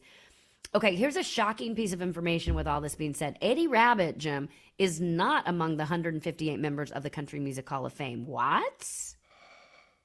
They typically induct 3 members a year. It comes through an anonymous panel, which is chosen by the CMA, the Country Music Association. I guess he could have, and they said he might have a better chance at making the New Jersey Hall of Fame, which also he's not in. The New Jersey Hall of Fame lets the public vote every year on dozens of nominees.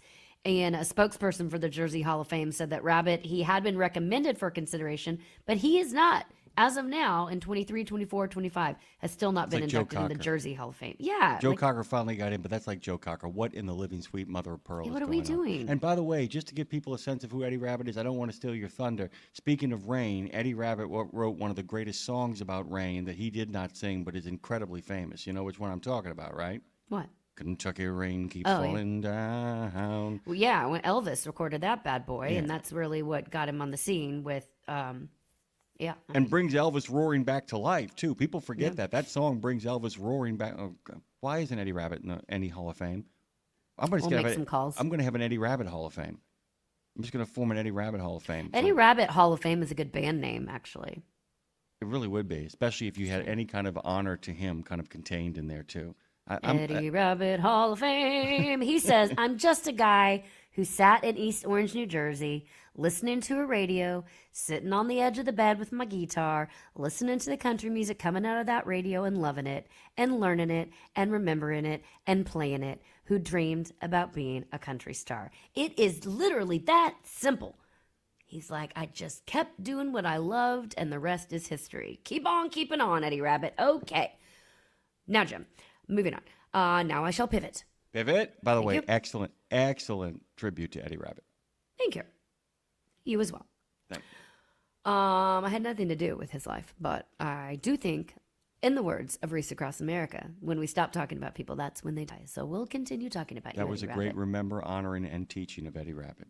Yes, I like that. Go on. Okay, so that was the past. Let's go to the future. The future is So, of course, we've talked a lot, or quite a bit rather, as has everyone in the music industry, about the effects of AI-generated music.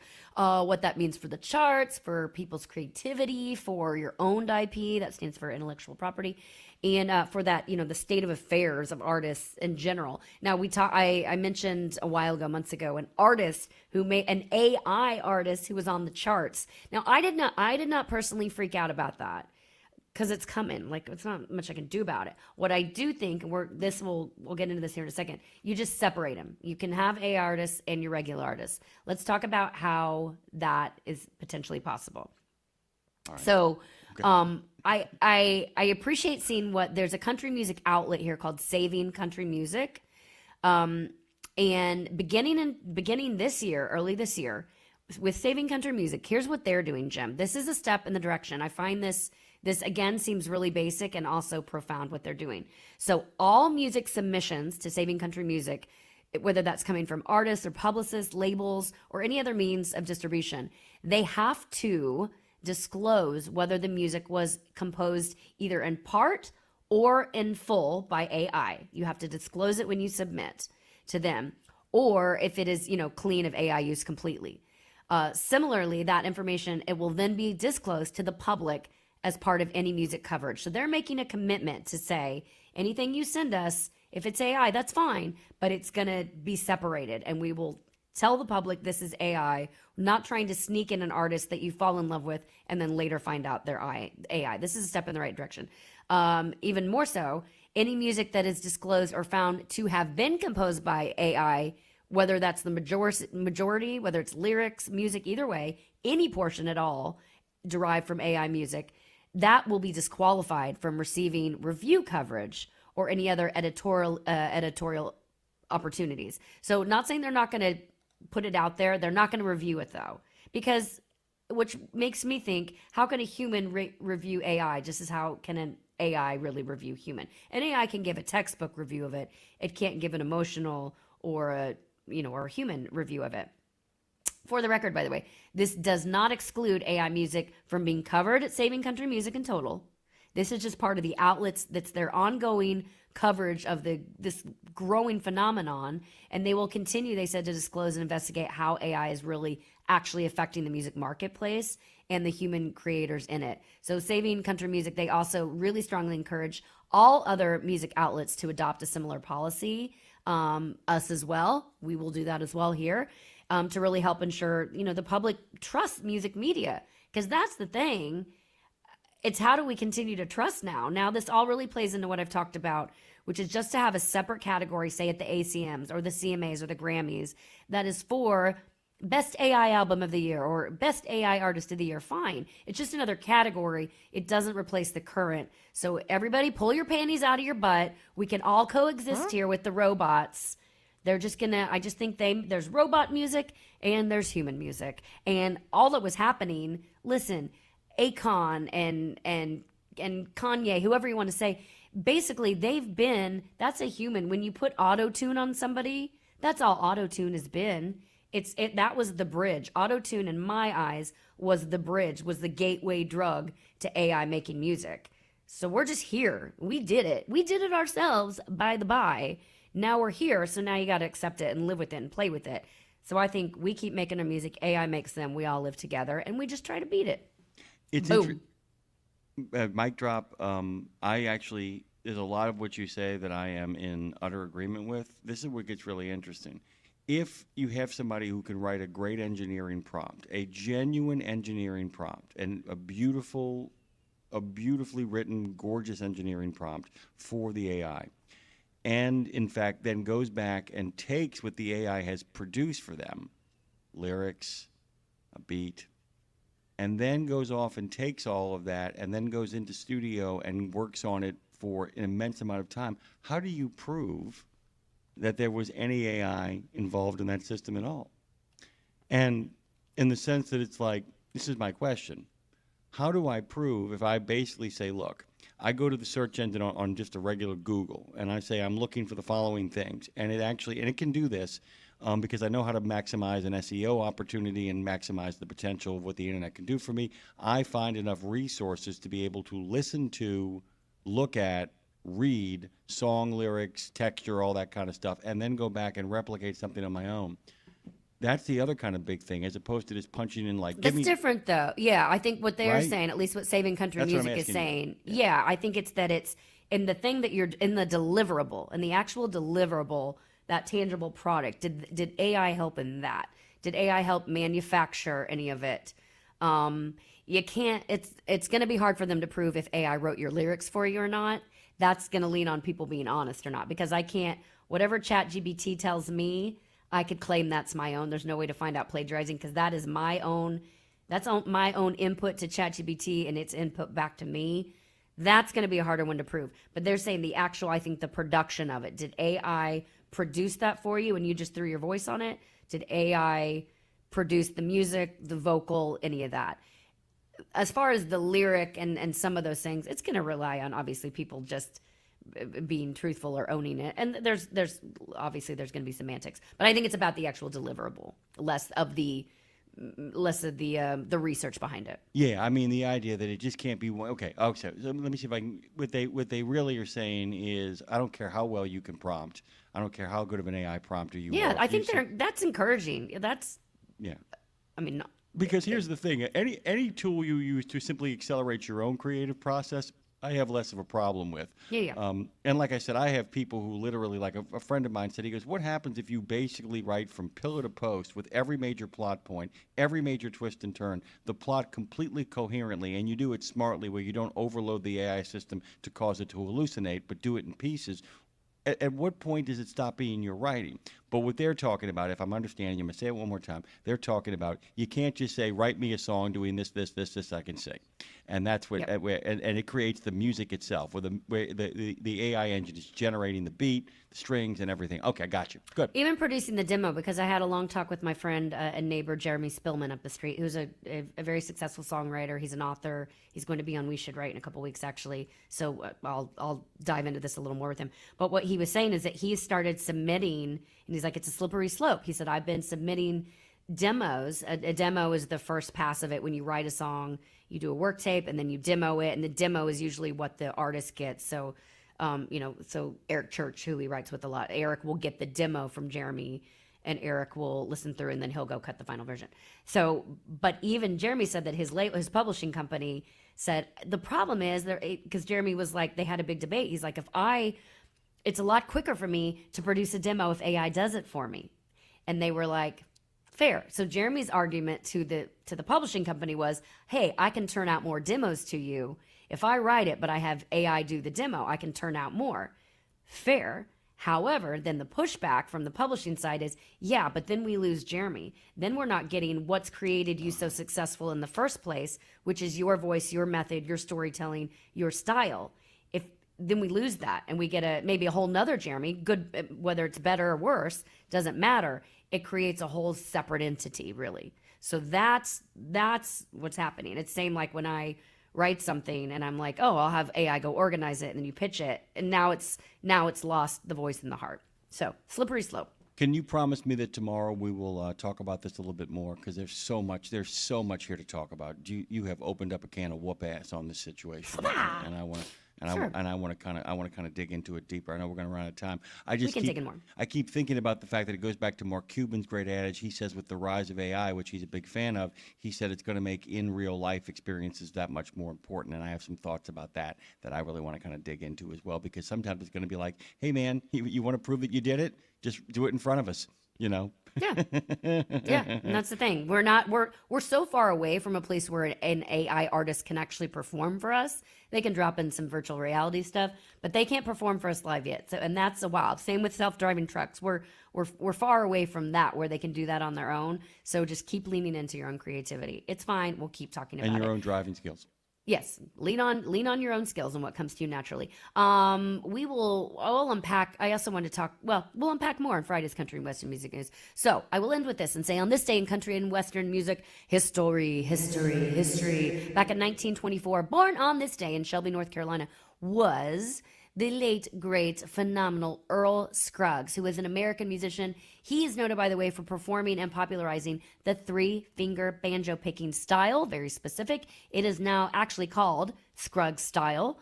He worked with Bill Monroe and the Bluegrass Boys, of course. He scored the hit as Flat and Scruggs with the Ballad of Jed Clampett for the TV show The Beverly Hillbillies back in 1962.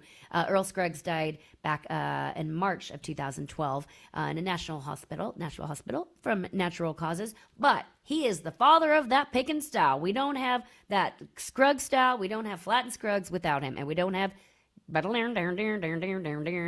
Clampett. That is your country and Western music news. Country and Western music news here on Road Gang Radio. Radio. Coming up tomorrow, what do we have? Well, a lot of great stuff, Jim. Yeah, a lot of stuff coming your way. We do have potato chips coming up, by the way. On the other side of this, our good friends Ashley and Scott are going to be doing an encore production of their potato chip conversation. In a video game, if you get enough experience, you level up. And when you level up, you gain more skill. And with enough skill, you beat the boss and win the game. Sounds a lot like trucking, doesn't it? Except in trucking, you don't beat the boss, you become the boss. And if you want to be the boss, you gotta meet the boss. And that boss? Carrier's Edge boss, Jane Jazrawi. Want your drivers to level up? Carrier's Edge has the training, comprehensive safety, compliance, and best practices on one website. It's a simple subscription with no contract and no commitment. Learn more. Try it out. Level up. CarriersEdge.com. Hey, come on! We're starting the game! All right, I'm coming. Wait for me. CarriersEdge.com. At RadioNemo, we believe in finding your tribe, your people, your gang. But you can't find your gang unless you find yourself, and you can't find yourself unless you write, right? Lindsay Lawler's We Should Write is a podcast about the healing power of writing. It dives deep with creatives of all types to discover how putting a pen to paper helps them work their stuff out, and maybe gives you the permission slip to do the same thing. We Should Write, live at noon in the center every Wednesday, and then everywhere you get your podcasts. Go to RadioNemo.com and learn how to write yourself to healing, creativity, and clarity. Right? You know Castrol for passenger car oil and racing, but did you know that they're in the heavy-duty over-the-road market? Well, Castrol CRB Multi 15W40 and Vecton Long Drain 10W30 are now available at TA Truck Service Centers nationwide. This is the partnership in preventive maintenance. TA Truck Service and Castrol, offering you premium products and performance at great price points every day. Castrol, performance for the long haul, guaranteed. The Allen Lund Company wishes the owner-operators driving across this great country happy holidays. Hello and welcome to Trucking with OOIDA. I'm Scott Thompson. And I'm Ashley Blackford. So Ashley, I was thinking today about how we come up with the people that we reach out to, who we want to speak to on the show. There are some logical pathways that we sometimes follow, Ones that obviously make sense. Yeah, if there's something in the news like non-domiciled CDLs or truck parking or whatever, it makes sense that we would reach out to that particular person to talk to them about that particular thing. Today's show is a little bit different because we're talking about a topic that really has no direct correlation to trucking. Well, trucks haul this thing. Yeah. I don't know why we're beating around the bush. And truck drivers, obviously, I would think, enjoy this Yes, thing. this is not a riddle show, by the way. We are going to tell you what we're going to talk about. So we'll get into this here when we talk with Alan Richer, also known as the Toga Chip Guy. And he'll Hint, explain that. Not computer chips, we're talking potato chips here. And this started because of a conversation we were having recently with Joanne Couture, Yes. OOIDA board member, Canadian member. Yes. Came in bringing you a bunch of treats. She brought me a bunch of treats. She brought me Kraft Dinner, which is mac and cheese. She brought me Shreddies, my favorite kind of cereal that you can only get in Canada. And she brought me all-dressed chips, And which brought are some- my favorite. And then she also brought ketchup chips. And she brought some chocolate as well. Yes. But the idea here was we were talking about just kind of the differences between Canada and the U.S. with regard to snacks and chips and all this kind of thing. And that got you, I think, mostly thinking. Got the wheels turning. I was like, you know what? There's got to be like a chip expert or like somebody who's really dove into the history. And I found him. You did. Alan Richer definitely qualifies for someone who has really dived into an issue, and it, I wouldn't say consumes him, but you're going to. Yeah. You're going to hear it here. This man knows more about potato chips than I know about literally anything. Yeah, you know, yeah. No, he definitely has combined, quite a history. Yeah, He was one of the first people who popped up when I just went into Google. I wrote him on LinkedIn. He got back to me and he's done a ton of media. Yes, he some has, yeah. big names like the History Channel. I know he's done I don't know if it was Australia's version of 60 Minutes or 66 Minutes or something like that. 66 minutes. It was something is it different. because Maybe the time. Like the toilet, the water swirls yeah, in the it goes the opposite other way. direction. They have an extra 6 That I don't minutes. know. Is that right? We'll have to find an expert on that as well. All right. Well, that's our next thing. So, yeah, Alan Richard's been on 66 Minutes, I don't know. apparently, in Australia. I'll have to double check. And on a whole other host of shows and podcasts and what have you. And now he's on Trucking with OOIDA.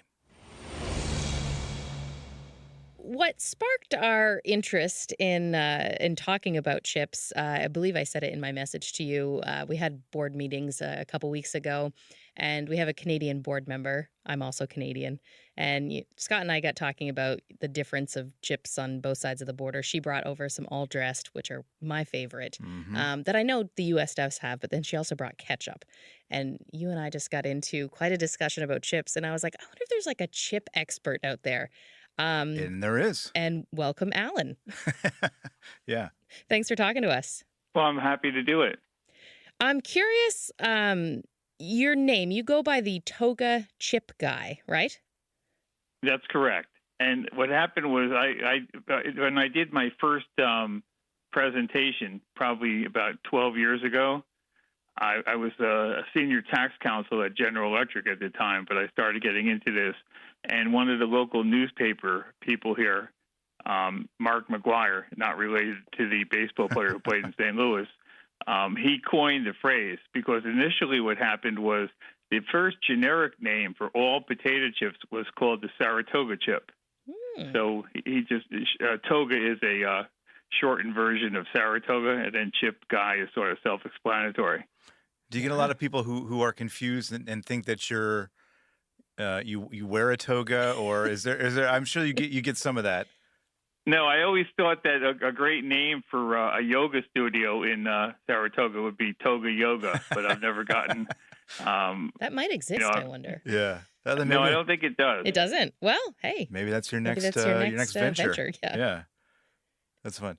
How let's walk through this, Alan, because this is a very specific expertise and a very specific, I don't know, is hobby the right word, I suppose? How did you kind of start down this path to becoming the chip guy, the potato chip expert? So in 2004, I lived just outside of Albany, New York, the capital of New York State. And in 2004, my wife and I bought a home in Saratoga Springs, New York, which is about 35 minutes away.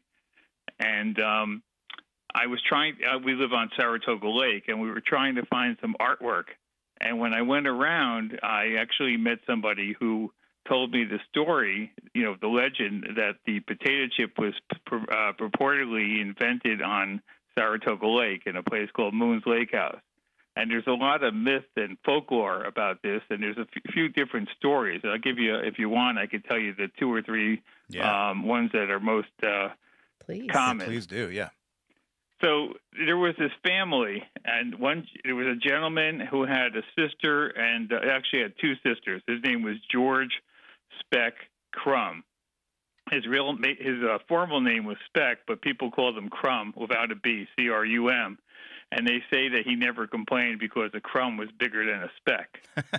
And he had a sister who went by Aunt Katie, and she had a lot of different names, but her last name was Weeks.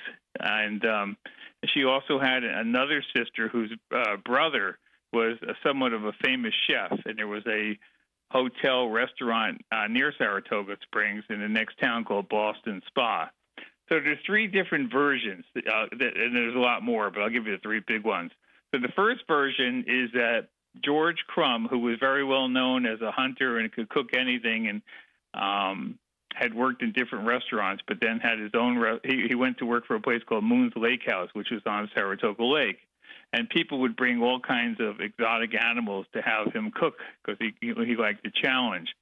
And so legend has it that Commodore Vanderbilt, the head of the Vanderbilt family that made their fortune in the railroads and that, came to Saratoga Springs and dined there, and he ordered steak and French fries.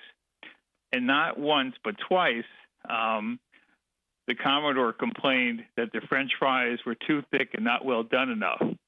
And George was quite an honorary person, and so what happened was he got upset, so he took out his razor. He took the razor, cut the potatoes razor thin, put them in lard, deep fried them, and poured a ton of salt on them, thinking that he would upset the customer, that he wouldn't like them. And to his surprise, the customer liked them.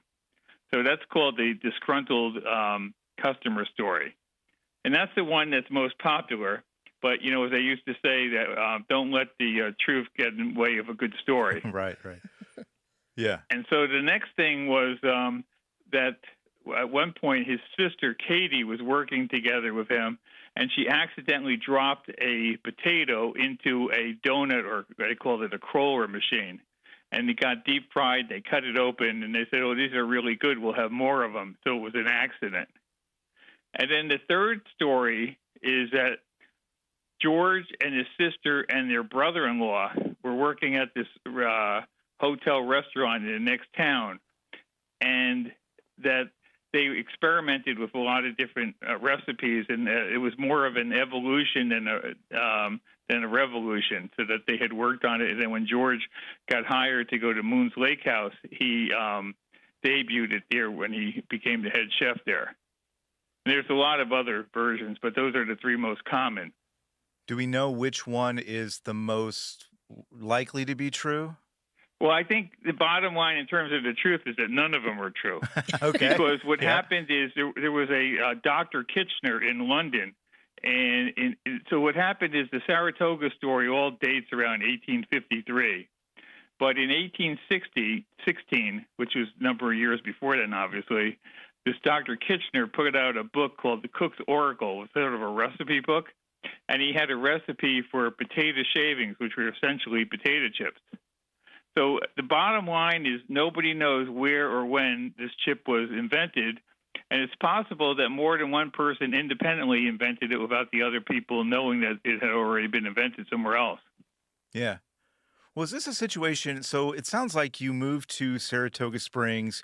You caught wind of the history there and the stories and the folklore and all of that, and that kind of got you hooked. Is that what kind of got you down this path here? Yeah, I met a man who had worked for a very famous photographer. You have to remember, at one point in time, Saratoga Springs had the 2 largest hotels in the world. And back in the 1800s, America was sort of a Puritan society, and you weren't supposed to take vacations. They were frowned upon.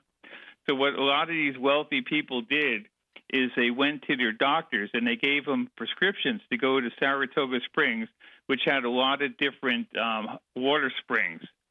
And so they would go there, they would walk, and they would drink the water, and that was their excuse for getting away. And because of the fact that it was so popular, the two biggest hotels and all these wealthy people there, it was really the first place that all the paparazzi came. Oh. So there was a lot of photographs. And one of the people who was worked for as an assistant for one of the famous photographers had gathered a lot of these pictures.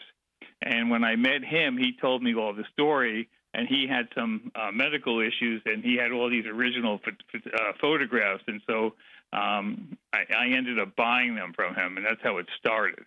Wow. But now, looking back on your resume on LinkedIn, you went to law school, right? Yes, I went to Syracuse University, undergrad and law school. And kind of worked in that field for quite a while, right? Yeah, for like 35 years as a tax lawyer. Wow. Did you ever think my future is in chips? Not computer chips. Maybe but, I had worked for a computer company. Ah, so there maybe it is. computer There it is. chips, but never in potato chips. What was this? This fascinates me for a number of reasons. One being, you start out and you're kind of, it sounds like you've got this interest in potato chips, and again, kind of the history and the stories surrounding it. And, we'll get into kind of how the potato chip has maybe changed or developed over the years. But at some point, we will go online and look on Wikipedia if something, kind of piques our interests, and do a little research, and then we kind of, leave it there and move on to the next thing. Something about this hooked you. I would assume that you liked potato chips before this even became a thing for you. But what I guess, again, propelled you down the path to just like, I'm so focused on this, I find this interesting, I'm going to follow the history and kind of become the expert on this? Because that is, in some ways, a decision, but in other ways, I assume it just kind of took off for you. How did that all kind of play out? Well, I have a curiosity, and what happened was I was sort of curious by the fact that the first generic name of all potato chips were the Saratoga chip. Mm-hmm. And my mother always told me everything in moderation, but I never really paid attention. So I started doing research to find out, and find out everything I could about it. And what was interesting is that while people had written up stories about Saratoga, they never had really looked at the whole global thing and how it expanded and how the name was used everywhere. And so I started doing that and sort of realized that I was doing a pioneer on things that nobody had ever done. I thought that was really cool. Mm-hmm. And it was interesting because I had been a tax lawyer. And when you're a tax lawyer, what happens is you come up with very novel things that you don't want to get out in the public, because the IRS figures some of this stuff out and they'll shut it down. So you're basically like the rabbi who on the holiest day of the year plays hooky and goes out and plays golf, and he gets a hole-in-one, but because he wasn't supposed to be there, he can't tell anybody about it. Yeah. And then when you're doing this with the potato chip, it's like the greatest conversation starter. Everybody in the world, first of all, they all laugh because they think it's the biggest joke ever. But then when you bring out your business card and you show them, they think, it's just amazing. Yeah. And you have a website, but you also have a museum, right? Well, I have a website. I have the largest collection of memorabilia. And what I do is I do a couple of different things. So I do museum exhibits, and then I also speak. So the biggest conference I ever did was for the AARP down in Florida at Orlando at SeaWorld. I always said that Flipper really enjoyed the show. but anyway, when I do that, I have all my materials on a PowerPoint thing, and I start out with the history, and then I show a lot of my memorabilia, and it's all done in a timeline, so it's chronological order. And when I got this AARP gig, they gave me 2 hours to speak, which is a very, very long time. Yeah. So I was thinking, what could I do to hold their attention? So I created like a 200-question potato chip trivia. Okay. So that was one of the things that kept them awake. Give us But a. I use my law school practice, which was, it's interactive. They just call on you. You don't wait for people to raise your hands. You call on people randomly. Right. So it's interactive. Hopefully it's entertaining and it's educational. And I dispense a lot of humor and, it's a stream of consciousness. Even when I write my blog, sometimes it might be a name and then I'll think about all these things that related to my names. So to give you an example, my father and I, we didn't necessarily, at the time that he was alive, have the same musical taste. But the one artist that sort of we both agreed on was great was Neil Diamond. And so he had, his famous song, Sweet Caroline, and everybody sings in the chorus, so good, so good. And so there was a company out in St. Louis, So Good Potato Chips. So when I started writing about that, I reminisced about that story about So Good, and my father and I both liking Neil Diamond, and I built the whole blog post around that. Oh. Yeah, it sounds fun. So you mentioned the trivia, and did you say you had 200 questions on the trivia thing? Did I hear that right? That's right. That's a lot of questions. Don't give us all 200, please. But do you have a couple on there that you have maybe just off the top of your head that might be interesting for people? Because I think those are questions that probably lead us down a path of learning more about things too, right? Which is the idea. Right, and some of them are very hard. So, but I'll give you a couple of them, okay? Yeah. So, let's see. So my very first question I ever came up with was, what does the potato chip have in common with the Wizard of Oz? Oh.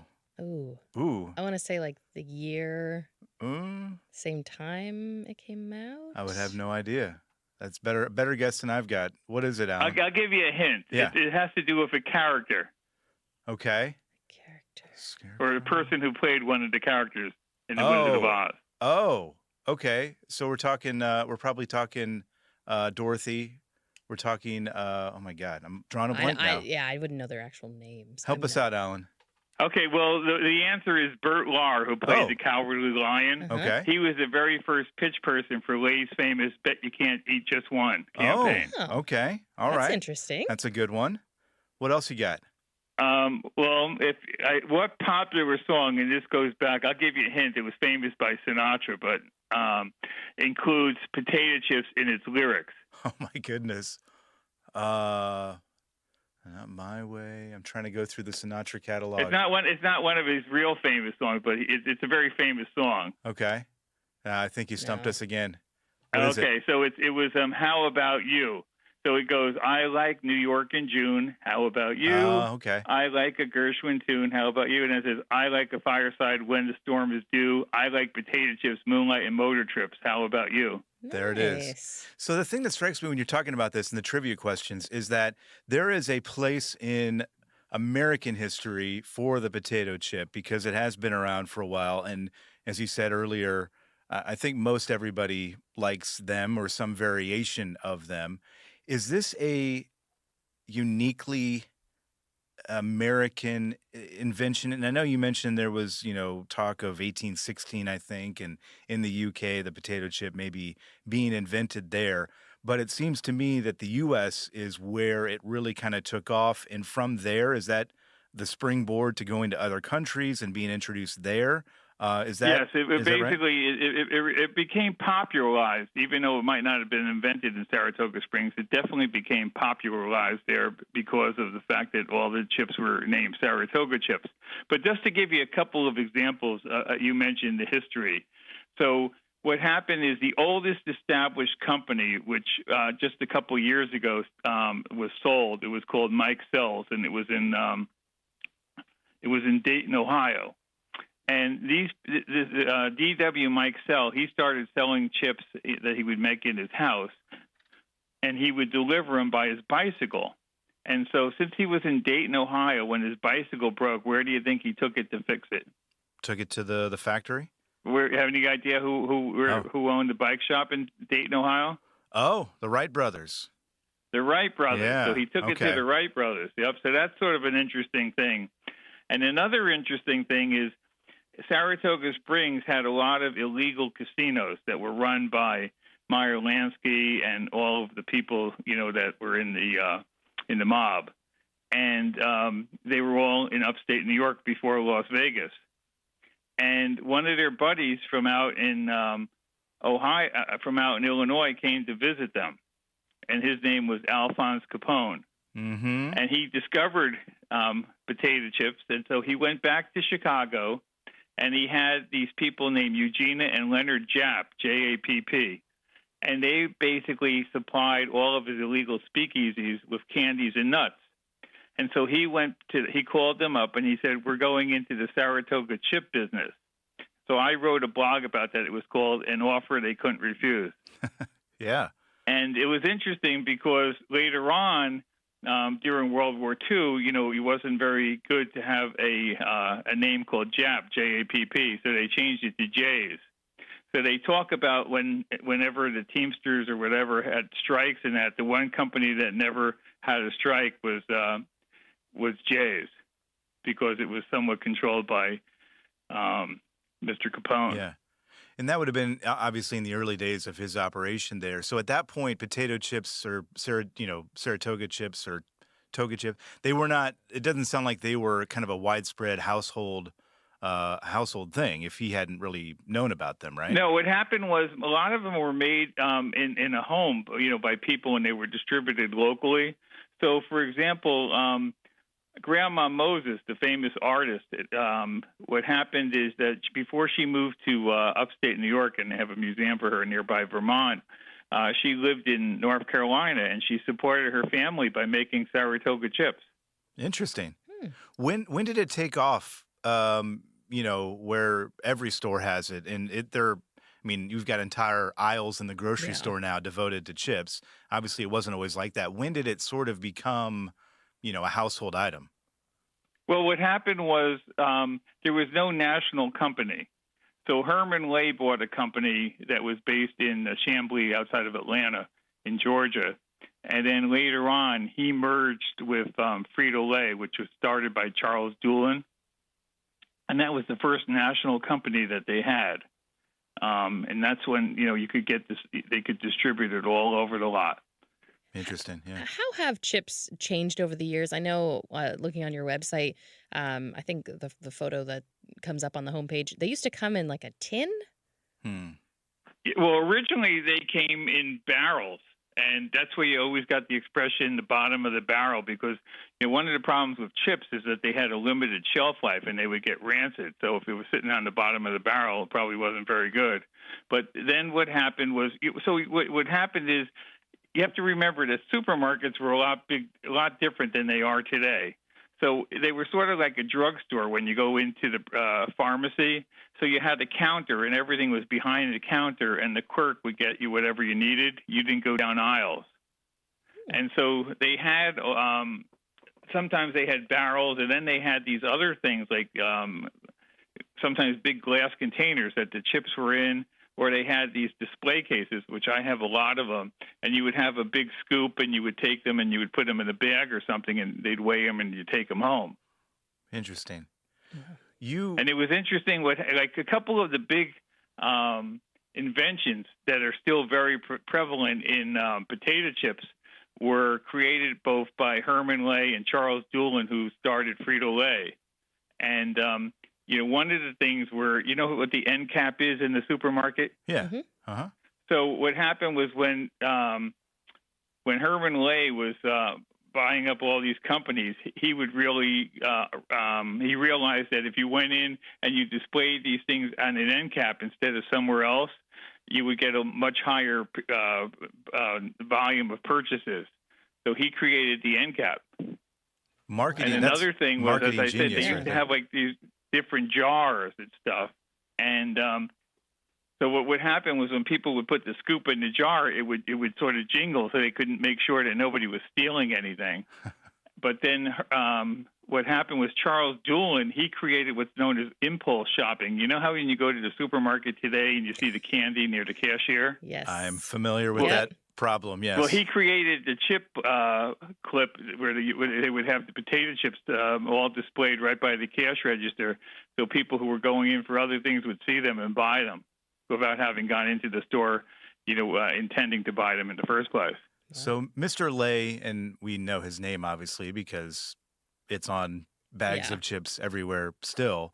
Sounds like he was the first one to realize that this is a money-making venture that he could kind of, jump into.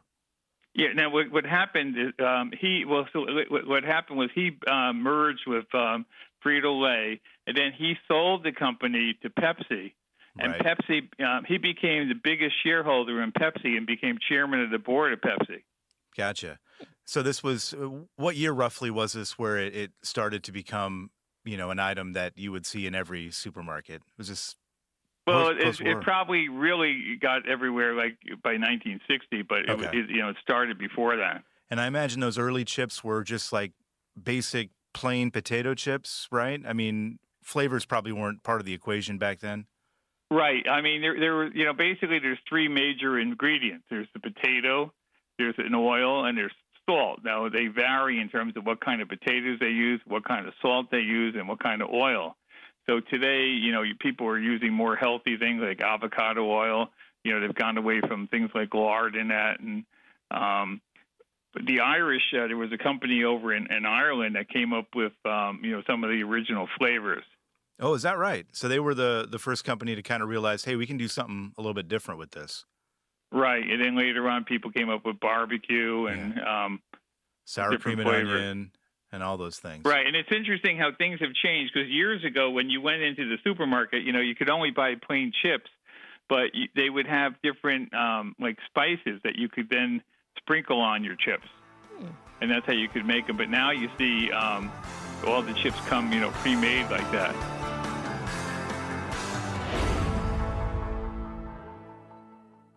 17 Sapp Brothers Travel Centers are known for great food, hospitality, and mom-approved showers and restrooms. But don't forget the service centers. Sapp Brothers ASE certified technicians can repair nearly any issue in shop or roadside, including axle repair. Dig into your free steak dinner with your oil change. That's a Sapp Brothers tradition to thank you for your business. Tires? Sapp Brothers will beat any competitor's advertised price on tires. And download the Sapp Brothers app for exclusive promotions in the shop, restaurant, and store. Your spot under the coffee pot is waiting for you at Sapp Brothers.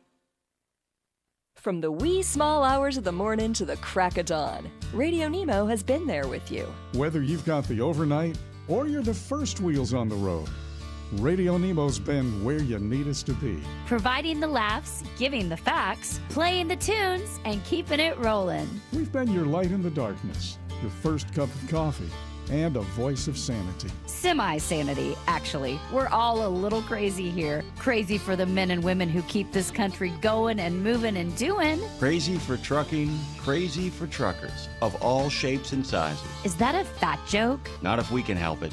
Because it isn't just about the rules and regs. It isn't just about the day-to-day. It's about your health, your homes, and your hearts. So we wanted to say thank you. Thank you. Thank you. Thank you from everyone at RadioNemo for sticking with us, standing by us, and keeping the traditions rolling into the future.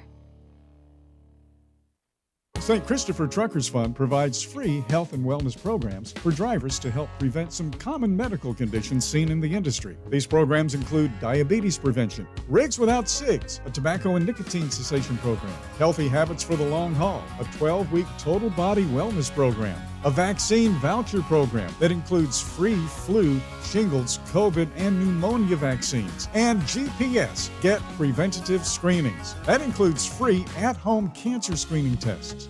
These programs are available to Class A over-the-road semi-truck drivers. For more information or to register for a program, visit the St. Christopher Fund website at truckersfund.org.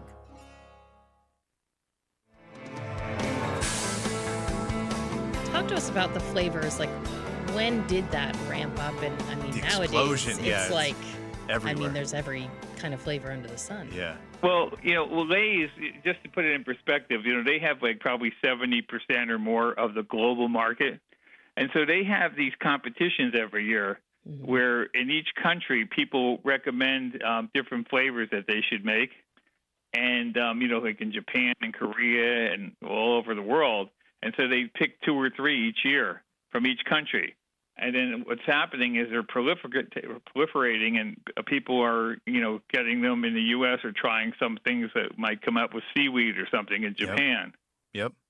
I lived And when your original question, about ketchup, ketchup was always very popular in Canada. It was I don't think it came into about 1970. It was a company called Hostess that originally introduced it.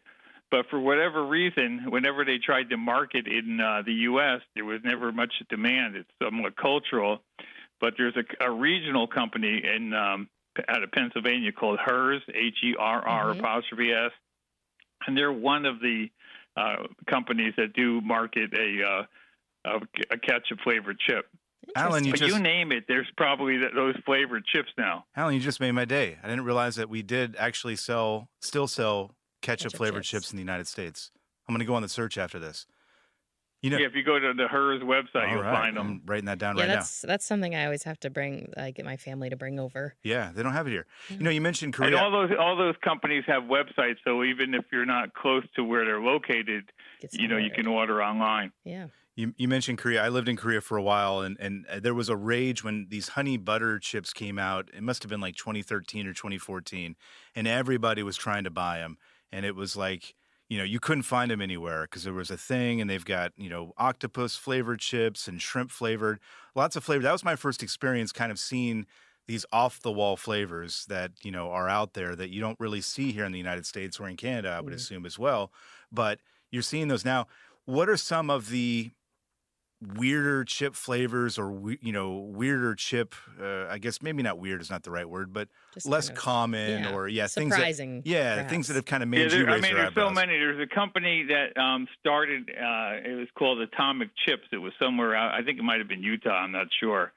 And, they a lot of times what happens is people send me chips. I'm not necessarily promoting anybody's chips, but they want me to either review them or at least make. Is this the one chip challenge thing where it's like a really spicy chip? No, what happened is he sent me like 40 different varieties. Some of them were okay, and others were like so weird I couldn't even eat them. It all becomes on your personal preference and what your taste, what you like. So you do eat a lot of chips then. It's not like you're just doing the history. You're also eating And chips. you're getting sent chips. Yeah. I went to my doctor recently, and he said, "Well, you have a lot of salt." And I said, "What a surprise! The Toga chip guy has salt." There's a reason for that, for sure.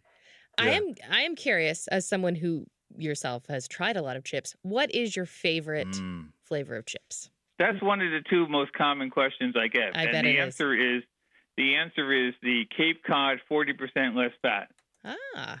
Just the now, I'll give you a little trivia question. Who owns Cape Cod potato chips?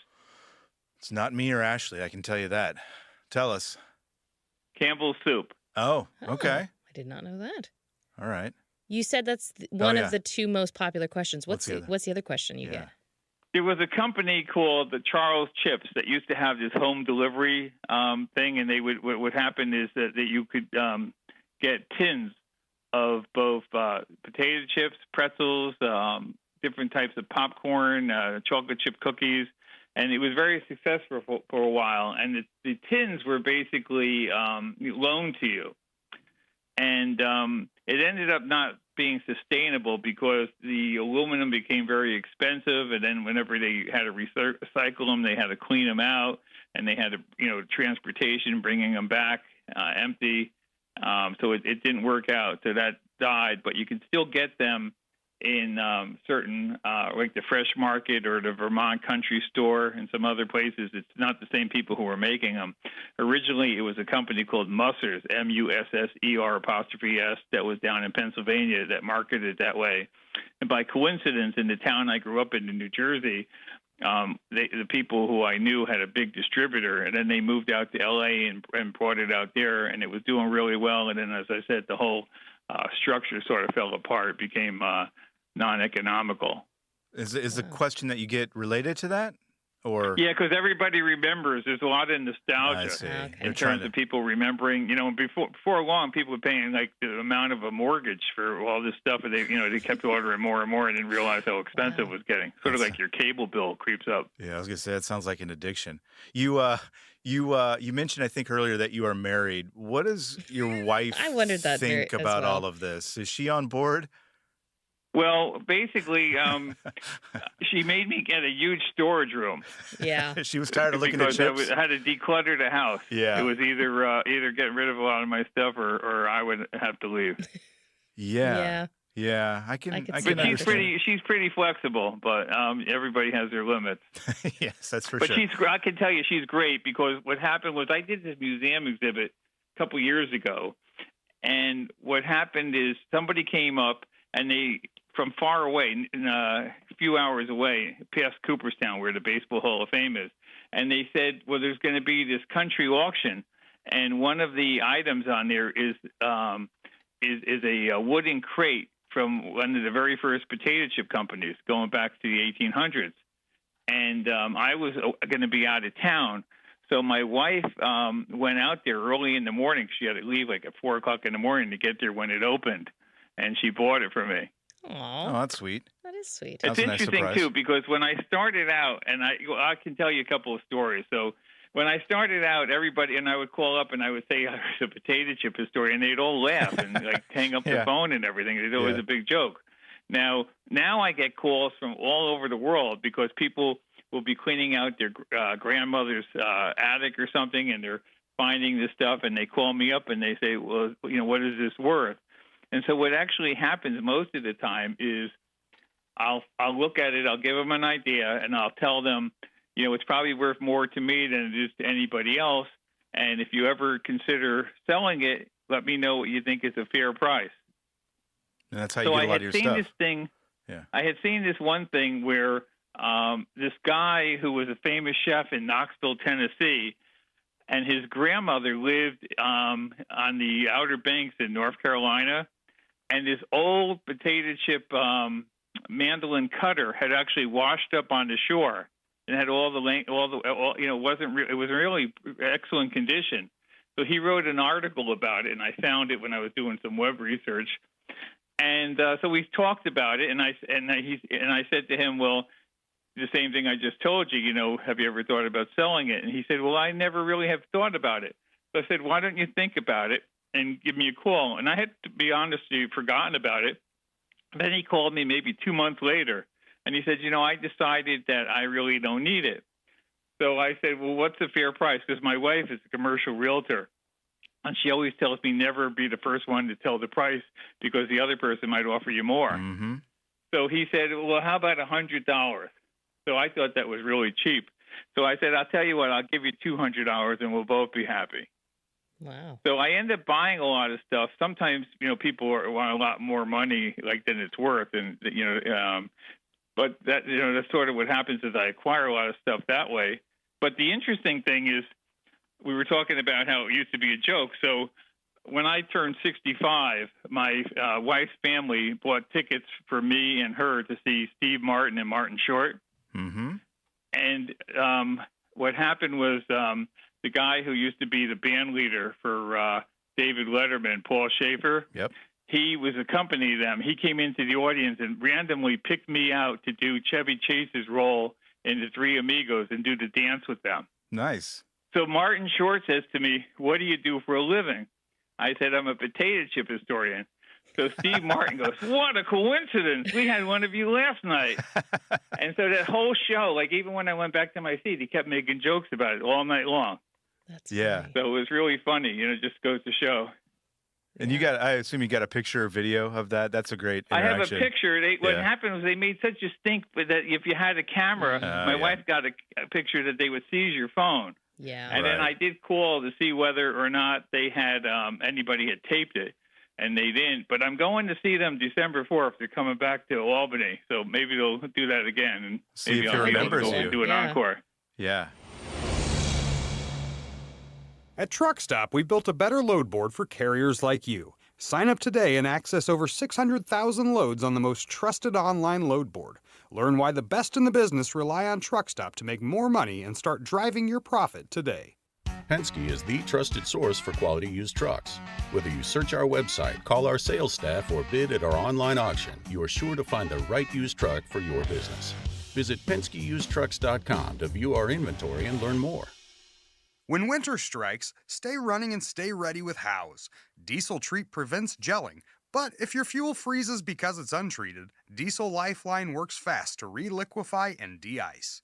House, prevention and rescue for your diesel. Attention all truckers, Dean Michael, the tax doctor here. I want to talk to you about those dreaded tax problems. I know you want to keep on trucking and not even think about them, but let's face it, they're not going away all on their own. You need professional help. I've been helping truckers put their tax problems in the rearview mirror for years. I can help you too. Call me now for a free consultation at 888-557-4020 or go to mytaxhelpmd.com. It's like I always say, keep your eyes on the road, I'll keep mine on the IRS. 888-557-4020. Truckers, your engine works as hard as you do. Don't let torsional vibrations sideline your rig. Vibrotech TVD viscous dampers protect your crankshaft, cut downtime, and keep you earning mile after mile. Over 75 years of trusted protection made in the USA. Find a dealer at vibrotechtvd.com. Since you started, what you've loved about trucking is the freedom. Heading out on your favorite route, a good driving song, and thinking about truck insurance. Well, maybe not that last one. That's why we're here. At OOIDA, we have a full range of truck insurance products, expert advice, and great customer service, helping you get the right coverage for your operation. Go to OOIDA.com, because your job is to drive. Our job is to help with everything else. You mentioned your collection. I'm curious, do you have like a certain item that is really unique or that's maybe your favorite, or what would Well, be... there's so many, but it's sort of interesting. What had happened was at one point in time, I called down to the Snack Food Association, which is in suburban Washington, D.C., and they told me that the person who founded the association, a man named Harvey Noss, he had died, but his son at the time was in his late 80s. And his son's name was Donald Noss. And Donald had recently lost both his wife and his daughter to cancer. And they said he was really in a bad way, but he really enjoyed talking about the potato chip. So it would be a good deed if I would call him up. So I called him up, and we hit it off really well. And we had like phone pals. We were talking all the time. And then he invited me out to suburban Cleveland, Ohio, which is where the Snack Food Association began. And every morning we would get up and we would drive like an hour and a half, and we'd go meet all these old-time, they call them chippers, people who were in the business. And what had happened was they saw me as a young kid, even because they were all like in their 80s and stuff. And it was sort of a handshake agreement. They said, well, you know, if you would perpetuate the stories of our family's business, we'll give you all this memorabilia that never saw the day, you know, the light of day. So I started writing. When I came up with my website, there's a section in there called Building an Industry where I profile a lot of the companies. And sometimes people actually hire me to do the biography of their companies, you know, even more so than I can do a better job sometimes than they can. It's sort of interesting. Is there, you've got a lot of items, it sounds like. Is there an item that's like your white whale, the thing that you got your eye on and you're like, man, I really wish I could get my hands on that? There's a few. There's a thing. There was a company called Fox's Potato Chips. It's a picture. It looks like a combination of Abe Lincoln's face on a fox. And it's when the potato chips were first coming out, there was an exposition down in New York City where they were inviting grocers and hotels and other people to learn about potato chips. So that's one of the really cool things. And then I have, what was always sort of the holy grail was there's this Aunt Jemima Saratoga chip machine, potato chipper. And what happened was I had seen a catalog for antiques that mentioned it, but I could never find a picture of any of it. And then eventually I did get a picture from a different catalog. And I was talking at one of my presentations, and it was a big line that people come up afterwards to ask you questions. And somebody came up and said, well, I have one of these at home. But by the time that they came back again after the line, they had left. So I never was able to get it. So I have a picture of what it looks like, but that's like sort of the holy grail. Yeah. You mentioned the Fox potato chips. Do you know where those are created? That was in New York City. Okay.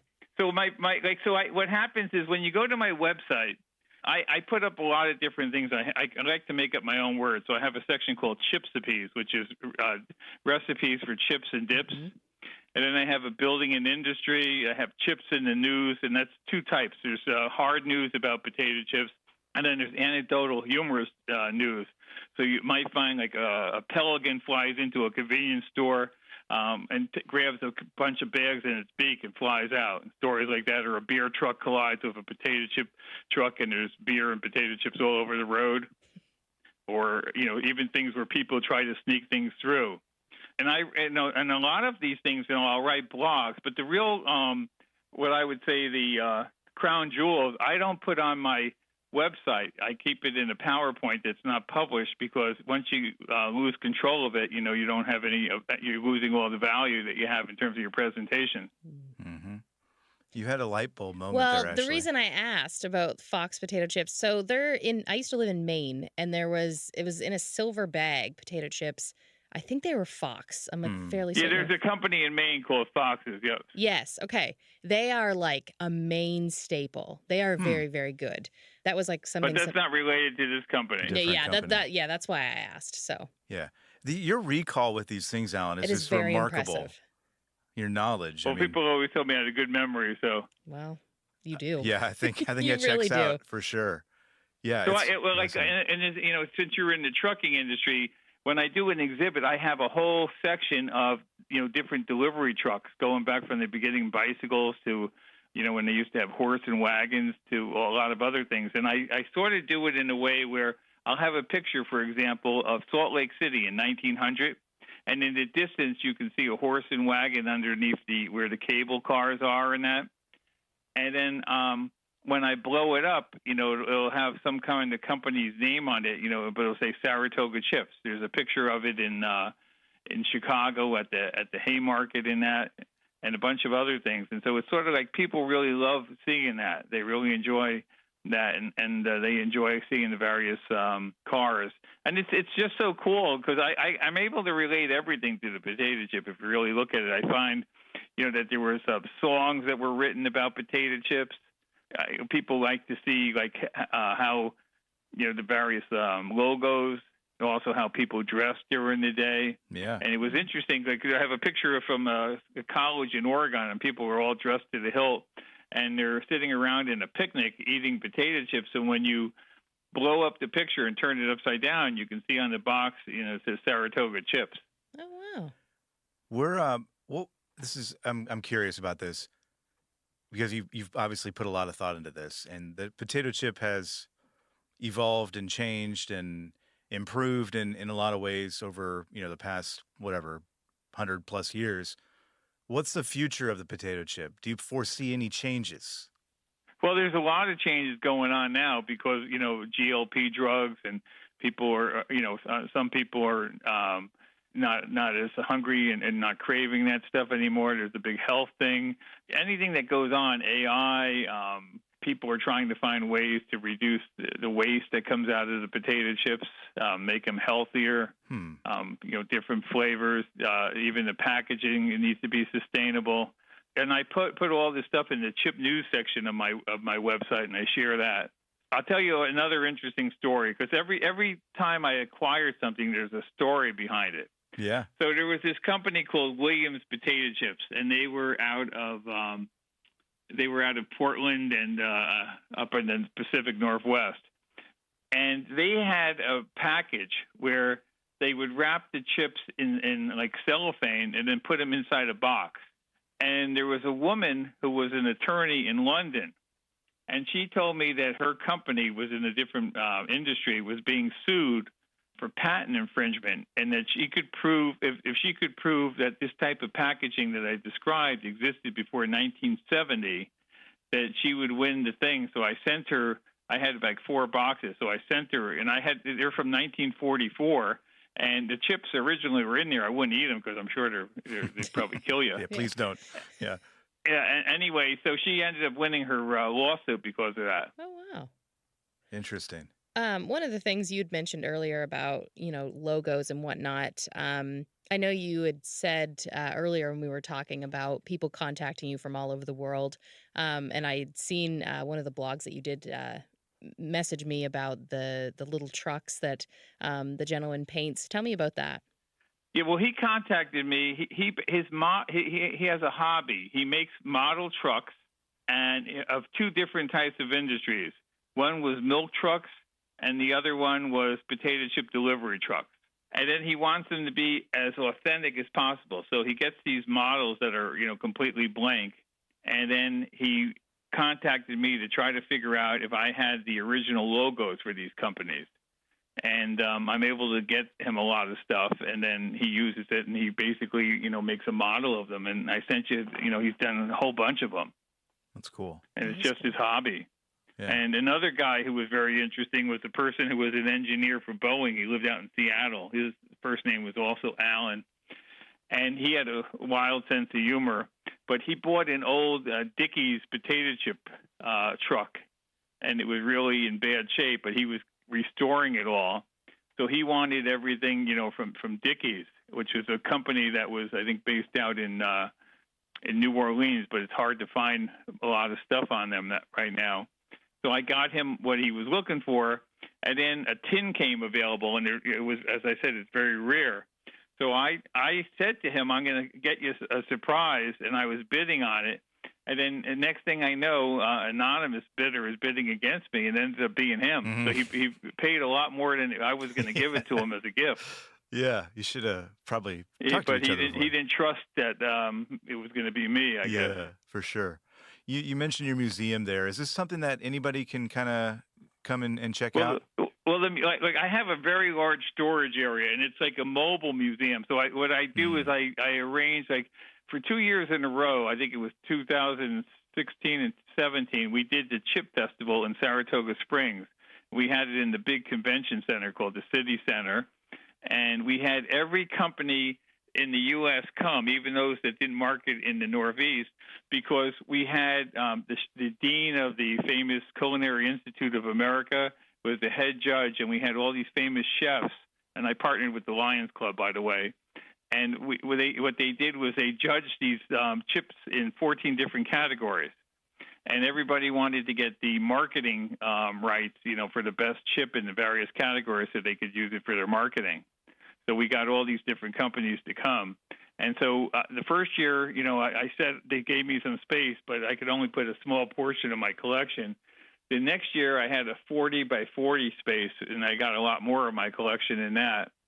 And then I've done different places where like the Saratoga County History Center. I had a big exhibit there for a few months, and I'm always, talking to different people. I started talking to the Smithsonian several years ago, but they move at a glacier pace, so I don't know if anything is going to happen in my lifetime.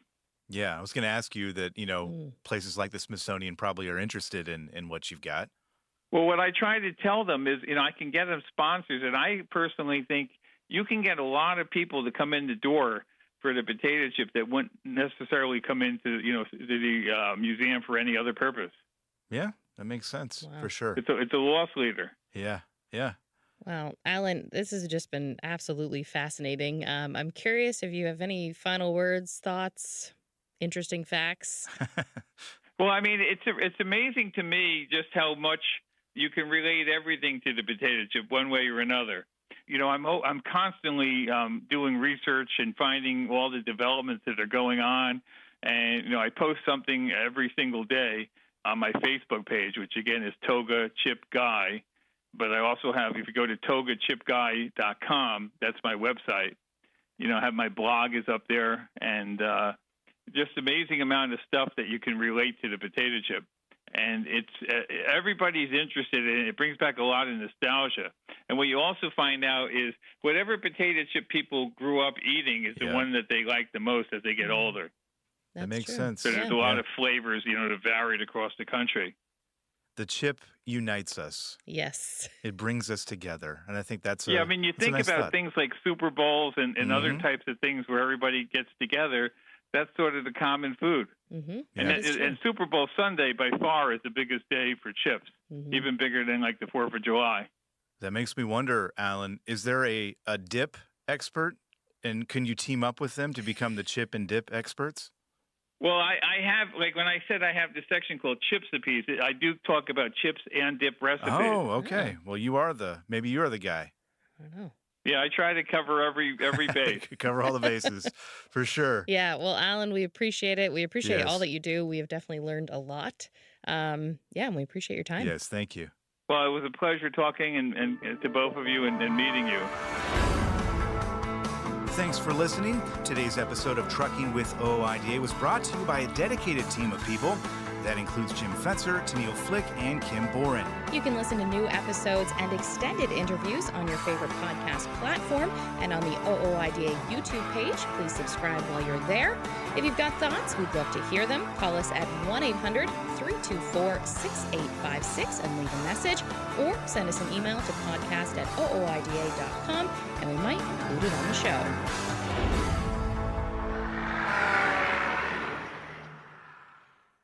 You know Castrol for passenger car oil and racing, but did you know that they're in the heavy-duty over-the-road market? Well, Castrol CRB Multi 15W40 and Vecton Long Drain 10W30 are now available at TA Truck Service Centers nationwide. This is the partnership in preventive maintenance. TA Truck Service and Castrol, offering you premium products and performance at great price points every day. Castrol, performance for the long haul, guaranteed. From the wee small hours of the morning to the crack of dawn, RadioNemo has been there with you. Whether you've got the overnight or you're the first wheels on the road, RadioNemo's been where you need us to be. Providing the laughs, giving the facts, playing the tunes, and keeping it rolling. We've been your light in the darkness, your first cup of coffee, and a voice of sanity. Semi-sanity, actually. We're all a little crazy here. Crazy for the men and women who keep this country going and moving and doing. Crazy for trucking, crazy for truckers of all shapes and sizes. Is that a fat joke? Not if we can help it. Because it isn't just about the rules and regs, it isn't just about the day-to-day, it's about your health, your homes, and your hearts. So we wanted to say thank you. Thank you. Thank you. Thank you from everyone at RadioNemo for sticking with us, standing by us, and keeping the traditions rolling into the future.